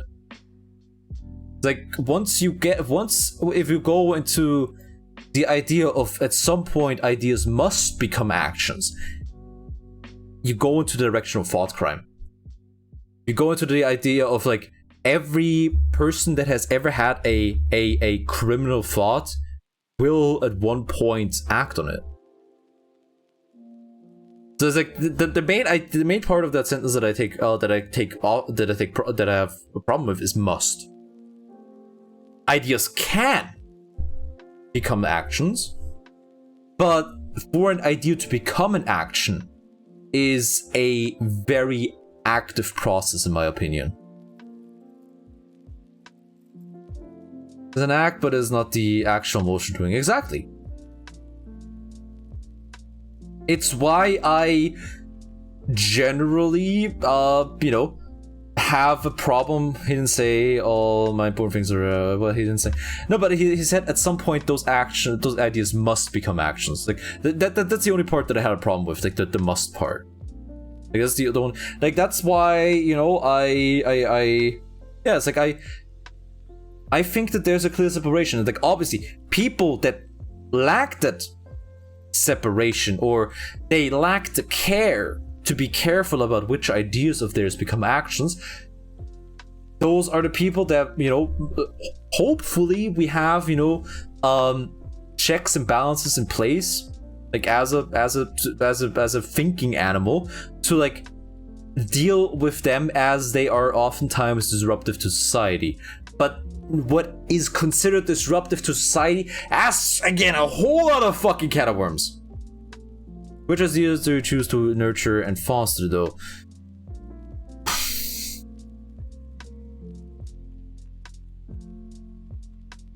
Nurture and foster in what context?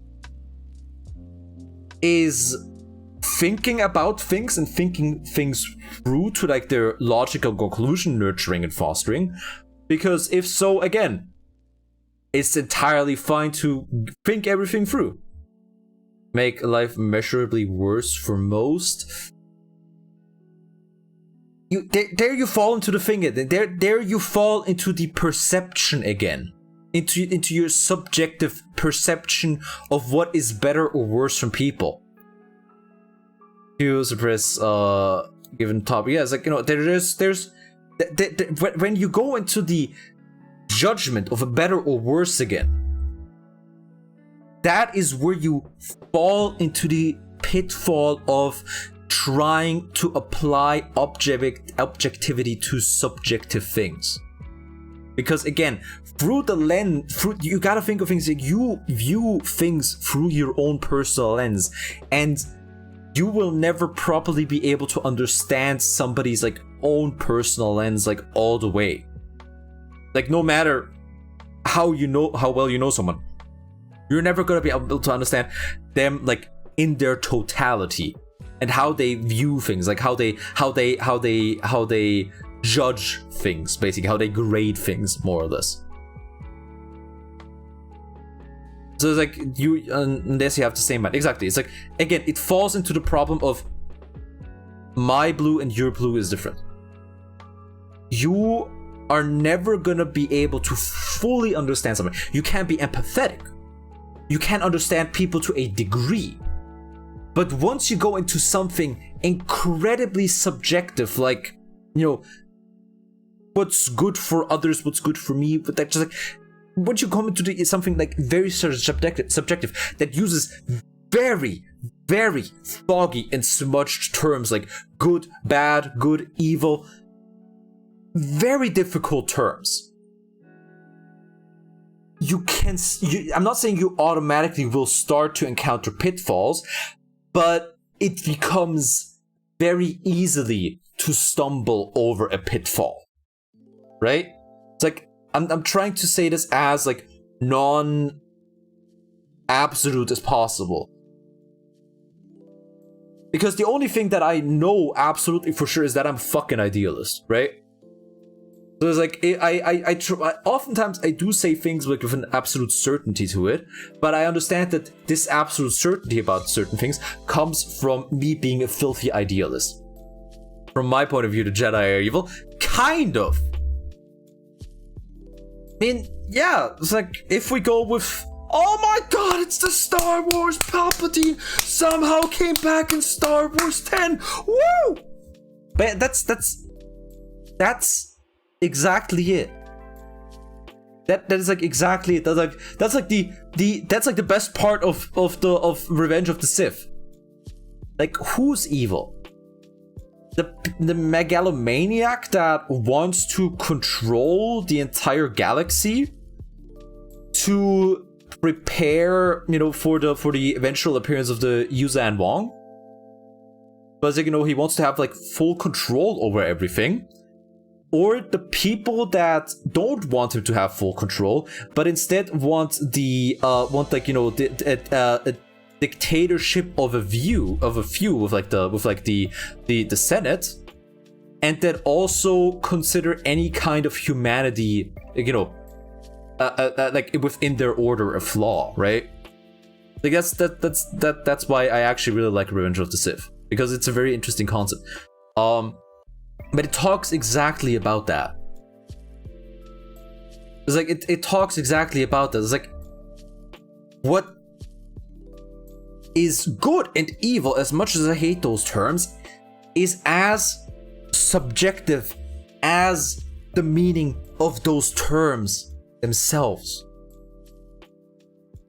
Cringe writing, it's quite insightful. Yeah, no, Revenge of the Sith is a very good Star Wars movie. I'm sorry. It's like, yeah, there's cringy writing, but it's fucking Star Wars. Every single Star Wars movie has that. I'm sorry. It's like,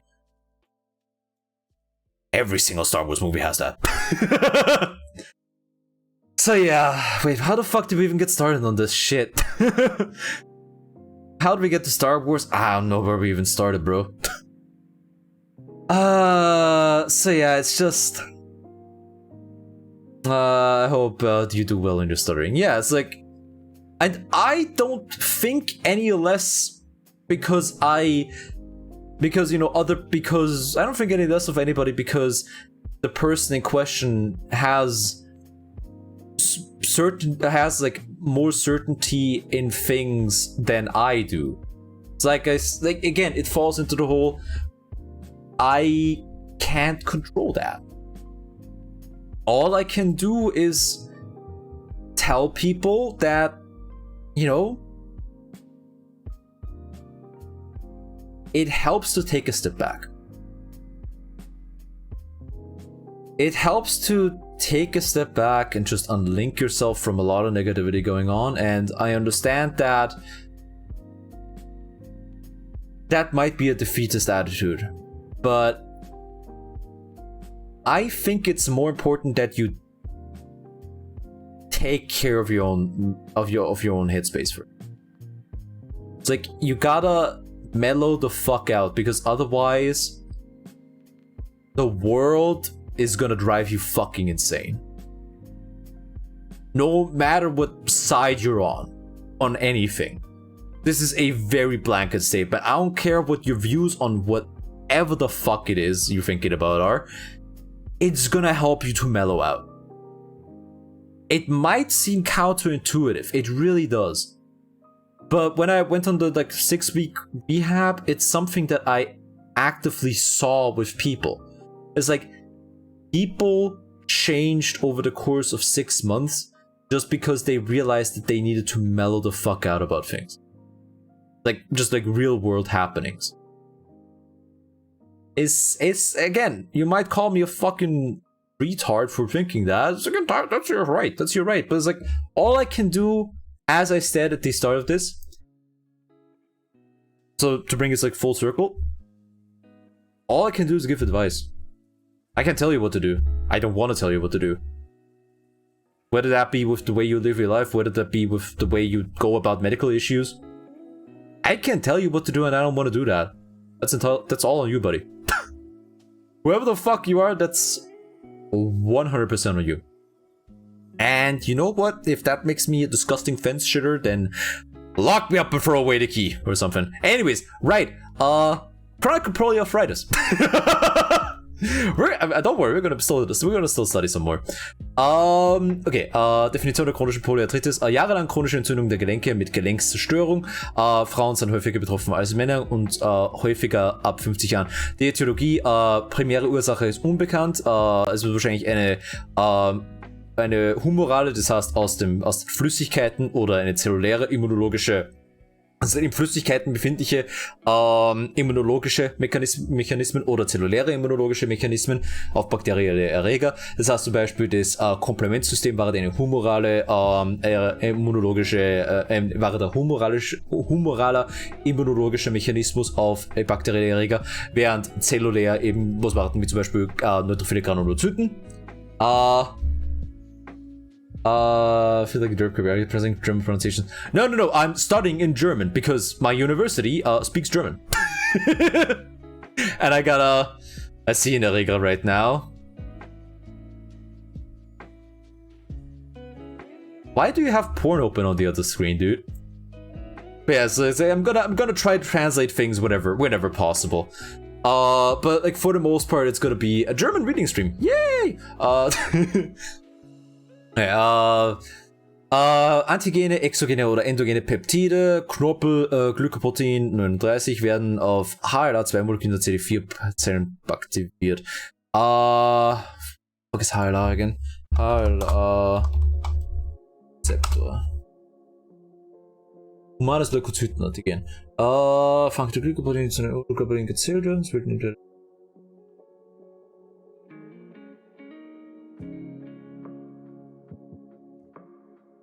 CD4.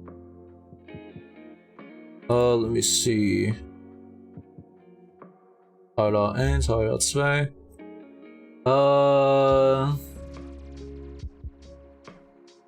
Auf der Außenseite B2-Protein CD4. Das Problem Monozyten nachfragen und helfen.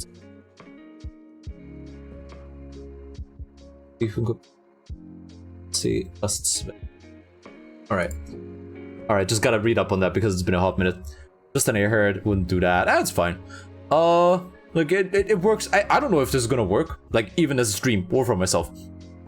Okay, so like die Antigene vom Knorpel oder vom die Antigene auf dem Gelenk werden eben auf H2-Molekülen den CD4-Zellen präsentiert und die CD4-Zellen sind auf welche Zellen? Monozyten, Makrophagen und T-Helferzellen. Genau. Okay. Genau. Dann aktiviert T-Zellen stimulieren Monozyten, Makrophagen, Fibroblasten, Zytochondrien, IL, whatever, das ist glaube ich einfach ein exprimierter Faktor. TNF-Alpha, Stimulation der Entzündungsreaktion, T- und B-Zellen regen Produktion von Immunoglobulin an. Intestinalflüssigkeit, Räumerfaktoren hauptsächlich IgM, was Antikörper ist, auch A und G. Enzyme, Kollagenasen werden frei, Schädigung des Knorpels. Das heißt im Grunde,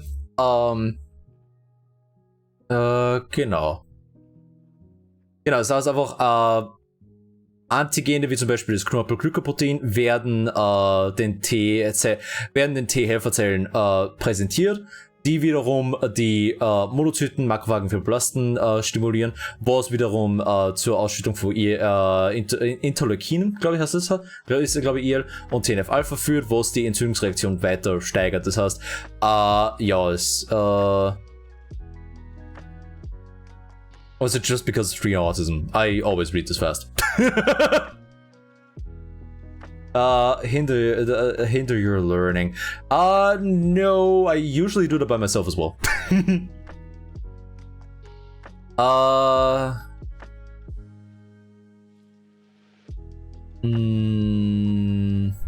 Moment mal, aber da macht wohl irgendwas noch nicht ganz Sinn.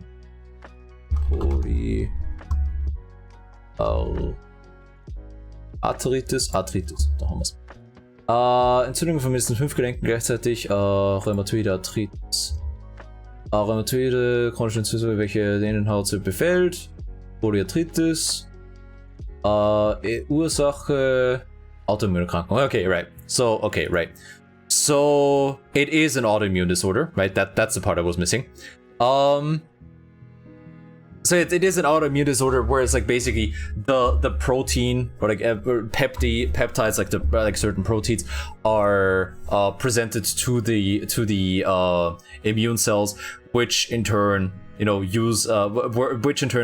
for the HLA. The fuck, what does HLA stand for again? Shit. Rezeptor. What does it stand for again? Humanes Leukozyten. Right, so the HLA receptors are basically used by the cells to present the stuff that they make to the immune cells, right? So, for example, this is how the T cells recognize whether or not, for example, you are a virus-infected cell, because if you make if the cell makes virus parts, they will present those virus parts on the HLA receptors, which in turn get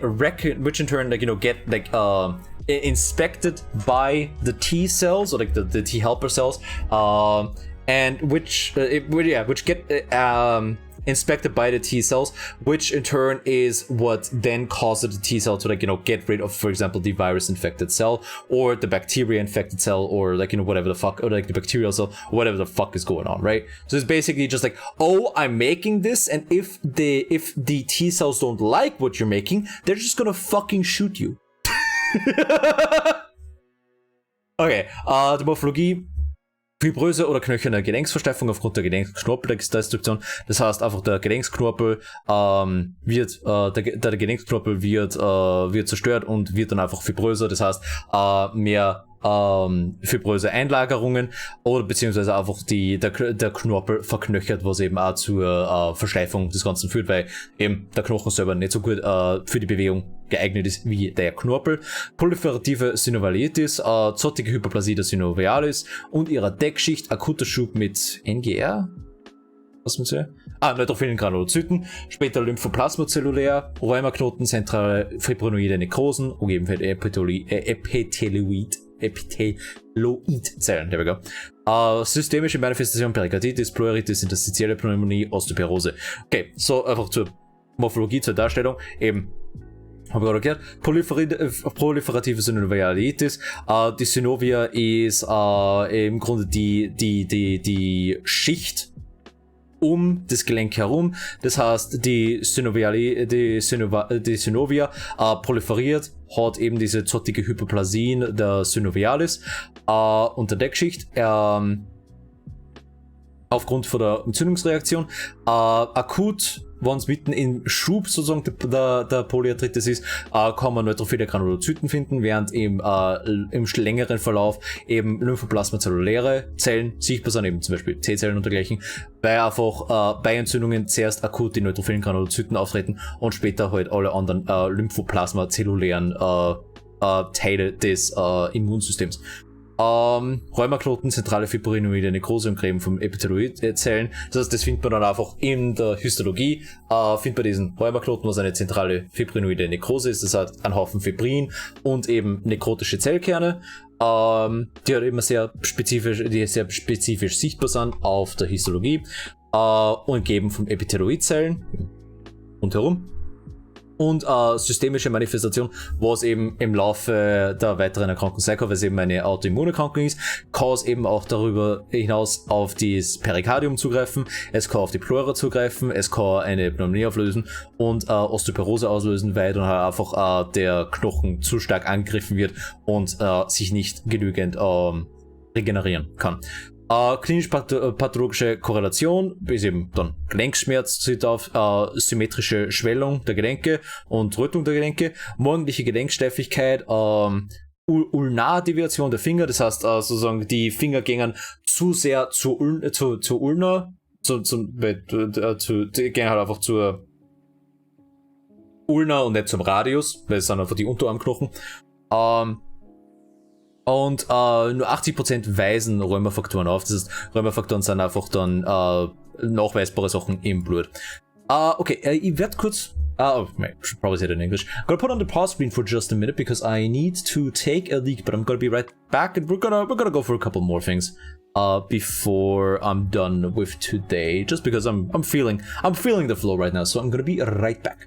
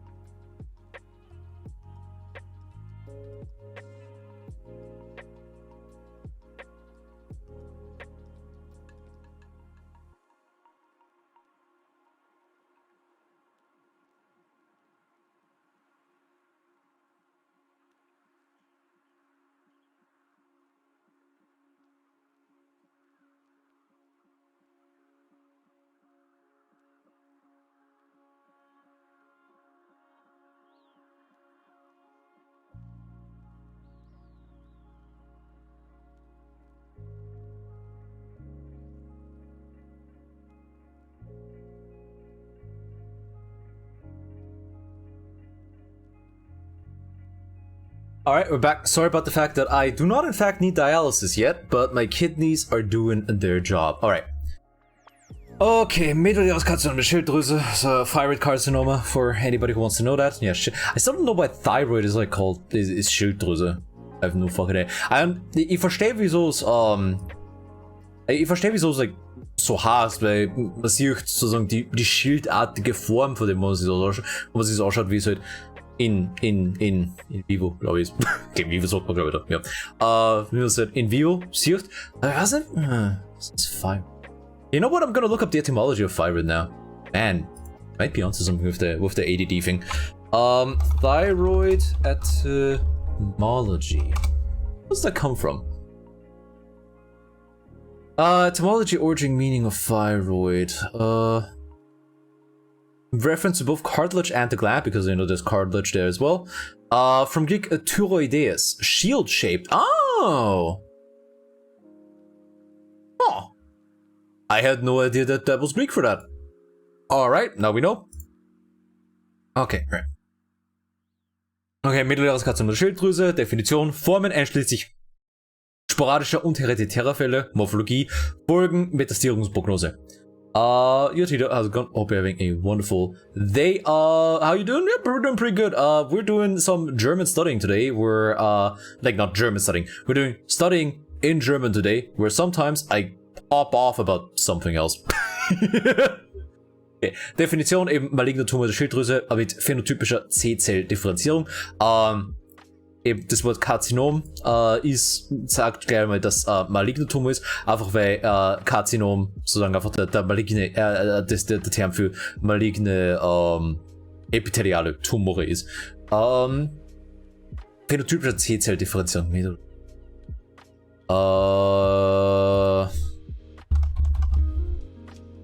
So what's the middle? Let's see. Embryologie, Anatomie, Morphologie. Where are the C cells? Kapsula, Topographie, Blutversorgung, Histologie. Why is it called medullare? Are you German? No, I'm from the better Germany.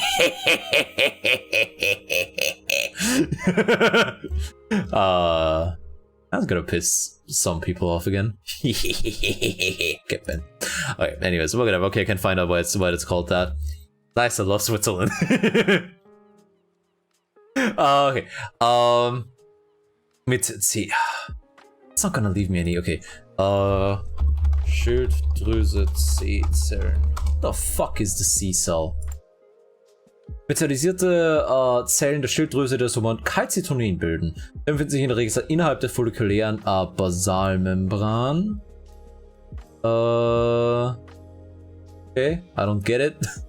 I'm from Austria, but like, on one hand that always pisses people off from Germany, on the other hand it gives people the option to say that I'm from literally any country. Why is it better? Because I'm from there.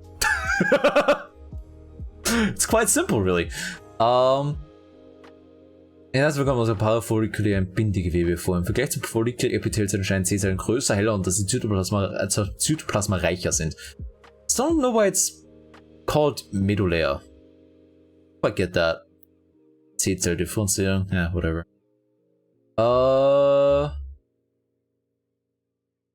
Schilddrüse, Medulla.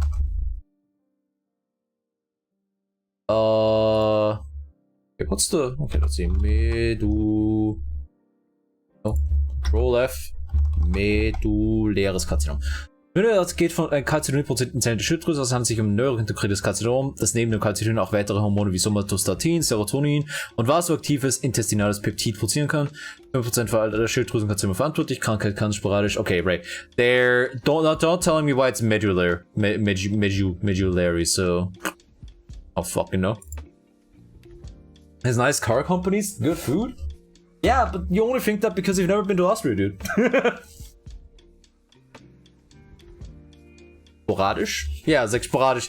Sporadisch basically means randomly occurring. If I think so. Car companies? What? And you know, Austria has like no Steiermark. Who wins? one car or one big car or one shooty boy. Let me just look up the proper translation for sporadisch. English. Oh. Sporadic. All right. Okay, yeah, just means sporadic. If you don't know what sporadic means, I don't fucking know. Formen, eben sporadisch 80%, eben einfach so auftretend. Country Europe is Spain. Oh, I'm so sorry. I'm so sorry you've been paid off. I'm so sorry you've been paid off by Big Iberia, because they still want you to believe that not only is the Iberian Peninsula real, but there's also 2 fucking countries on that. Like, come on now. 2 countries on 1 peninsula? No way. And they're not even at war at all times? Ugh. What are we studying? We are studying for my exam that is about pathology, pathophysiology, and pharmacology.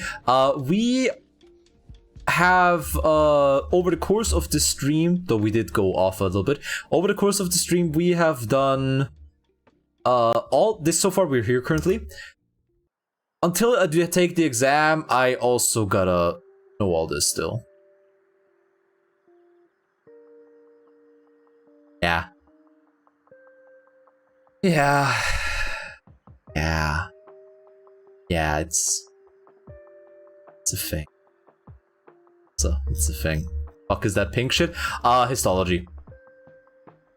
There we go. Do not look past the Pyrenees. Do not ever try to look past the Pyrenees. Exactly. The non-existence of the Iberian Peninsula is a myth propagated by rebel forces. Iberia is not real. It's never real. Has never been real. Been to France? Yeah, the Provence is like the only good part of France. Fuck the north. Do grasshoppers poop? Very sure they do.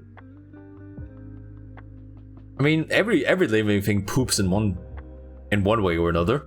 So yeah, fuck Paris. Let's go. There we go. Yeah, Paris sucks. Anything north of the Provence sucks dick. Okay, right. Okay, sporadisch auftretend, 80%, familiär auftretend, autosomal dominant vererbt, tritt schon bei Jüngeren auf, Alleinfamilie, okay, so wann das nur das meduläre Karzinom der Schilddrüse auftaucht, ist es, Familial Medullary Thyroid Carcinoma oder MFCT. Und im Rahmen einer multiplen endokrinen Neoplasie, wobei es bei der multiplen endokrinen Neoplasie Typ 2a oder Typ 2b auftreten kann.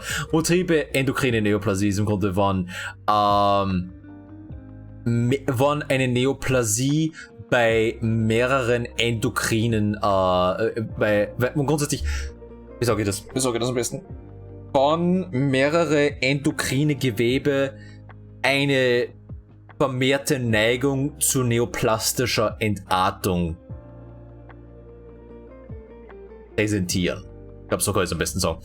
Not a doctor of grasshoppers. I'm not a doctor. Like, I want to be a doctor one day, but I'm still pretty far away. Main endocrine hormonal system? Yes. Grasshoppers pee? Do they? I mean, I not everything poops, but everything pees. No, wait, the other way around. Fuck! Also, je nachdem, wie es vorkommt, sporadisch 80% und für 20% gibt's, und bei den restlichen 20% beim familiären Auftreten gibt's 2 verschiedene Orten, wie es auftreten kann. Wobei der zweite Ort grundsätzlich mit anderen neuroendokrinen, Tumoren, mit neuroendokrinen Neoplasien auftaucht. Da haben wir's. Oder neuroendokrin. Endokrin, wieso sage ich neuroendokrin? Keine Ahnung. Bin deppert. I don't know, Spanish or German? I mean, go for Spanish. Learning German is absolute hell. Don't do it. If I wasn't born in this place, I would have never learned German. I'm really bad with languages. I am fucking terrible. The only reason I speak English, yeah, as you can tell, I speak it very well. The only reason I'm able to speak English in any capacity is because I spend way too much time online. I'm really fucking bad with languages. Okay, maybe they don't. Oh, fuck.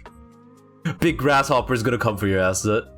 Okay, Morphologie, wie sie präsentiert, ist ein solitärer Knoten beim sporadisch Auftreten und multivokal beim familiär Auftreten. Einfach weil sozusagen beim sporadischen tritt einfach zufällig es tritt einfach zufällig auf in irgendeinem Bereich,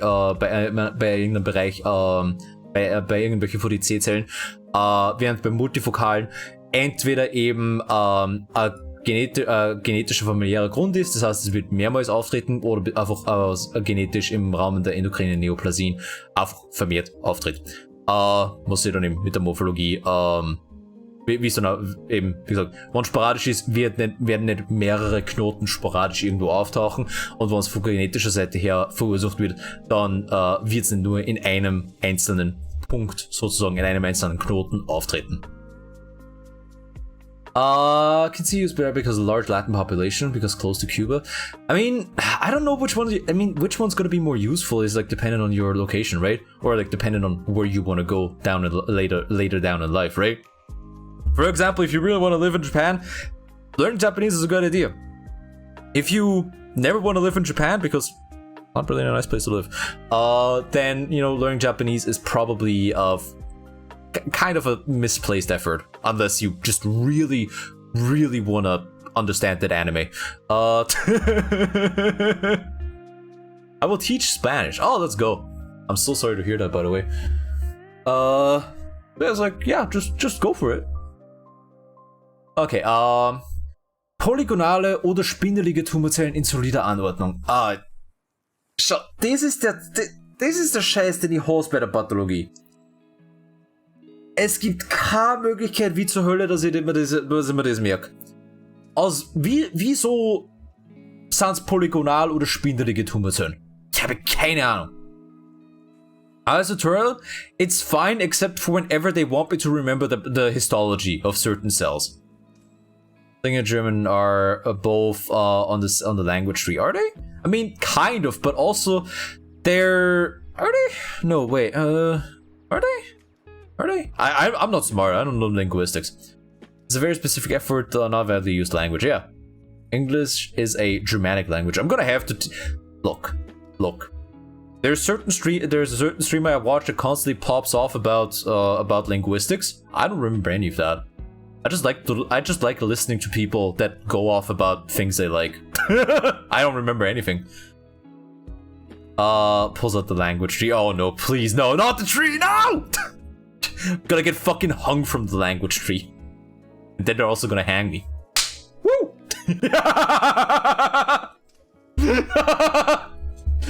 Alright. Okay, in solider Anordnung selten follikäre papilläre Muster. Keine Ahnung wie. No idea, I should remember this shit. Amyloid im Stroma, Immunhistochemie, Tumorzellen positiv auf allgemeine neuroendokrine Marker. Also, war doch neuroendokrin.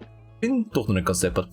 Zum Beispiel Chromogranin A oder Synaptophysin, und für Calcitonin, weil eben die C-Zellen fürs Calcitonin die Produktion vom Calcitonin zuständig sind. Das heißt, wenn du eben die neoplastischen Zellen hast und sie für Calcitonin sozusagen in der Immunhistochemie ausspringen, dann weißt du, dass eben von den C-Zellen ausgehen. Und beim familiären Auftritt mit C-Zell-Hyperplasie assoziiert, einfach auch wieder, weil eben bei den gesamten C-Zellen in diesem Sinne was schiefgelaufen ist und nicht nur fokal, nur bei einer einzigen oder in einem einzigen Bereich. So I'm going to push the language tree. I wish. Hungarian is also very much isolated thing on the language tree. You can guess how hard it was to learn English like that. I assume he learned it because he lives there. Wish I wasn't, but that's... I'm so sorry to hear that. I hope they find a cure. Bei familiären Auftreten generell sind die C-Zellen hyperplastisch. Was einfach hyperplastisch heißt, einfach, dass mehr davon da sind. Bei hypertroph zum Beispiel war halt einfach, dass die einzelnen Zellen größer sind. Hyperplastisch ist, dass mehr von den Zellen sozusagen entstehen, was eben beim familiären Auftreten wäre einfach bei alle C-Zellen, was schiefgelaufen ist, genetisch. Folgen, lokale Ausbreitung, kann zu Trachealstenose führen, Dysphagie, was Schluckbeschwerden sind, was ich übrigens weiß, weil meine unter Anführungszeichen Bachelorarbeit war zum Thema des Zenker-Artikels und heilige Scheiße, ich habe so viel über das Wort Dysphagie so oft geschrieben, dass ich es nie wieder sehen will. Eiserkeit unter Infiltration des Nervus laryngeus, weil eben der Nervus laryngeus hauptsächlich für die Innervation der Stimmritze zuständig ist, also Stimmbänder zuständig ist, was eben dann auch das Problem ist beim, wenn man die Trachealstenose sozusagen macht, weil der Patient Atembeschwerden hat, weil wenn man sie irgendwie verschneit, kann man den Nervus laryngeus beleidigen und man kann unter Umständen einfach die Stimmbandlähmung hervorrufen dadurch, was absolut grauenhaft ist, aber besser besterben.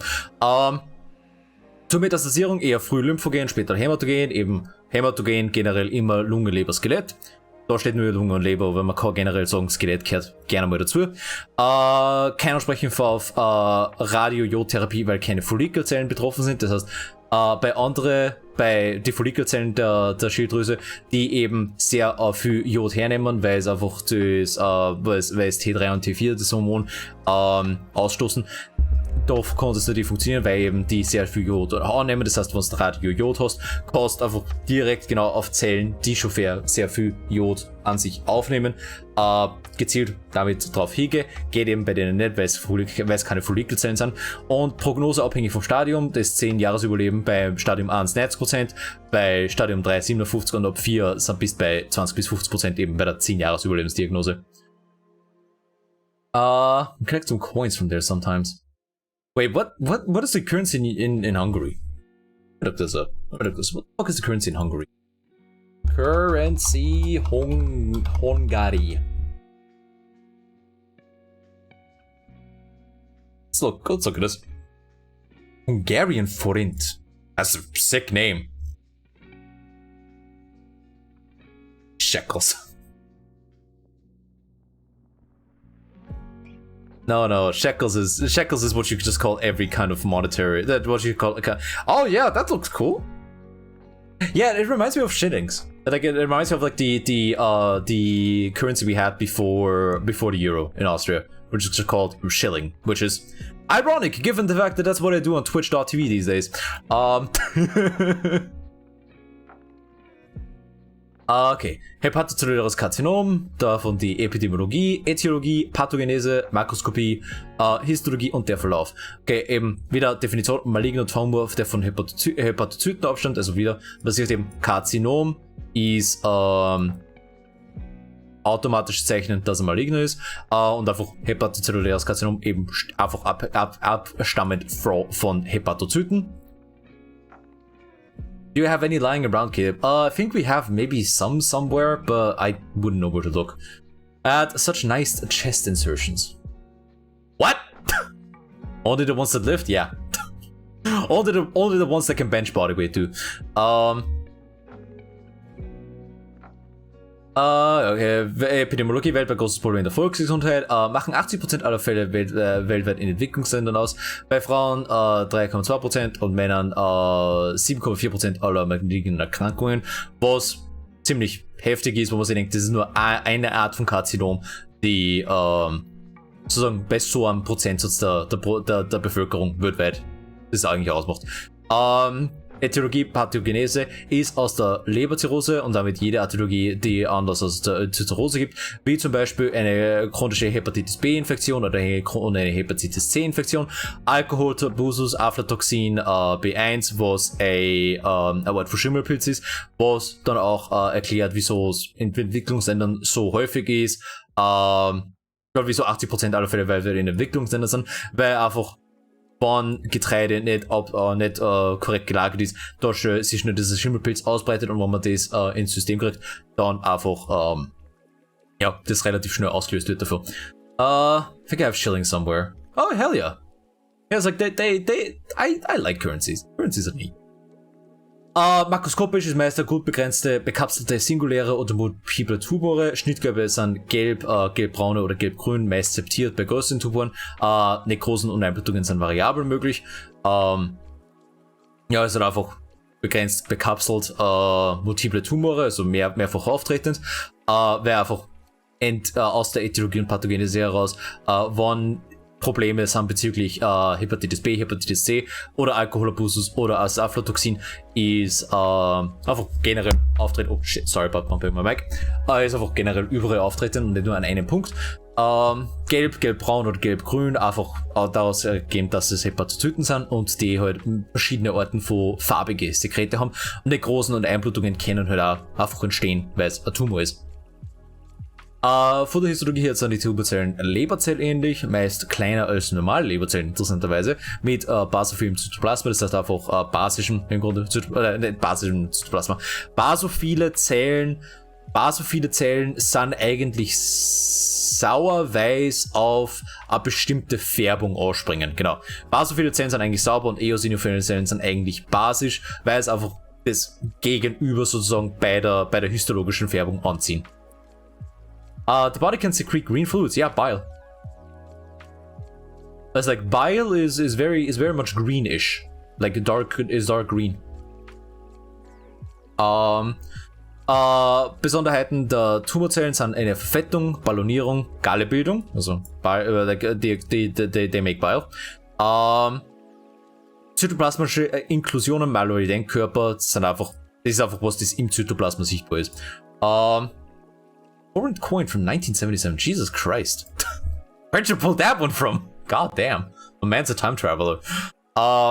Sinusoide Äquivalente, das heißt, die 34 positive Endothelzellen, keine Kupferzellen, keine Fenestrale. Sinusoide sind einfach bestimmt, wie sagt man, die Gänge zwischen den Hepatozyten, wo die durch die Galle abfließt, wenn ich mich richtig erinnere. Aber warte, lass mich kurz nachschauen. Sinusoide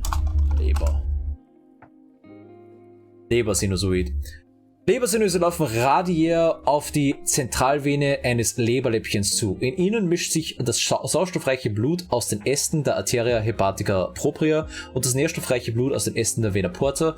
Die Lebersinusoide besitzen ein weiteres Lumen als Blutkapillaren. Die hämodynamische Konsequenz davon ist, dass das passierende Blut bei gleichem Volumenstrom langsamer fließt, als die durch die gewöhnlichen engeren Kapillaren fließen würde. Die Lebersinusoiden weisen eine diskontinuierliche Endothelauskleidung auf, die vom Dischenraum und den sich anderen anschließenden Leberbäckchen abgrenzt. Die Poren zwischen... Okay, wait. Kapillaren des Leber... What am I thinking of? Keine apikale Membran schließt die Kanal... Oh, okay, I got that wrong then. Right. Also dazwischen die Leberzellen Hepatozyten alle aufnehmen. So, okay, right, so I got that completely wrong. Alright, my bad. Gotta correct myself right there. Leberläppchen. Ja, keine. Like small itty bitty tiny look. Okay, das heißt, die Sinusoiden sind im Grunde, wo sie da einfach das sauerstoffreiche Blut und das nährstoffreiche Blut, was eben durch die Leber alles passiert, vermischt. Aber es hat eben Sinusoid-Äquivalente, was aber keine, eben dadurch gezeichnet, dass eben für DC34 positive Endothelzellen in der Immunhistochemie haben und aber keine Kupferzellen und keine Fenestrale, was eben wie sagt man, da haben sie gerade super gekennzeichnet gehabt, lieber. Ja, genau, keine Fenestrale, was eben der Begriff für diese diskontinuierliche Endothelauskleidung ist, weil einfach Fenestral, Fenster, Defenestration sozusagen.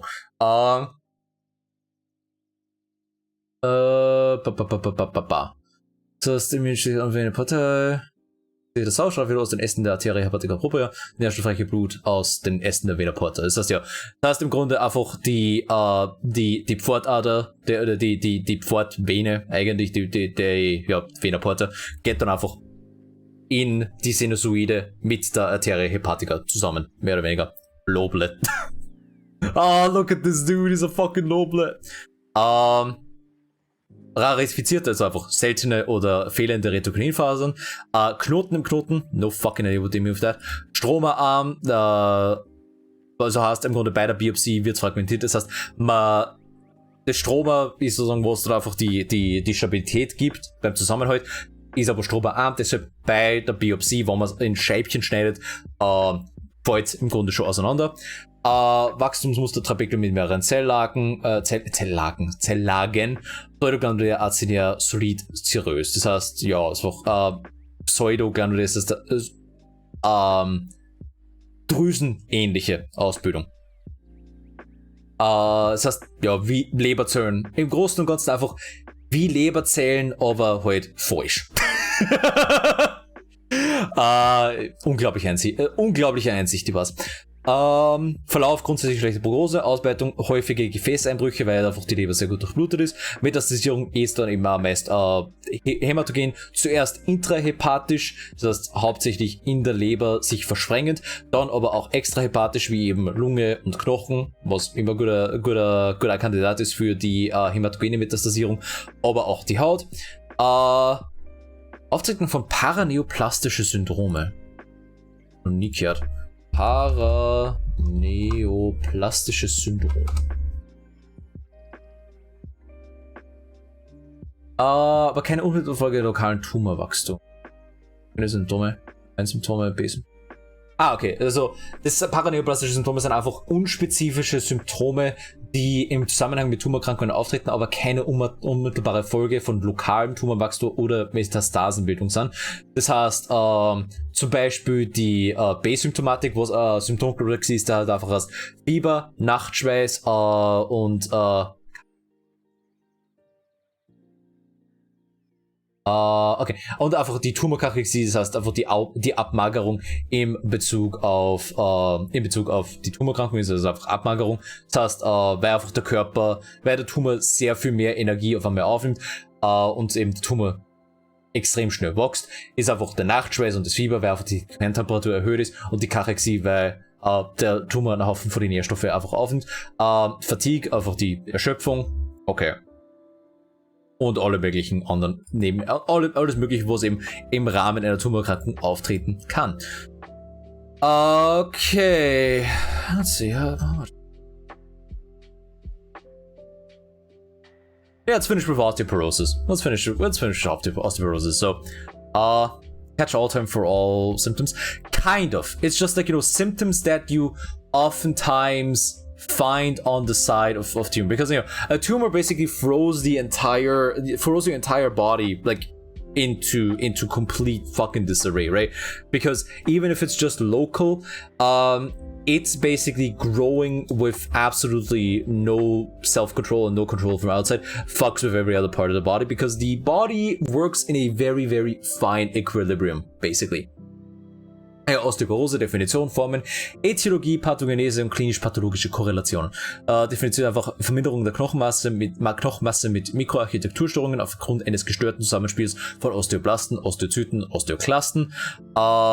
Häufigste Skeletterkrankung bis zu 15% der älteren Population. Das heißt, ja, einfach verminderte Knochenmasse, weil der Knochen funktioniert im Grunde dahin, dass einfach Osteoblasten, eben mittels die Osteozyten, ständig neue Knochen aufbauen, während Osteoklasten den Knochen abbauen. Das heißt, der Knochen ist im Grunde gesund, wenn er sich ständig in einem Equilibrium des Aufbaus und Abbaus befindet, weil wenn sozusagen der Knochen nicht wieder abgebaut wird,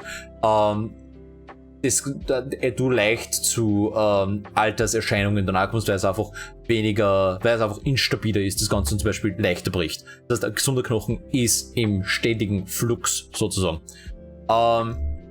Die Formen sind primäre Osteoporose, das ist die postmenopausale Osteoporose, was eben bei älteren Frauen oft vorkommt, oder eben nur bei älteren Frauen, weil ältere Männer, glaube ich, da ist die Menopause relativ selten. Aber die normale Altersosteoporose und die juvenile Osteoporose. Und die sekundäre, das sind eben die drei primären Osteoporosen, die sekundäre Osteoporose, es ist halt dann Inaktivitätsosteoporose, weil eben durch Bewegung dieser Knochenab- und Knochenaufbau facilitiert wird im Grunde. Die Steroidosteoporose, Hyperthyreose, Magen- oder Schilddrüsenresektion, Medikamente oder einfach Nahrungsmangel. Inaktivität eben, wie gesagt, einfach durch Bewegung zu wenig dieser Auf- und Abbau facilitiert wird. Steroid-Osteoporose wäre einfach einfach Steroidnahme, das fällt eigentlich dann unter die Medikamente, aber auch durch Steroidnahme der Knochenaufbau gestört wird. Hyperthyreose, weil einfach die Schilddrüse, wie vorher gesagt, das Calcitonin das Calcitonin auswirft, was schauen wir gleich noch. Was macht Calcitonin? Calcitonin, soweit ich weiß, baut den Knochen ab. Calcitonin. ist ein Peptidhormon, hauptsächlich das okay. Physiologie ist ein Gegenspieler des in der Nebenschilddrüse gebildeten Parathormons. Beide Hormone regulieren gemeinsam den Calcium- und Phosphathaushalt. Calcitonin senkt den Calciumspiegel im Blut. Das Serotonin von Calcitonin wird stimuliert durch ein hohes Haupteffekt der Aktivität von Osteoklasten gehemmt.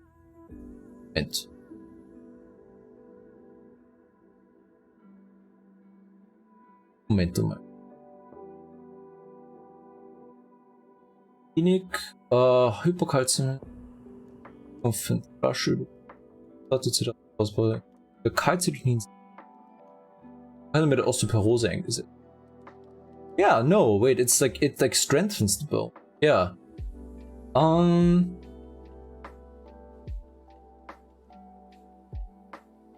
Yeah, what the fuck? Because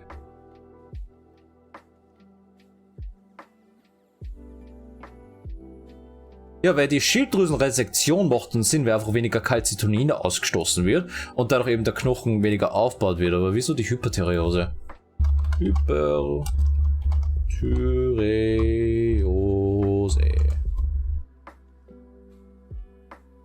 Hyperthyreose, da haben wir es.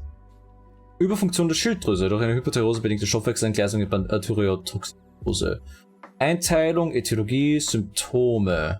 Gewichtsverlust, arterielle Hypotonie, Wärmetoleranz, Diagnostik, Alopezie, Haarlosigkeit, okay. Konzentrationsstörungen, Muskelschwäche, Gewichtsverlust, einstiegiger Tremor. Ja, was macht denn wirklich Sinn? Meinen es vielleicht die Hyperparathyreose? Hyperparathyreoidismus. Es wird mit der Sekretion von Parathormon gekennzeichnet, aber Parathormon ist ein Hormon des Kalziums. Wenn ein Nebenschilddrüsen produziert, vermindert wird das Hypoparathyreoidismus. Primär Therapie. Schau. Genau, was macht das Parathormon? Parathormon baut den Knochen dann ab. Physiologie. Reiz für die Freisetzung von Parathormon ist ein Absinken des Calciumspiegels. Okay, genau. Direkte Wirkung. Okay. Parathormon führt bei intermittierender Gabe durch Stimulation der Osteoblasten. Was?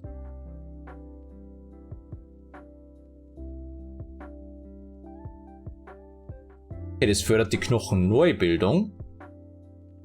Aber fördert die Calciumrückresorption. Indirekte Wirkung. Noch Parathormon führt eine indirekte Stimulation der Osteoklasten zum Knochenabbau. Da Osteoklasten selbst keine Parathormonrezeptoren besitzen. Parathormon bindet an die PTA-Rezeptoren der Osteoblasten, die daraufhin mehr Rankel exprimieren, weniger Osteoprotein stationieren. Diese beiden Effekte führen zur Bildung neuer Osteoklasten, die den Knochen resorbieren. Okay, also das Parathormon führt zum Okay,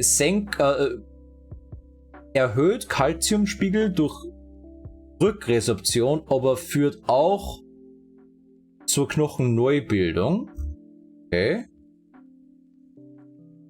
Muss ich jetzt wie macht das denn? Das heißt einfach Symptome? Ja. Tachykardie? So, Hyperthyreose.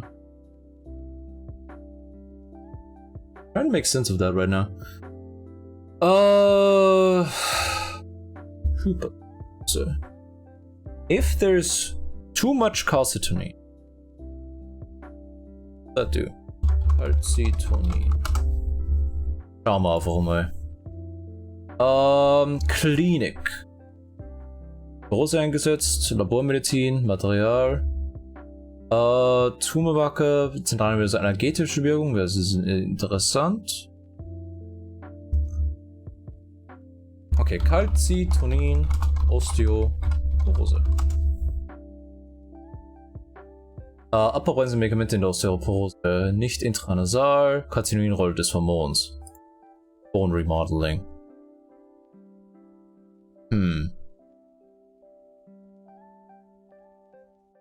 Schauen wir mal. Osteoporosis und Bone Pain. Ja, also Calcitonin sollte einfach helfen beim Knochenaufbau, eigentlich. Die gebildeten Paratomos, beide Hormone regulieren gemeinsam mit Calciumphosphat. Ja, wenn Calcitonin freigesetzt wird, der Haupteffekt des Hormons die Aktivität der Osteoklasten gehen, wodurch weniger Calcium aus der Knochensubstanz freigesetzt wird. Okay. Jetzt verstehe ich es. Weil einfach durch die vermehrte Ausbildung vom Calcitonin die Osteoklastenaktivität gehemmt wird, was wiederum bei dem Auf- und Abbau, sozusagen es wird nicht mehr genug abgebaut, was wiederum dazu führt, dass es wird nicht mehr genug abgebaut, was wiederum dazu führt, dass einfach dieser Umbau nicht nur passiert. Okay, jetzt verstehe ich es.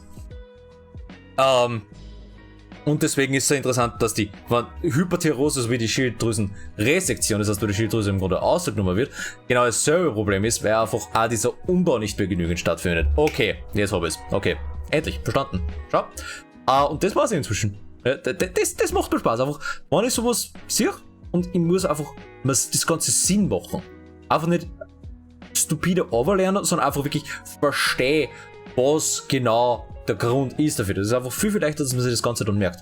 Okay, Ätiologie, das ist einfach die sekundäre Pathogenese, unterschiedlich je nach Art der Osteoporose. Bei postmenopausaler Osteoporose einfach minder Verfügbarkeit von Östrogen, was die Osteoplastenaktivität hemmt, weil Östrogen die Osteoplasten aktiviert. Und damit sozusagen einfach, was ist OPG? Was ist das OPG? Wahrscheinlich Osteoplasten, irgendwas. Osteoproträgerin, ein löslicher Stoff, der von Osteoplasten sezerniert wird. Genetik, Biochemie, Regulation. Osteoplasten sezerniert, wirkt als Decoy-Rezeptor für Rankel, das ebenfalls von Osteoplasten ausgeschüttet wird. Rankel bindet normalerweise einen seinen Rezeptor Rank, der sich auf der Oberfläche von osteoklasteren Vorläuferzellen befindet. Die Rank-Rankel-Interaktion führt zu einer Aktivierung des NF-kappa-B-Signalwegs und zur Differenzierung von Osteoklasten. Durch die Bindung von Rankel an Osteoprotokarin wird Rank-Rankel-Interaktion und damit die Osteoklastogenese noch Rezeption gehemmt. Okay, passt. Also die Osteoplasten sezernieren eben den Rank, der an den Rank-Ligand für die Osteoklastenvorläufer bindet, aber das Osteoprokarin sozusagen bindet an das, bevor es an die Osteoklasten gehen kann. Was wiederum das führt, wenn das weniger sezerniert wird, geht grundsätzlich auch die Osteoklastenaktivität auf. Ja, und was halt dann einfach zur Folge hat, dass die Nettorezeption erhöht wird bei die Osteoklasten aktiver sind als die Osteoplasten. Okay, passt. Therapie ist einfach Denosumab, was ein Antikörper gegen den Rank-Ligand ist, was einfach die Osteoklastenaktivität wieder mindert. Altersosteoporose ist auf die atrophische Vorgänge reduzieren die Knochenmasse, was heißt eine Aktivität der Osteoplasten häufig auftretender sekundärer Hyperparathyreoidismus bei nachlassender Nierenfunktion, Calciumverlust und geringe Resorption, Störung in Vitamin D-Hydroxidierung. Okay, das heißt, genau, die Aktivität der Osteoplasten auftritt sekundären Hyperparathyreoidismus bei Nachlassender. Das heißt, Hyperparathyreoidismus heißt einfach, dass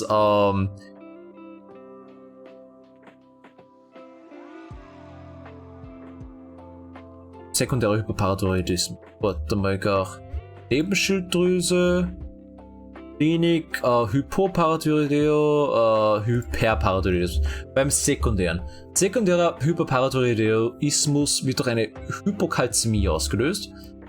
Sie tritt also im Rahmen einer chronischen Niereninfektion mit einer Malabsorption auf. Es kommt zu einer kompensatorisch erhöhten Produktion von Parathormon infolge eines erniedrigten Serum-Calcium-Spiegels. Produktion des biologisch aktiven Vitamin D3 ist in diesem Falle gestört, sei es durch eine Niereninsuffizienz oder durch Malabsorption. Der niedrige Calcitriolspiegel führt zur Verminderung des enteralen Calciumresorption, was die Parathormonsekretion ankurbelt und eine von Calcitriol auf die eine Hyperplasie aller Nebenschilddrüsen zur Folge hat, weil man hat 4 Nebenschilddrüsen. Darüber hinaus entfällt der hemmende Effekt von Calcitriol auf die PTH-Synthese. Okay.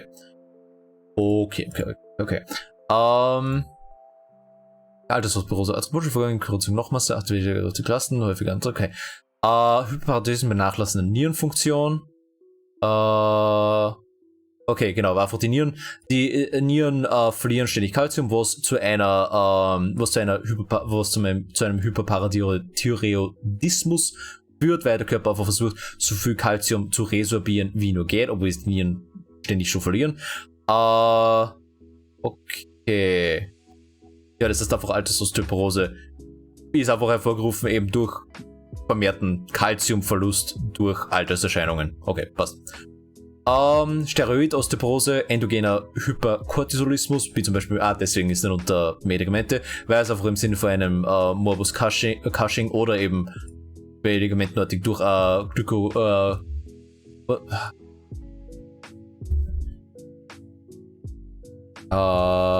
nicht dabei.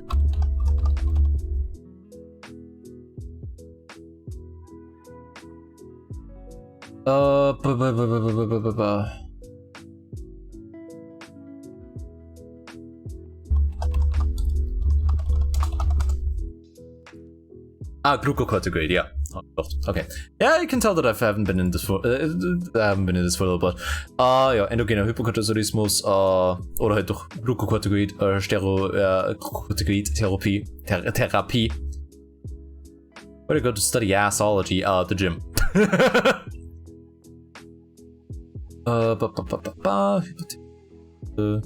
Okay, well, schauen wir mal noch, was Steroid, wieso machen Steroide das? Physiologie, wird gut.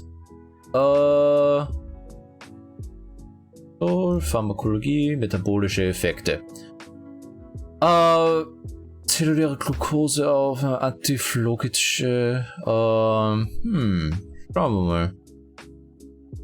Relative Wirkungsstärke. Wieso machst du das beim Knochen? Was machst du beim Knochen, Freund? Was ist die Wirkung? Metabolische Effekte? Ist einfach weil es ein Katabol-Effekt ist? Ist einfach, weil es Katabol facilitierend sozusagen ist. Schauen, Ctrl F. Osteo. Okay, Nebenwirkungen. Mit der potenten pharmakologischen Wirkung des Glucocorticoide sind auch zahlreiche mögliche Nebenwirkungen verbunden, die vor allem bei längeren anderen Therapien auftreten. Eine kurzfristige Gabe ist in der Regel nicht problematisch, die Definition der Nebenwirkungen ist dabei abhängig vom Einsatzziel. Bei bestimmten Erkrankungen gehört die Immunsuppression beispielsweise zu den gewünschten Wirkungen. Ja, okay. Osteoporose, schauen wir mal. Durch Einteilung nach Ätiologie. Nach Ätiologie haben wir es. Endokrine Ursachen. Okay, zum Beispiel Morbus Cushing. Okay, das ist einfach, weil Steroide katabole Effekte facilitieren. Okay, passt. Hyperthyreose, eben bei der Knochenrezeption, Knochenbildung, Osteoklastenaktivität. Genau, weil eben so die